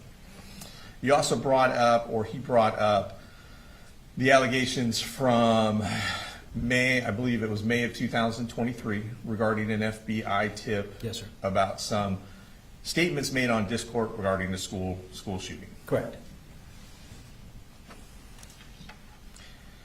Those statements, it seems like we're in a chat room. Is that correct? Well, correct. To your knowledge. Yes, sir. It was in a Discord chat room. In a Discord chat room? Yes, sir. And it's possible that that chat room was accessed by use of a computer, Correct. and there would have been an IP address most likely that put it back to a certain address, which is how the FBI investigates those types of tips. Yes, sir. And you asked Colin Gray what happened to the computer after he found out about these allegations. Yes, sir. And he said when he found out, he removed the computers or he took the computers. Is that correct? Kind of. So Okay. Colin, he said two things in the interview, if you kind of listen to it. The first thing that he says is that he took the computer and they were gone. Right. And then he also states during that interview that he shut it down and made sure that Colt wasn't accessing any type of online chat rooms anymore. Okay. So he says both, so I'm not sure Right. which one he actually meant. Okay. All right. Now, there were some conversations about Marcy and her role in the family and some of the consequences that some of the allegations regarding her drug use took on the family. Correct. And that wouldn't have been a part of the case that you would have investigated, obviously, As far as, whether or not she had addiction issues or what the effect on the family was. Or was it? I was told about the substance abuse issues within the family, both Marcy's and Colin's, yes. Okay. And from the interview, it sounds like, well, Colin told you that Marcy's addiction had taken a toll on Colt. Correct. And that there had been what sounds like trauma involved when Marcy was around Colt. Trauma to Colt. Trauma in the form of? Let me ask that question Yeah. better. Okay. It sounds like Marcy's addiction had a negative impact on Colt. Yes. Okay. And Marcy had come up to stay with Colt and Colin and Winder in approximately mid-August, late July. What's your understanding of My when she understanding, came it up was here? about a month prior to this incident, and that Okay. she stayed for a couple of weeks, so Right. she would have left, 2 or 3 weeks before this incident. Okay. Was my understanding from that interview. Just right, and that's all I'm asking for is Right. exactly what. So we're talking about the same thing. So in that time period, Marcy is staying at Colin's house with the kids. They're all Correct. staying at the same residence. Yeah, right? Marcy, Colin, they're all together. Okay. And we heard that there was this altercation or argument between Colt and Marcy. Correct. And there were, well, it sounds like Colin was not home when this altercation occurred. Correct. And Colin said he heard different stories about what actually had happened. Is that correct? He had. He had heard one version from Marcy and he had heard another version from Colt. That is correct. Okay. And he talked a lot about trying to instill a relationship of trust between he and his son, Colt. Yes. And as part of the trust, well, as part of the trust building, it sounds like his explanation for not removing the guns, as Marcy had asked, was because he was in fact listening to both sides, figuring out what exactly had happened. That would not be my interpretation of it. Okay. Now, after this altercation with Marcy, Marcy left the home. Is that correct? That is correct. And it went back, the home went back to what it had been in terms of the residents being Colin, Colt, Jenny, and Coley. Correct. Little Coley. Yes. Okay. Now I'm going to ask you just a couple quick questions about Jenny's interview. Okay. So you were at Treehouse when the interview happened. Yes, sir. You were able to observe the interview in its was. entirety. Yes, sir. Was the interview videotaped? It was. And did you have a chance to review the videotape? I have. Was it a fair and accurate representation of that interview? Yes, sir. Okay. Judge, at this time, we would like to play that interview.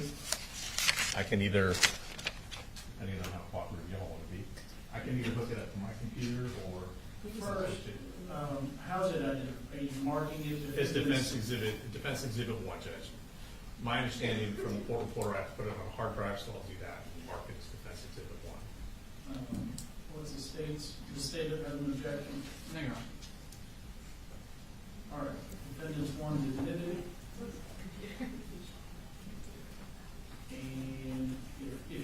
access on your side, I need to switch to computer. Yes, sir. You need me to switch it to you?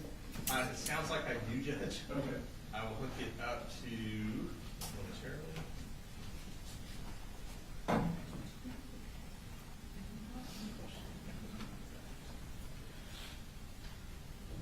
Let me know when you have it on your screen. I've blacked out the other screens because you've got something else on there.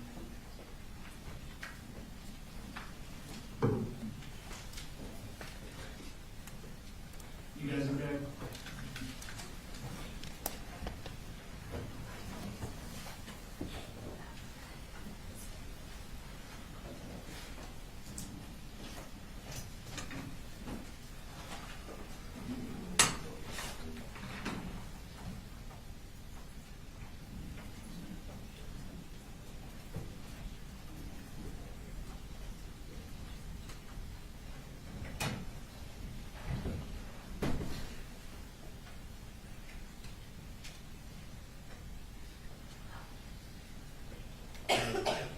And Judge, we do want to point out, obviously, this interview is going to have Jamie's face in it. So I think maybe you would need to proceed. So you're not with WSB, right? You're A&F. So WSB said they had basically a kill switch to not record what's on the TV. Are you familiar with that? Because the interview has the face of the minor here, you will make sure the kill switch is activated so that you're not recording the images that will be on the screen. You can have audio, but no video, same for any other media. Recording or photographing the images of the minor for broadcasting or dissemination. All right, Judge, I believe we're ready. All right.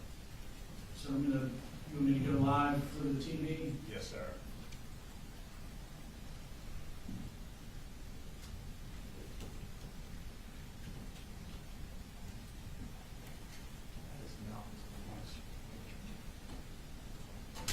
Hold on. Please wait. Now it's on my end. It appears ready. So.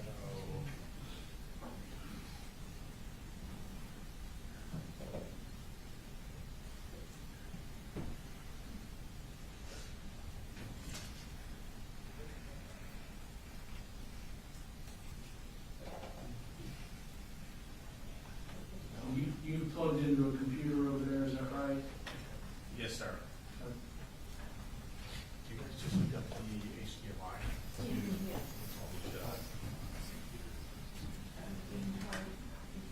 You can all break it in. Yeah. Go ahead and take a restroom break.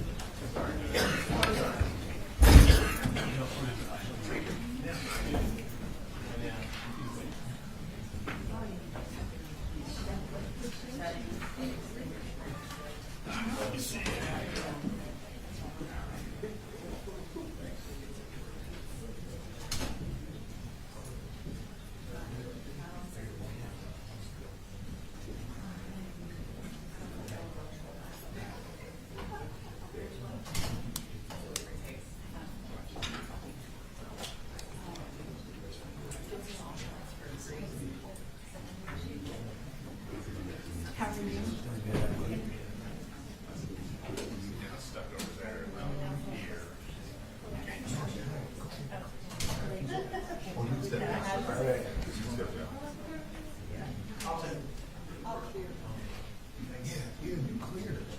you.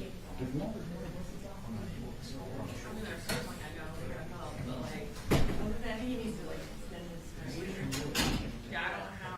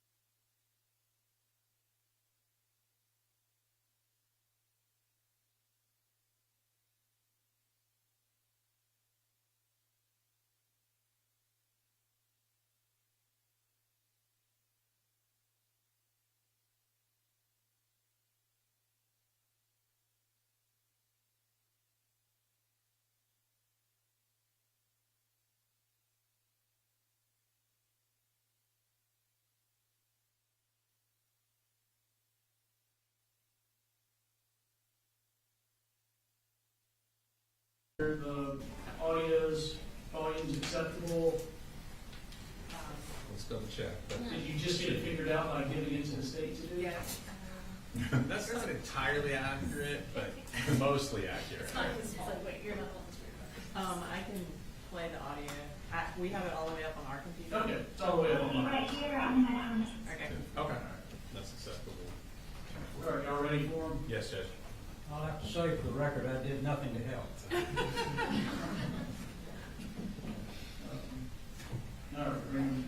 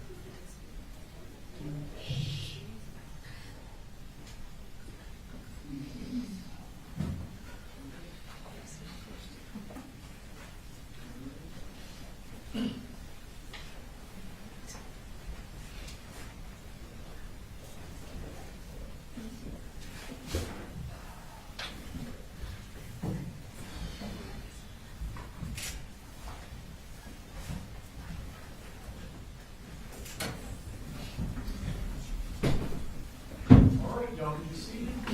Thank you, Judge. Mr. Hobbs, D1 was admitted. Yes, sir. Publishing it now. Yes, Judge, please.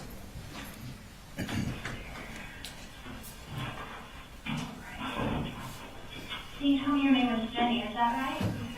Do you remember what my name is? No, that's okay. My name's Alicia. When we're talking today, if you don't know something or you don't remember, I would want you to guess. So just like you just told me you didn't know, that's perfectly fine, okay? When I talk, I like to kind of doodle and draw and stuff sometimes and take notes. You don't have to, but if you want to, you're absolutely welcome to, okay? And sometimes I'll write stuff down, so if you see me writing things down, it's just because I want to make sure I can remember it the right way, okay? So it's not like, oh, she said something right or something wrong, something crazy. I just don't trust my brain to remember things all the time. The other thing I wanted to let you know is this room looks obviously a little different. When you see these things right here, these are cameras and microphones, and that's just because, like we were talking about a second ago, it's important to me that I remember things the right way, the way they happen. And so when I record them, nobody can say that you said something that you didn't say, or that I said something I didn't say, and I can remember it just like it happened, okay? Does that make sense? So Jenny, can you spell your name for me? J-E-N-Y. How old are you? 13. And did anybody tell you kind of about coming here today or what my job is? Yes. Who talked to you about that? My dad. Your dad? What's dad's name? Colby. Colby. And what did Dad explain to you about coming here or about my job? He basically just said that you can interview with like children and stuff. So interview can sound kind of like a scary word.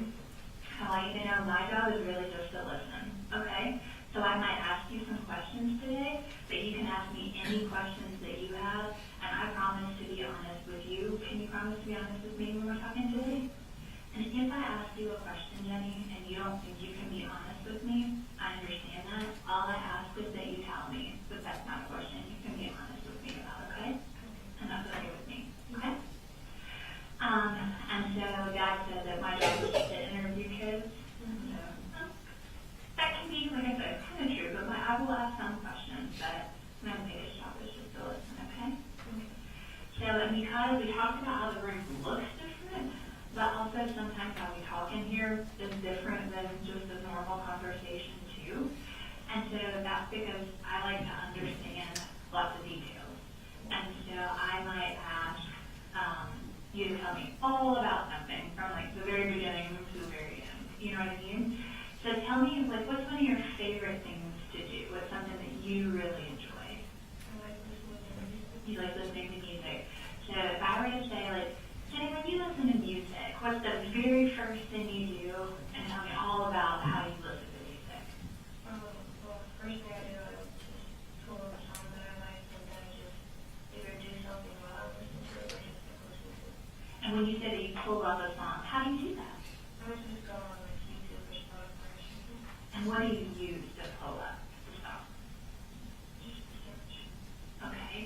what do you search on? So YouTube and stuff.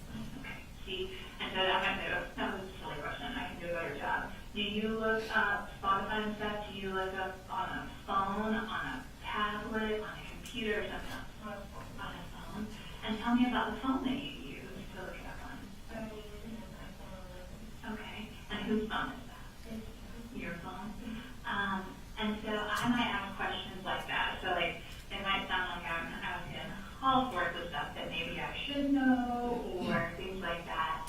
But it's important to me that you know that I only get little bits of information before I meet with people, because it's important to me that I get the information from the actual person, okay? So sometimes I'll have questions and people will think I'm really dumb, and I should probably already know the answer to that. But I'm not asking because I'm trying to get like in your business or because I'm going to think anything bad or different. I just like to get the information from the person who has seen or heard or experienced something. Does that make sense? Okay. Well, Jimmy, tell me a little bit about like who you live with. My dad and my two brothers. Okay. So you told me your dad's name is Coley. Did I get that right? And like I said, if I get something wrong today, please tell me that I got it wrong, okay? You know, it's not a problem. You can correct me for anything that I get wrong, okay? And so dad is Coley, and you said your two brothers. What are their names? My older brother's name is Colt, and my younger brother's name is Colt. Okay. And so you said your older brother is Colt. How old is Colt?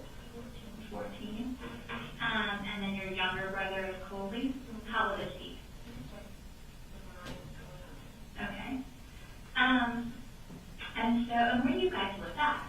We live we don't like live in a neighborhood. Okay. We just live on a road. Okay. Do you know like what the name of that road is? Yeah, Harrison Mill Road. And so you guys live there. Tell me some stuff about Dad. Like, tell me about Dad. What's he like? What are things you like about Dad? Things like that. He's really like happy and energetic and like confident and stuff. Okay. And are there things about Dad that like you don't like or you wish were a little bit different? Not really. And then tell me about Colt. What's he like? He's like kind of like squishy sometimes. Okay. Like sometimes he can be annoying and then he can be chill. And then sometimes he can just be like really closed off. Okay. And so when he's happy and chill, what does that look like? Usually it's just playing games with me and like not being bored and stuff. When you guys play games, what kind of games do you play? Just like Minecraft and stuff. Okay, so like video game type stuff. Okay. And when you play Minecraft, is that on like how do y'all play Minecraft? He uses his phone. I use my PlayStation and I use it. He uses his phone. Okay. And so like do y'all play like sometimes when you play Minecraft like you only talk to people like you know on there, and then other times when you play Minecraft you can play with people from all over the world. How do you guys do it? We like he made like a server for us. So okay. Like we can like play together even though we're on different electronics. Okay. Well that sounds smart. Do you know how to make servers and stuff? No. How did you learn how to do that? It's probably somewhere in my settings or something. Okay. Yeah, I'm not very good at that kind of stuff. So he made a server on his PC, did you say? And then you guys can play together through that. Mm-hmm. Is there other stuff that you guys can do, like with the servers and stuff like that? We just build stuff. That's like kind of all the things like. Okay. And when you say you build stuff, tell me what that means. Like structures and like play the game. Like in Minecraft, you build stuff. Got it. Thank you for helping me understand that. And so, but then you said sometimes he can be switchy. And so sometimes he's happy and chill, and other times he's closed off. Help me understand what that looks like. Like when he's like closed off, he's usually like always in his room and not really talking much. Okay. And then sometimes he can be like really like annoying and like pestering or something. Okay. When you guys play like Minecraft together, where do you play that at? In our house. And separate rooms. Okay, so you guys aren't even in the same room. Where do you play from? In our room. You play from your room, and where does he play from? His room. And then you said, but when he's like closed off,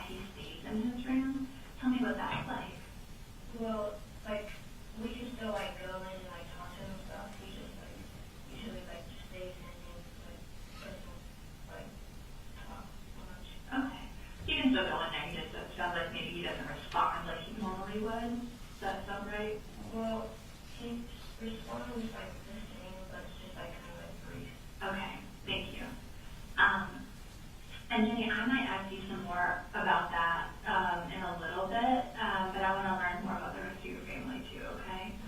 And so, tell me about Coley. What's Coley like? He's kind of the same as my dad. He's been like getting genetically happy all the time. Okay. But sometimes he doesn't really understand what's really like going on around him and stuff. How can you give me some examples of that? Like he's like young, obviously, and so like with like major stuff that's kind of happening, he just like doesn't really pay attention to it. Okay.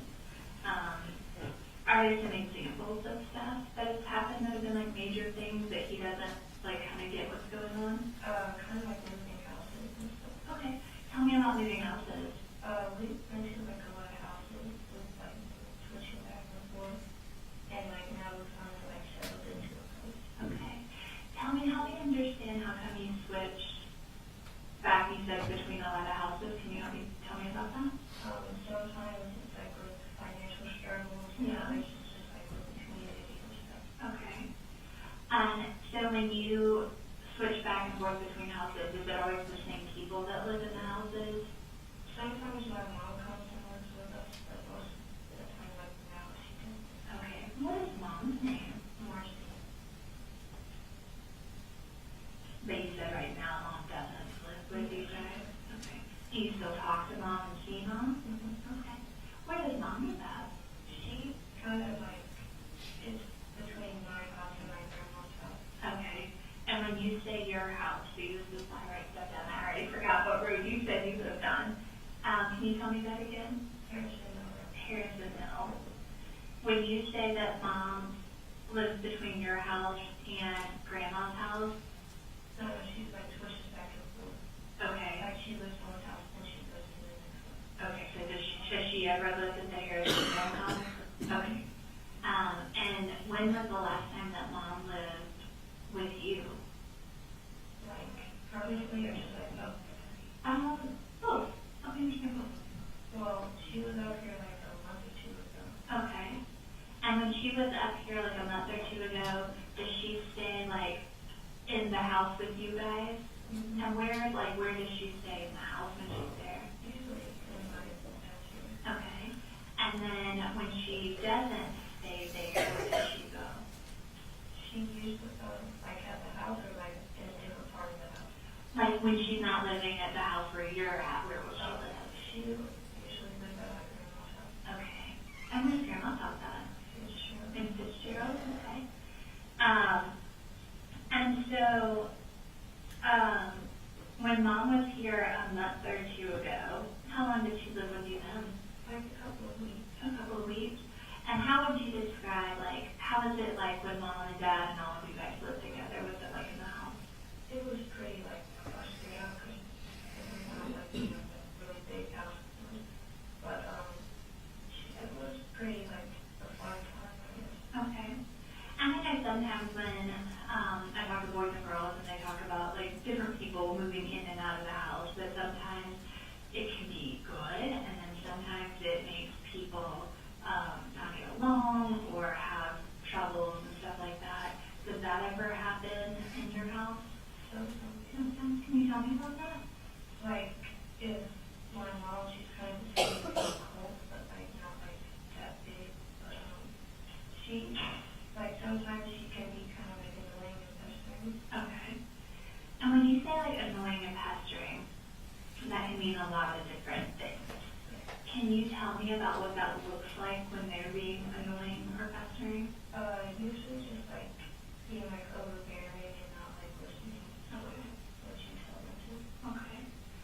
Jenny, do people ever, in your house, do they ever like get in fights? And sometimes when you talk to boys and girls about fights, it can be fights with their words, it can be fights with like hands where they get hits or kicks or punches or chokes. It can be where people fight but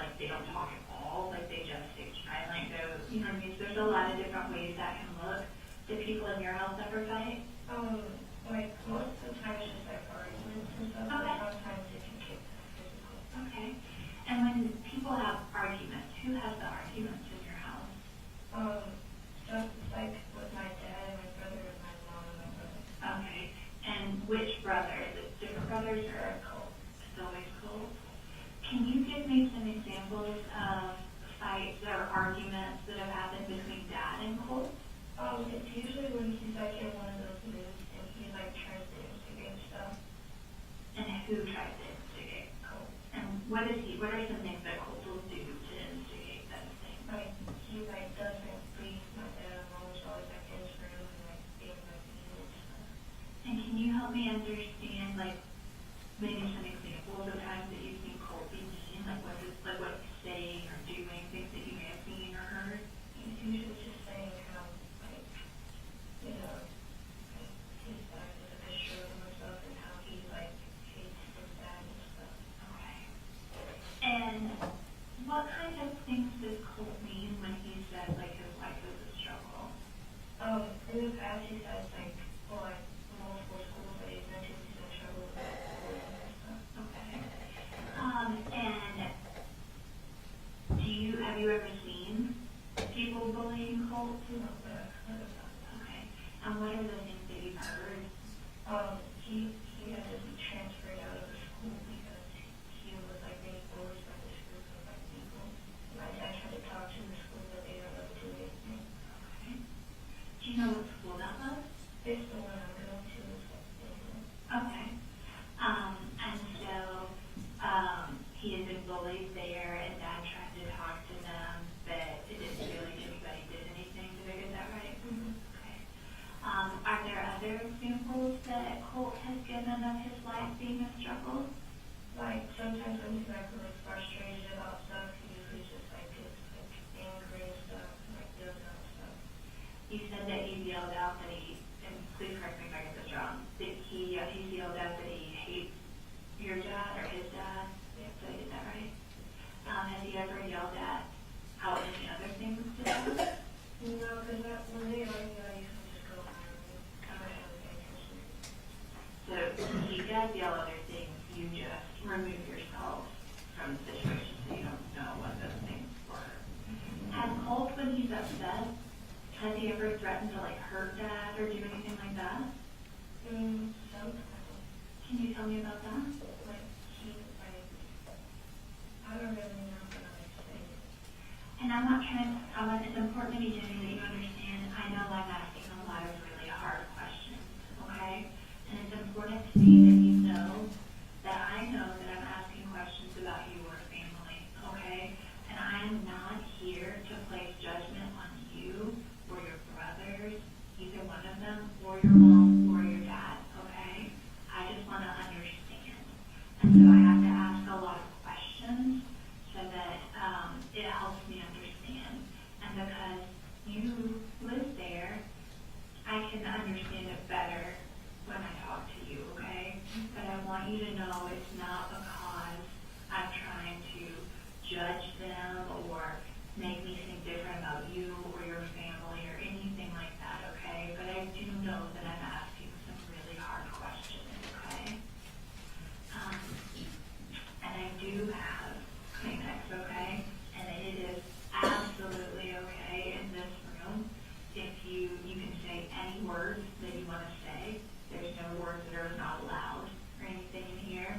If you get frustrated or sad or anything like that, that's okay, okay? It won't make me think different, and I promise I can handle it, okay? So I just want you to know I understand that I'm asking tough questions, okay? But you were saying that there are times that Colt has threatened Dad. Can you tell me about some of those times? Well, it's mostly times where stuff is like not like a normal argument, like a really big one that like escalates and stuff. Okay. So it's not one of the just kind of like yelling arguments, but it's the ones that are more serious than that. Can you tell me about some of those? They usually like start because he's like very like fascinated with like computer stuff. Okay. And it's usually like always asking for something with his computer and you know like that just says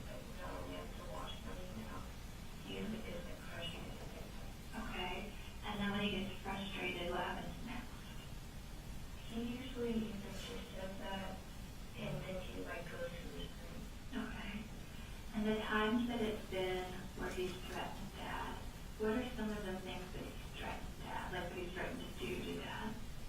Like, he just said, like, brief stuff, not, like, detailed things, but, like, he would, like, hurt him or, like, he wants to fight him. Okay.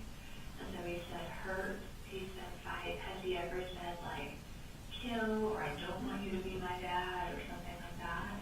No, if it usually gets to that, he's like not around. Okay. Have there been times, well, I understand because you said that there has, I understand there are times where it has become physical. Can you tell me about the last time that it was physical? It started when, like, Colt was doing the thing, like, same thing, and he was, like, instigating him. And, like, he kept on, like, kicking like that and stuff. He said, like, come on, fight me. And when he did, like, start, like, punching and stuff, my dad always, like, tried to, like, hold him down and he was doing, like, calm down and stuff. Okay.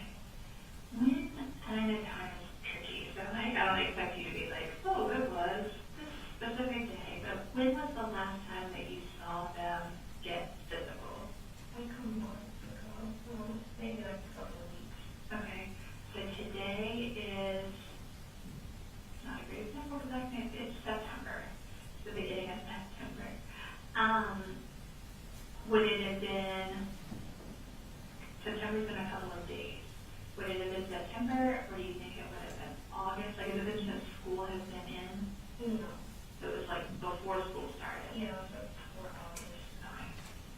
And so they were kicking and stuff like that. And you said Dad would like hold them. Help me understand what like their bodies would look like when Dad would hold them. Like, he would either like put Brad his arms around him and like try to like get him to stop. Or like if they were to like fall down or something, he would like try to like stand him onto the floor and try to get him like contact and stuff. Okay. And again, Jenny, I understand like you're in a tough spot, okay? But were there ever times that Dad would be so frustrated or so angry or whatever that he would start the stuff with Colt? No? Okay.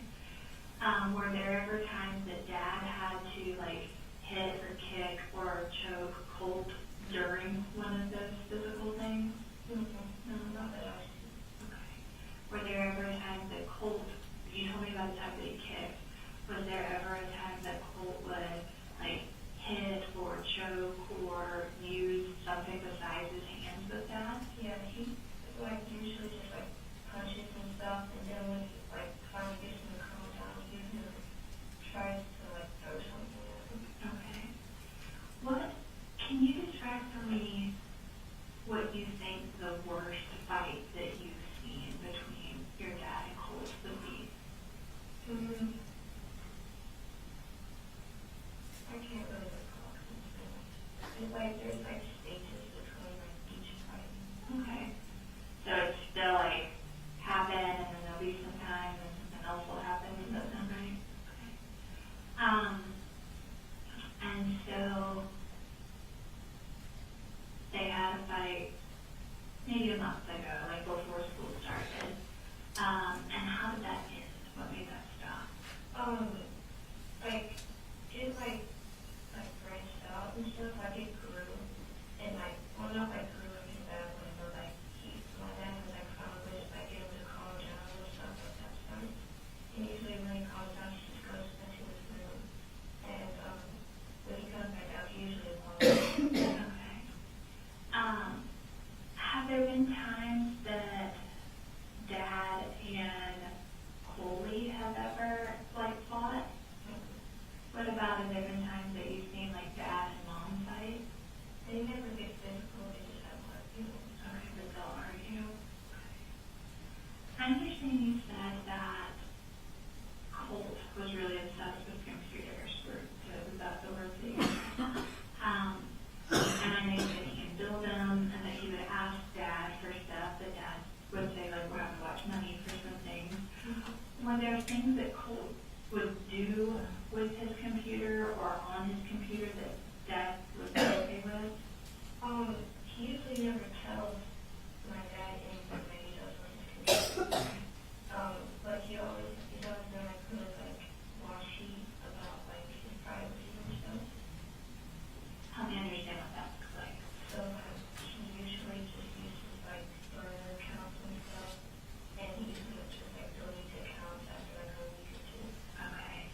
And is that stuff that, like, Colt would talk to you about that he would do? Tell me about, like, some of those conversations. Well, sometimes he like makes an account on like some Gmail, and then like a week later he says, "Oh, I deleted my account. You have to edit it." Okay. And I would say just pretend like I'm real dumb at this stuff, but also I'm real dumb at this stuff. You may have to like really walk me through some of it, okay? And so the games, I know you guys would play Minecraft.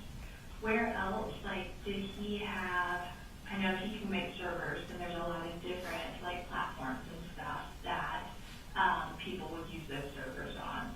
What were some of the platforms that Colt would use his accounts on? He is like all over the place.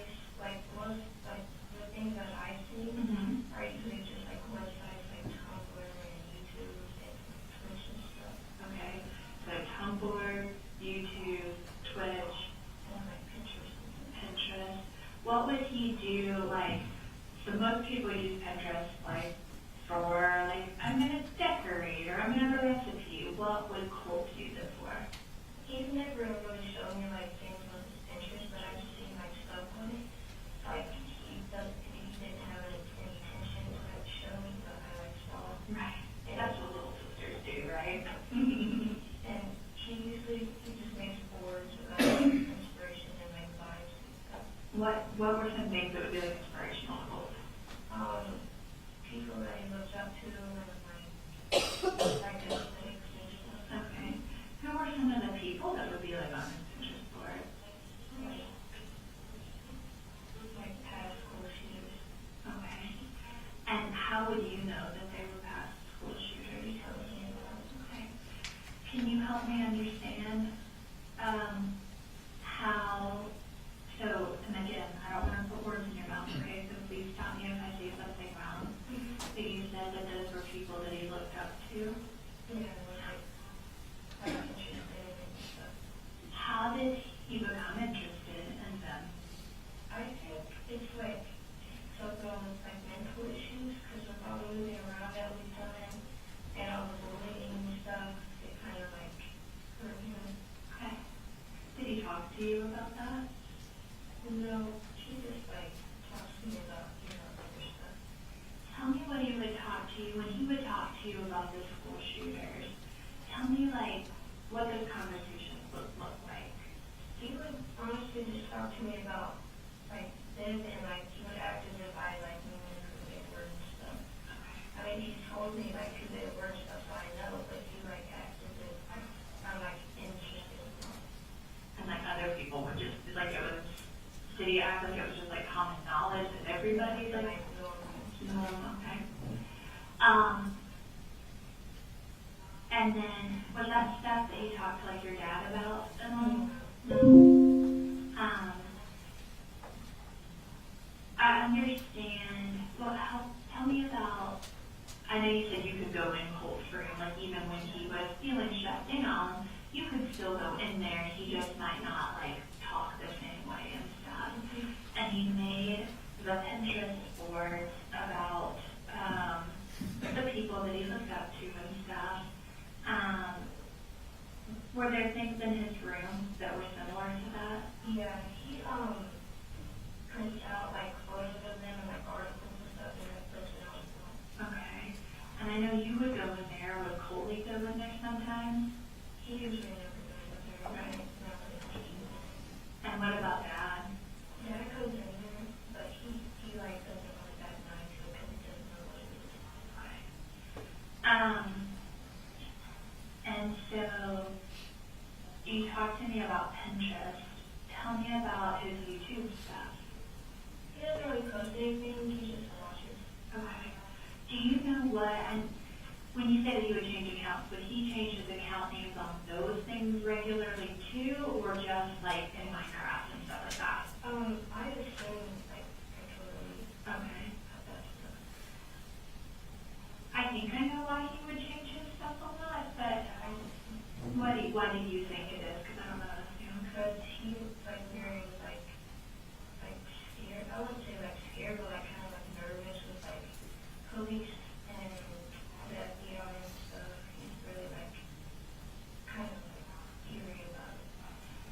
when you say that, help me understand what that meant to him when he would be like eerie about it. He would be like trying to avoid anything that is like connected to them, and he was trying to like, he was like, try his best to hide himself. Okay. Did he think that people from like FBI and stuff were like looking for him, or he just wanted to make sure that they didn't know? I don't really know, but I would assume that he just didn't want to know. Okay. Do you know what some of the account names that like he would use were?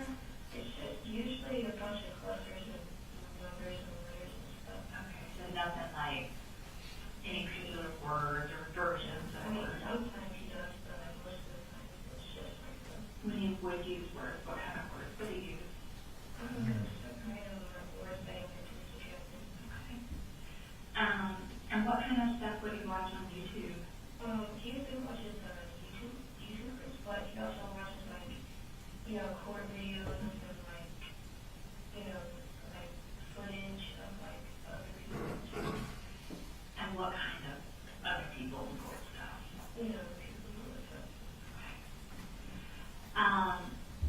And then tell me a little bit about Twitch.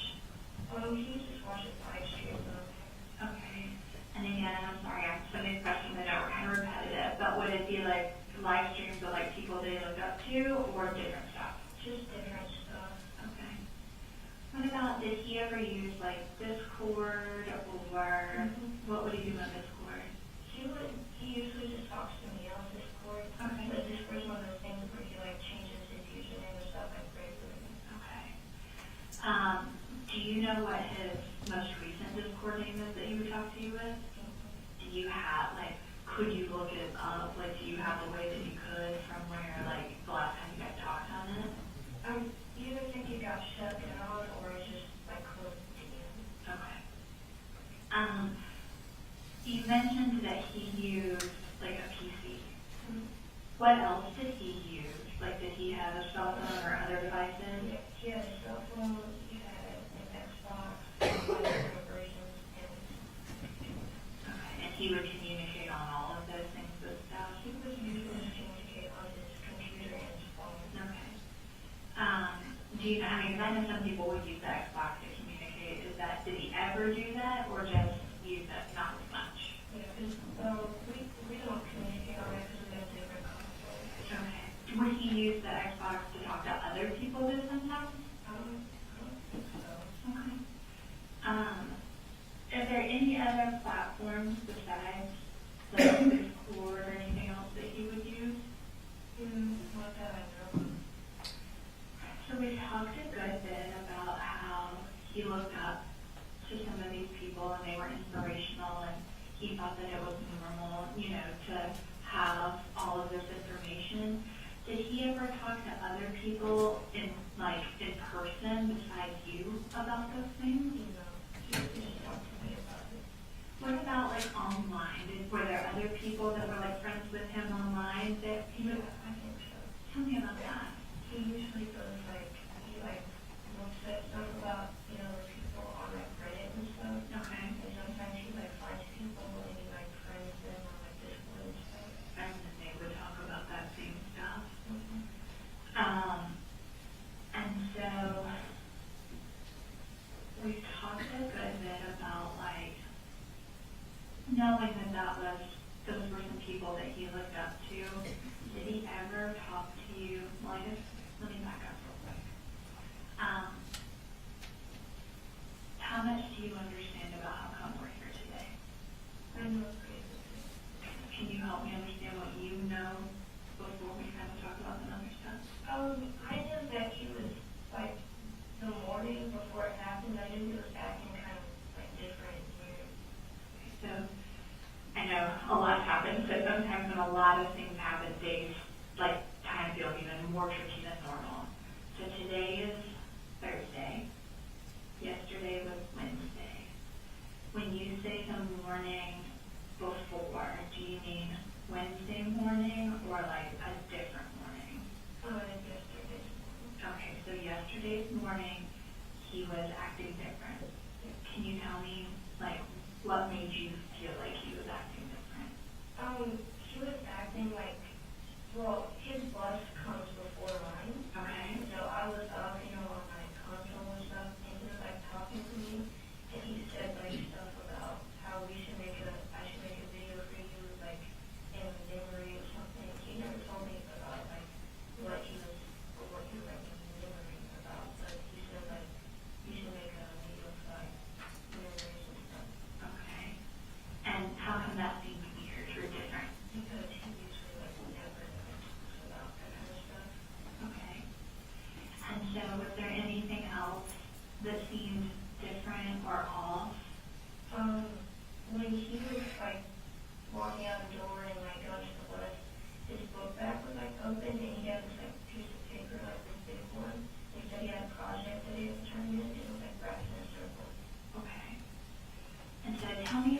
what kind of book bag does he have? He has a change for it. Okay. And do you know what like color or whatever it was? It was black. And so you said that the top of the JanSport was open? Yeah, it was like, And that there was, what was sticking out of it? like a big piece of paper, like used for projects and stuff. Okay. Do you know what color the paper was? It was like, It was white. And you tell me that it was in a circle? yeah, it was like wrapped in a circle. Okay. And was it like, so sometimes, you know, when we see like paper that's wrapped in a circle, it can be wrapped like this, and it's still open at the top. Was it like that, or was it like closed up, or something It was different? open at the top. So, was it like this? Was there anything sticking out of the top? Not that I could see. Okay. Like the lights were in. Okay. And that was normal or not normal for him? That wasn't good. Okay. But he said that it was a project. Did he tell you anything else about the project? No, but I went out of my room and when I saw him, I walked out the door and tried to like ask him about it, so like, cause I wanted to see it, but he was already out the door. Okay. And then did you talk to him or see him or text him or anything else after he walked out the door? No. Have you heard anything from him since he walked out that door yesterday? And then I know you said that he would talk to you sometimes about stuff. And I know sometimes when we talk to people and we don't, you know, we don't know things that may happen later. But then when we look back on stuff, we can be like, well, now I can see maybe what they were talking about or what. Does that make sense? Yeah. Now that it's today, and we know kind of everything that happened, can you look back?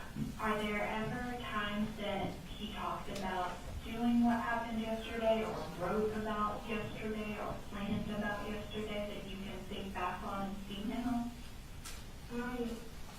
Like before, he just talked normally. I mean, I don't like go through my kids' like books or anything, so I don't know if he like planned it or just talked about it. Okay.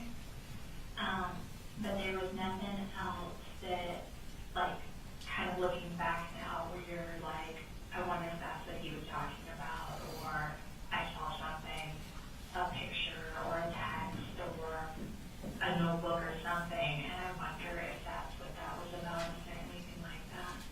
I mean, when we would text with each other, he usually like send me like images of the people he looked up to and stuff, and like memes about it.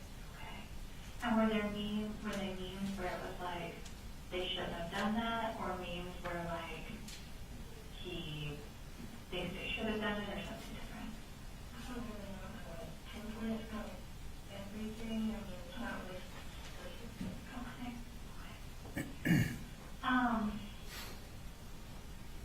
And I know, I understand that you say like Dad would go in the room and Dad would see all of the same pictures that you saw, that you don't know, like if Colt and Dad like talked about those things the same. No, I know they did. Okay. But is there any time that Dad has ever been worried about Colt's behaviors or about him liking those people? He doesn't know who the people were until the police officer told him. Okay. But like my brother, he wouldn't have known that I talked about that stuff around him. Were there ever times that, like, Colt was around guns or was not allowed to be around guns or something like that? He was allowed to be around guns because we, my dad and him, we usually went to a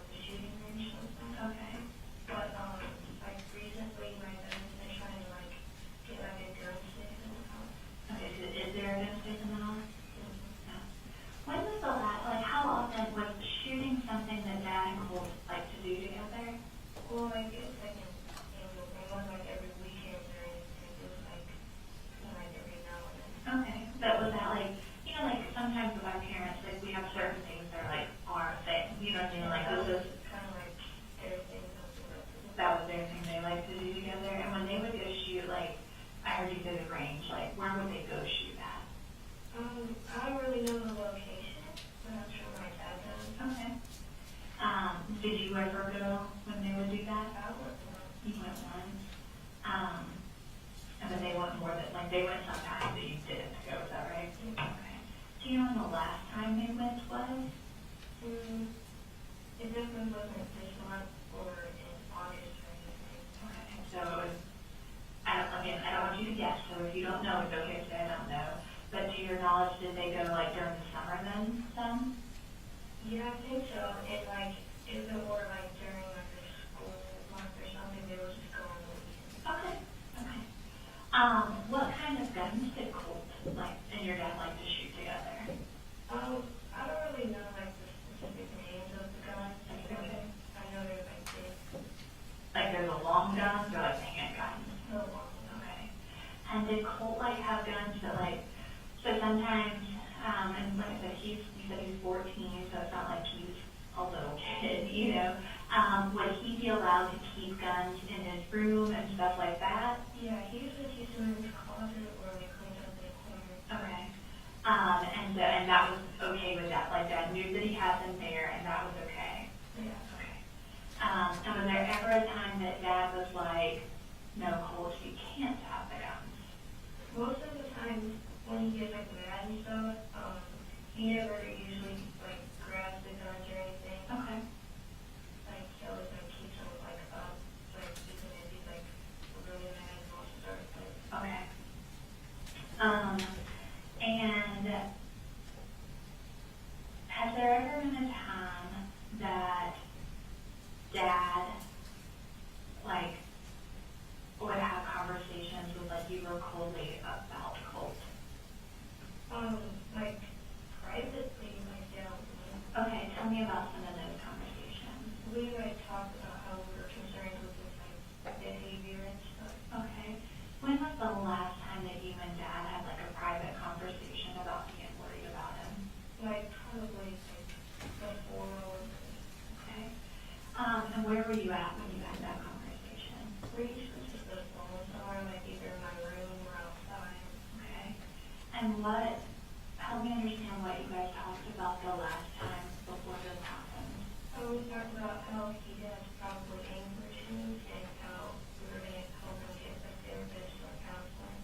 Did anybody ever get him a therapist or counseling? They were close, but it didn't really come time. Okay.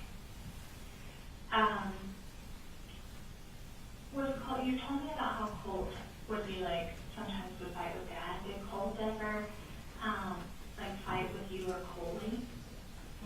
No? Were there ever times where like he would be rougher with you guys though than like you wish he would have been? Yeah, like sometimes, well, he's not really rough with my little brother, he's just like counseling and stuff. But with me, when he gets like mad and stuff, I usually just lock my door. Okay. And he usually just like thanks on it and stuff. Okay. And so sometimes like people are talking about like it started off okay, but then like it got taken too far. Yeah. Were there times where like that would happen with how he would treat you? Well, like maybe when it like gets too far, it usually ends with like him breaking something or like putting a hole in like my door or something. Okay. How many times do you think he's put a hole in, like, I heard you say the door, have you ever put a hole in a wall? Yeah. How many times do you think he's put holes in something when he's really upset? We always put like one hole in the wall, I think, and he put like 3 in my door. And were those all 3 happen at one time or different times? Different times. How come he would, so it seems that you said that you would lock the door, and then all 3 times were those times he was trying to get into your room that he put the holes in it? What would he be so upset about? Like sometimes we just have like petty arguments about like games and stuff, and it just like gets bigger than it should be. Right. And then like, well, that's basically it. So like sometimes we have like actual arguments about stuff, and it escalates too. Okay.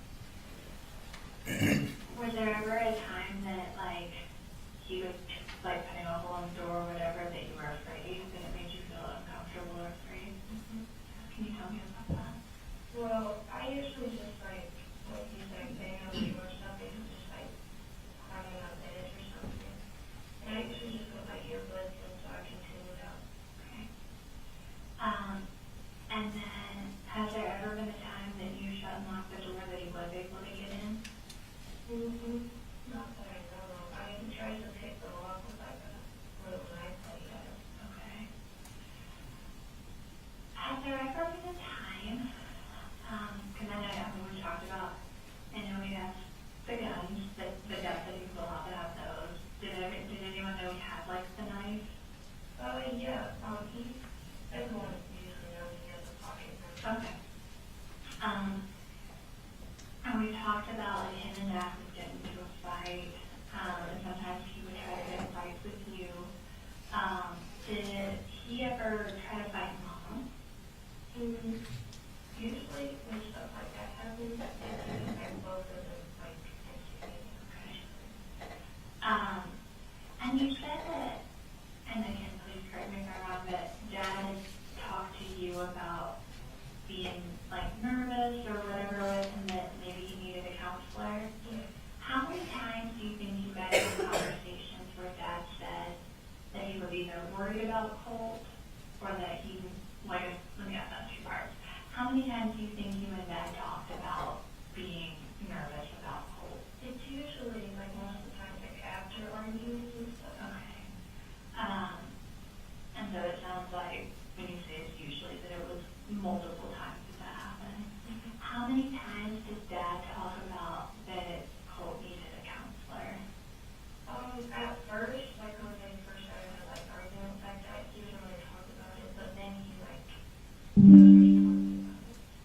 and I know you okay, I don't wanna assume. You said the last time you and Dad talked about him being worried was right before this happened. What had happened then that made you guys talk about it? It wasn't like the day like right before it. It was like a couple like weeks back. Okay. Was there something that happened that made you and Dad talk about it? It was just like a word argument. Okay. Who had the word argument? My dad and my brother. Okay. And has Dad talked about like trying to get a counselor for him one time or more than one time? More than one time. I know you said that Colt used to go to the school you're at now. When he was going to that school, did Dad ever talk about him needing a counselor? No, because I like came up to live with him like the day after he like left the school. Okay. But like when he's at school, he's just like quiet. Okay. Was there anything else when you and Dad talked that Dad talked about that he thought like maybe getting a counselor would help or things like that? Were there other like kind of steps or ideas that Dad had that might be able to help Colt? He definitely wanted to try to get him on some medication to kind of relax. Okay. Was he able to get a doctor appointment for him? How many times did Dad talk about the medication? One time or more than one time? More than one time. Okay. When Colt would talk to you about looking up to the people that he looked up to, was there ever a time where like you or anyone else would tell him like not to look up to them or something like that? I tried to be like discreet about it and like saying like, oh hey, those are kind of bad people. I wouldn't really like invest in that kind of stuff. But I usually like try to like keep my distance. I don't want to like anger anybody. And then how would you respond if you would try to say those things? He would just laugh at them. Or like just ignore it. Did Dad ever tell him like not to do those things? He never did. And then, can you help me understand, like, what yesterday was like for you up until, like, today? Because I imagine that there's been a lot of talks and a lot of stuff like that. Can you kind of help me understand what's been talked about and, like, kind of what all you've been a part of? My dad, when he was talking about it, he said that he was shocked. And like kind of like angry that he did this. But honestly, in like my perspective, I kind of saw it coming. Okay. Help me understand the things that you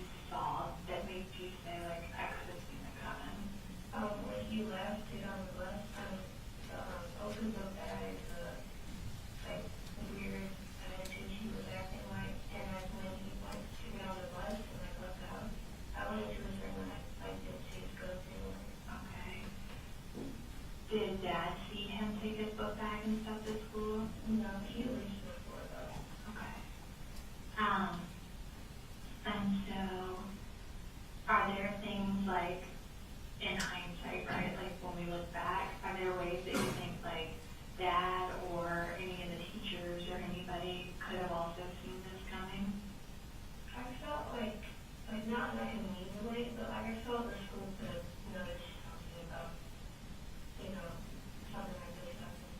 Okay. What kinds of things do you think they could have done? Like, I was surprised when like he was able to get on the bus because I would have thought when like the bus driver would have like seen, his gun because it looked back or something. What about Dad? What are things Dad could have seen? He is kind of like oblivious to every like all the idolizing people and like thinking about this kind of stuff, but they never talked about it. Jay, I'm gonna ask you a really hard question, okay? And I know, like, nothing that happened yesterday is something that you did, okay? And so I want you to know that. But did you know that that was a gun in his book bag that he left yesterday? I felt like it was here, but I didn't see it. And how did he get that? Was that a gun that, like, how did he get the gun that he had yesterday? My dad bought it for him. Okay. When did Dad buy that gun for him? I don't know. Has it been since you've lived there that Dad, was it like a gift for him? Yeah, I think so. Okay, and has it been since you've lived there that Dad gave it to him as a gift? Mm-hmm. Okay.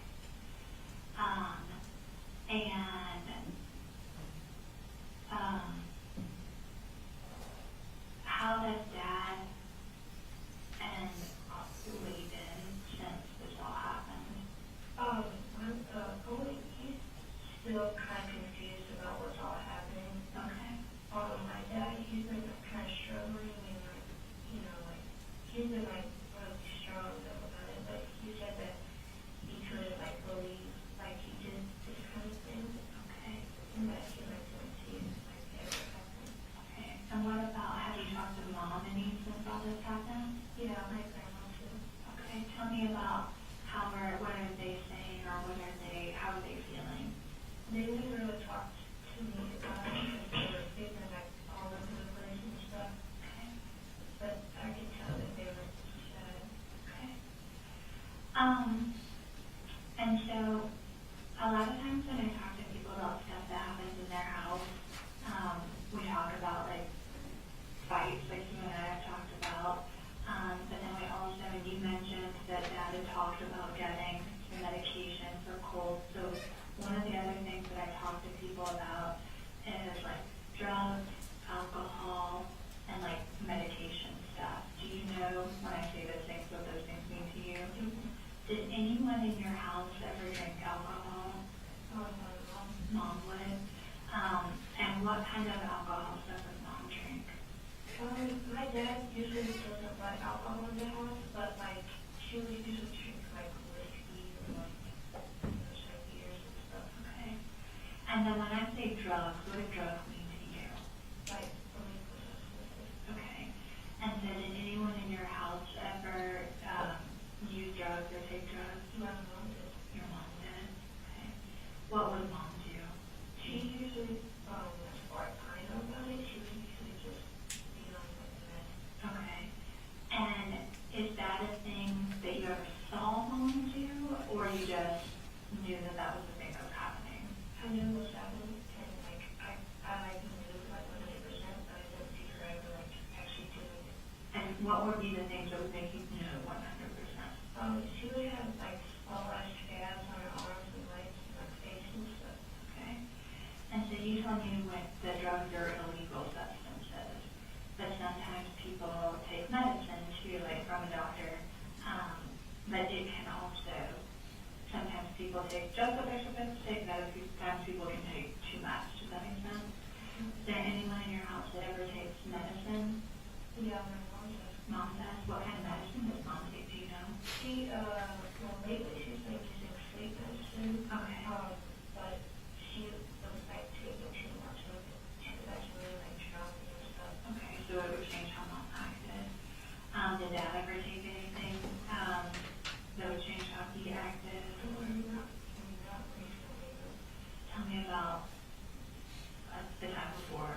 When I was still a kid, back in my little brother's age, he would usually when's the last time that you've seen bad training? Like ever since I was like when you were younger. And then did Dad ever take any medicine or anything that would make him act different? No, the medicine that he would take was his prescribed painkillers. Okay, did something happen with Dad's back? Yeah, he broke it. Okay. When did you know, again, I don't expect you to know exactly, but did you know about when, or how old you were when Dad broke his back? I was like 4 or 5. So you were young. Does Dad still take the medicine for his back?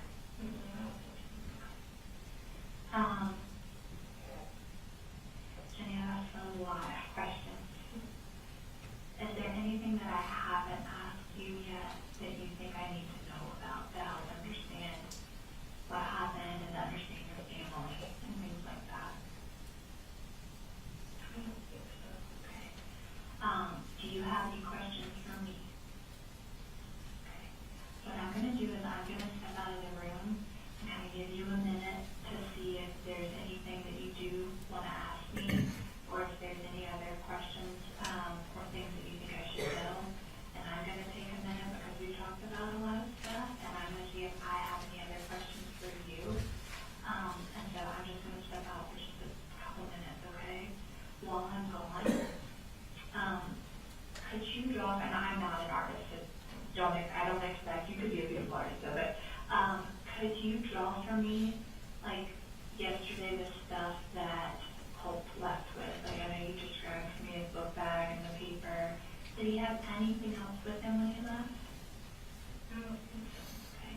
Can you draw for me the book bag and what all of that looked like when he left the house yesterday?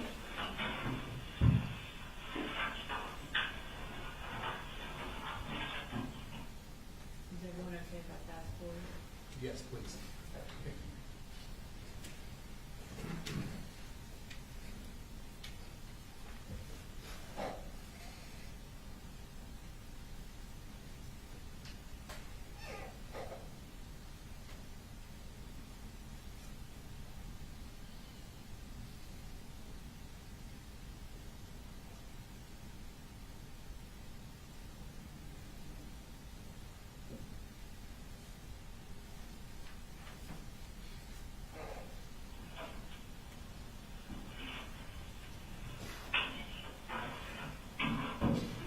Tell me what you're doing.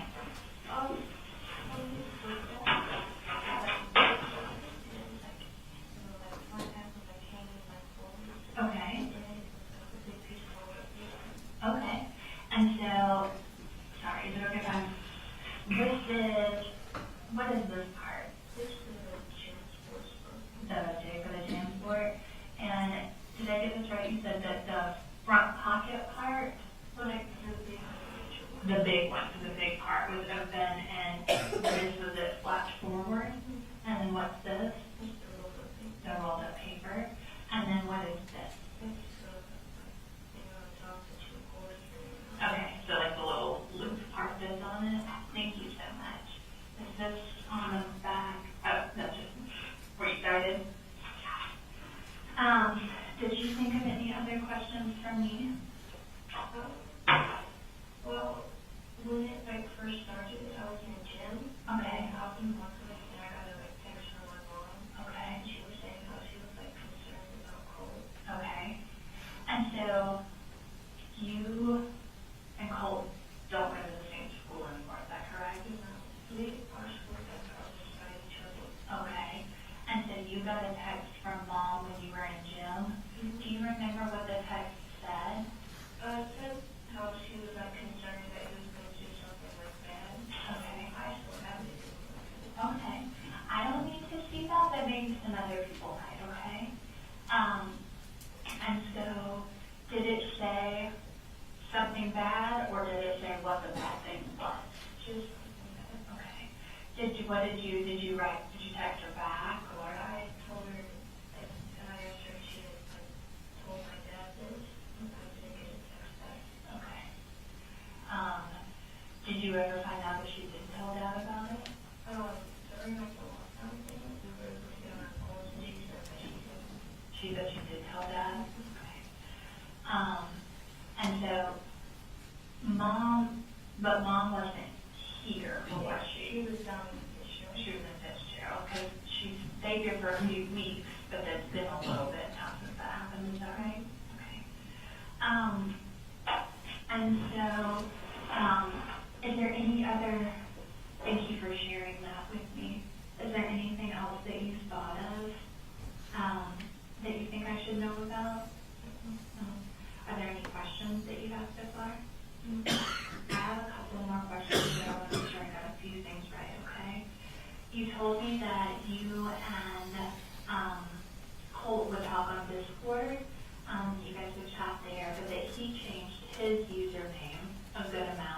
might be able to see what his last one is, but also you might have like shut it down.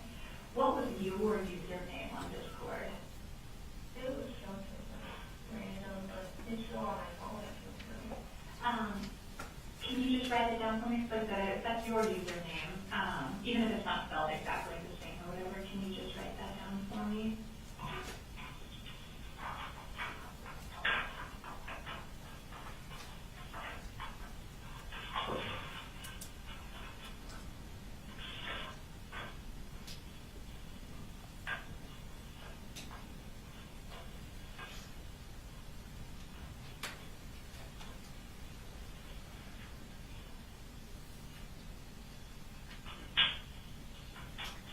Thank you. I want to make sure I got it right. Is it Micah_Belly? Yes. Thank you. And then I know you said you and Dad had talked about Colt maybe eating some medicine and stuff to help him. Did Colt ever talk about, or did you ever see Colt have, like besides being angry, was there any other stuff, like was he ever diagnosed with anything, or was there any like stuff that he thought was wrong with him, or something like that? I don't think he was diagnosed with anything. Okay. Did he ever talk to you about like feeling like something was wrong with him, or anything like that?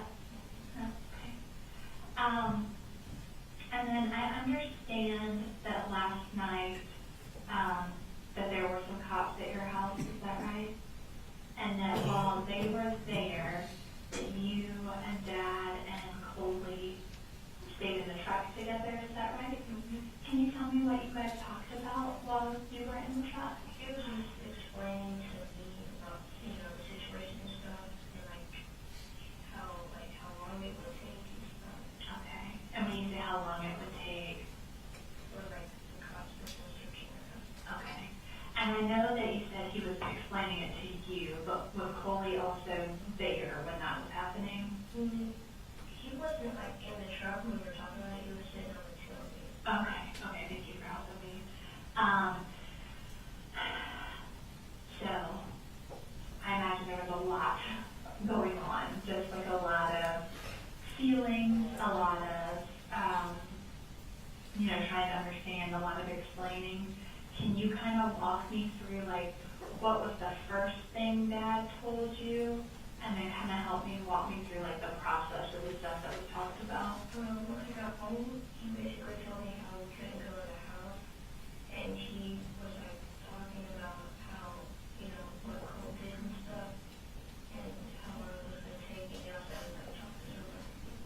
Who did you have to talk to? I don't know, Like Dad had to talk to other people? Okay. What words did Dad use to explain to you what Colt did yesterday? And again, I know Jimmy, I know this is hard, okay? I'm so sorry to have to ask hard questions, okay? How did he describe what happened yesterday? I know you would have used kind of normal day-to-day words, but can you help me understand how he described what happened? He didn't really talk about the shooting at the school. Okay. He talked about how Colt was really fight with him, and how he was how he didn't know where he was at the moment. Okay. And I understand. How did you first find out about the actual shooting? When we went into lockdown. Okay. And what did you find out? Because what school are you at now? And so that's right there. Is that right behind? It's on a hill, the high school's near the bottom. Right. And so when the school went on lockdown, what did the school say? They just said what they usually do. They didn't really say anything specific, and how it was a hard lockdown. Okay. And then how did you know it was a shooting? Because I just had that feeling, and I texted my mom and my dad and stuff, and I heard the other students around talking about it. Okay. How did other students know? I think they were on the news. Did you go on the news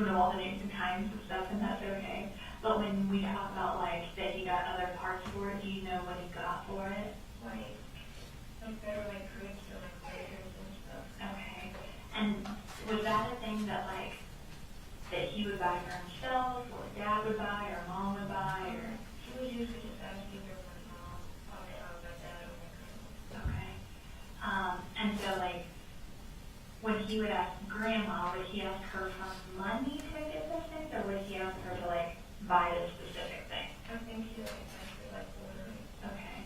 What kind of stuff did grandma order for him? She mostly ordered electronic stuff for him, but she did buy some good for him. Okay. And when you say grandma, what is grandma's name?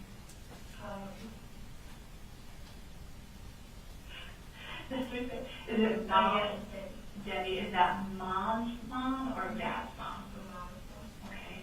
And then what kind of stuff did dad buy? Like, would he give them money or would dad buy the parts stuff? He would buy the parts. Do you know what kind of parts stuff dad bought? Like things that you know like clip onto the gun. Okay. And like upgrade it and stuff. Okay. You talked about lasers, did I get that right? Who bought the lasers? I think my dad did. Okay. And you talked about stuff that clips on the side. What would that be for? I don't really know, like gun expert, but I would think for like better like grip and like aim. Okay. If I talked about like a magazine, do you know what that is for a gun? Do you know where Colt got the magazines for his gun? He's my dad. Your dad got them. Do you know how many he had? No, he usually, if he ever showed me one, he would just have one. One, okay. And what about, and again, you don't know your kids, but like bullets and stuff for it, do you know where he would get those? I think he would like get it from like a sports place or like Amazon. But, normally adults have to buy those, so would that be dad would buy the bullets, or grandma, or something else? My grandma, like only thing that she ever like really gets for his gun is ammunition. Okay. But my dad also likes ammunition. Okay. And again, there's a lot that has happened in the last few days, I understand that. You told me about that morning that Colt acted different. What about like the night before? Had anything happened like the day before or the night before that seemed different or off or bad or anything? No, I don't think so. Okay. Has there, I know you talked about like bullying and that was a thing that, you know, Colt has struggled with. Has anything like that happened recently, like at his new school? Not that he told me. I asked him about it. But like from like past school with that or like recently asked him about it. Okay. I asked him if he made any friends and stuff, but he usually just says no, and he lunch he goes into the library. Okay. And you said that he rides the bus to school. Which bus did he ride? I don't know. And then, does he like talk to anybody on the bus or anything like that? They know. And so the bus picks you guys up like near your house. Yeah, okay. And he leaves. How like what order does everybody leave your house? My little brother leaves first, and my dad goes to work after he drops him off. Then Colt leaves.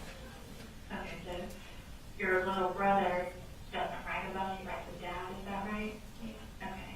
And so was Colt like awake and getting ready and stuff when they left, or they left before he ever woke up? I think he was awake when he left. Okay. And then like on a normal morning, does dad like come and check on everybody, make sure everybody knows and moving and all that stuff before he leaves, or is that like y'all's job?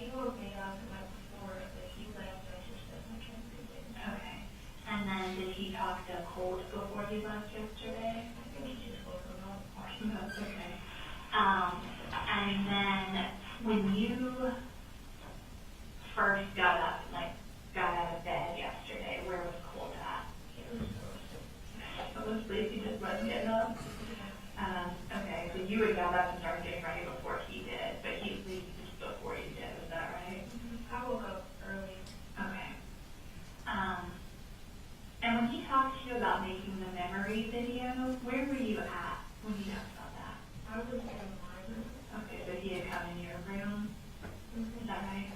And was he already like dressed and ready to go, or not yet? Yeah, I think he was ready to dress. Okay.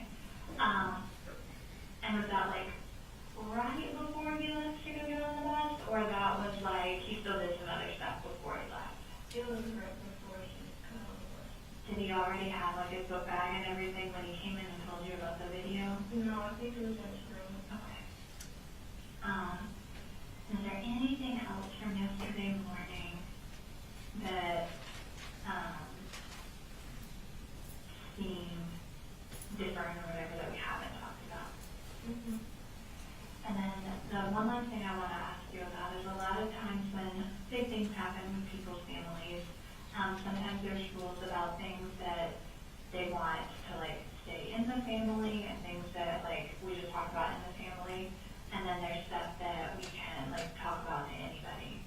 With your family, are there any rules about what you can only talk about with the family? We just try our best to like express our like true feelings to each other. And we like support each other with things and stuff. And we try to like keep our private information with us and not express it around. Okay. And when it comes to the stuff with Colt, like the worries about Colt, and then what happened yesterday, is there anything that you guys are not supposed to talk about, like to other people? Like, just like a normal, like, person or like a police? Either one. Like, just a random person, we probably won't talk about. Okay, and are there any things that are like private that you're not supposed to talk to like police or anything about when it comes to this stuff? No. Okay. When you guys talked yesterday, like in the truck, were there any rules about like what you can talk about and you can't talk about? No, he was just explaining to me and my family about what was happening and how long it was going to take and stuff. Okay. And then a lot of times when things happen, people can be worried about other people being in trouble. Are you worried about anyone being in trouble? I'm kind of worried about like my family being in trouble somehow. Okay, help me understand that. Like people thinking we're like bad people. Okay. Do you think people think you're a bad person? Sometimes, yeah. Like with like it being everywhere on like the internet and stuff, I wouldn't be surprised. Has anybody like said anything to you personally, like a text message or like online or anything like that? No, but they like texted my mom like, how do you know about that? Because my mom told me. What did mom say people had texted? Yeah, she was just saying like how they were texting other things and crazy things. Who was sending those things to her? Just random people on like Instagram and Facebook and stuff. Okay. Are you worried about, you told me a little bit about mom, a little bit about you. Are you worried about that being in any trouble? Not really. Okay. And are you worried about Colby being in any trouble? Is there anything else that you are worried about or have questions about or anything like that? No? Do you know what, like, kind of next for you guys? Like, what your plans are for the rest of the day or anything? We're going to try and, like, you know, just, like, get through this, like, normally, like, one day at a time. Okay. Well, Jenny, like I said, it is not lost on me that I asked you a lot of really hard questions. And so I want to thank you for being willing to talk to me today. And I'm grateful that I got a chance to meet you. And if you don't have any other questions for me, I can walk you back out to the front. So, thank you. And then I'm going to keep these two things so I can remember. I'll show you where. And if I show you where I mean, I might also open wrong doors, but we'll figure it out together. How's that sound?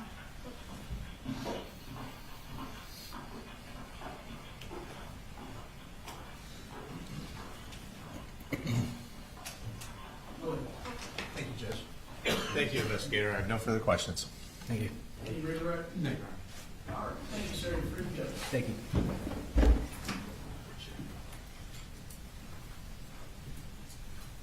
How many pieces to say out loud? The next being Ms. Gilliland from your office? Yes, sir. Okay. All right. Maybe disappointed, I said go home, slightly early. We're gonna stay and work out some evidentiary things, hopefully to make tomorrow a little smoother. But no promises.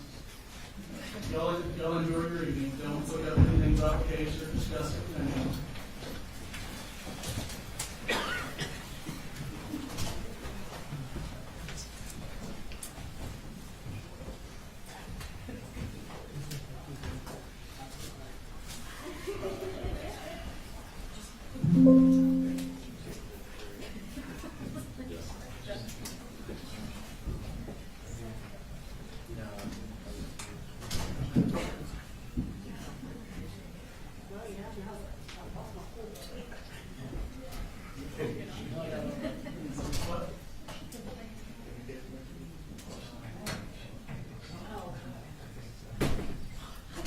All right, do y'all need a little break before we go through? Dawn says yes, so we'll take a break and then pick back up with the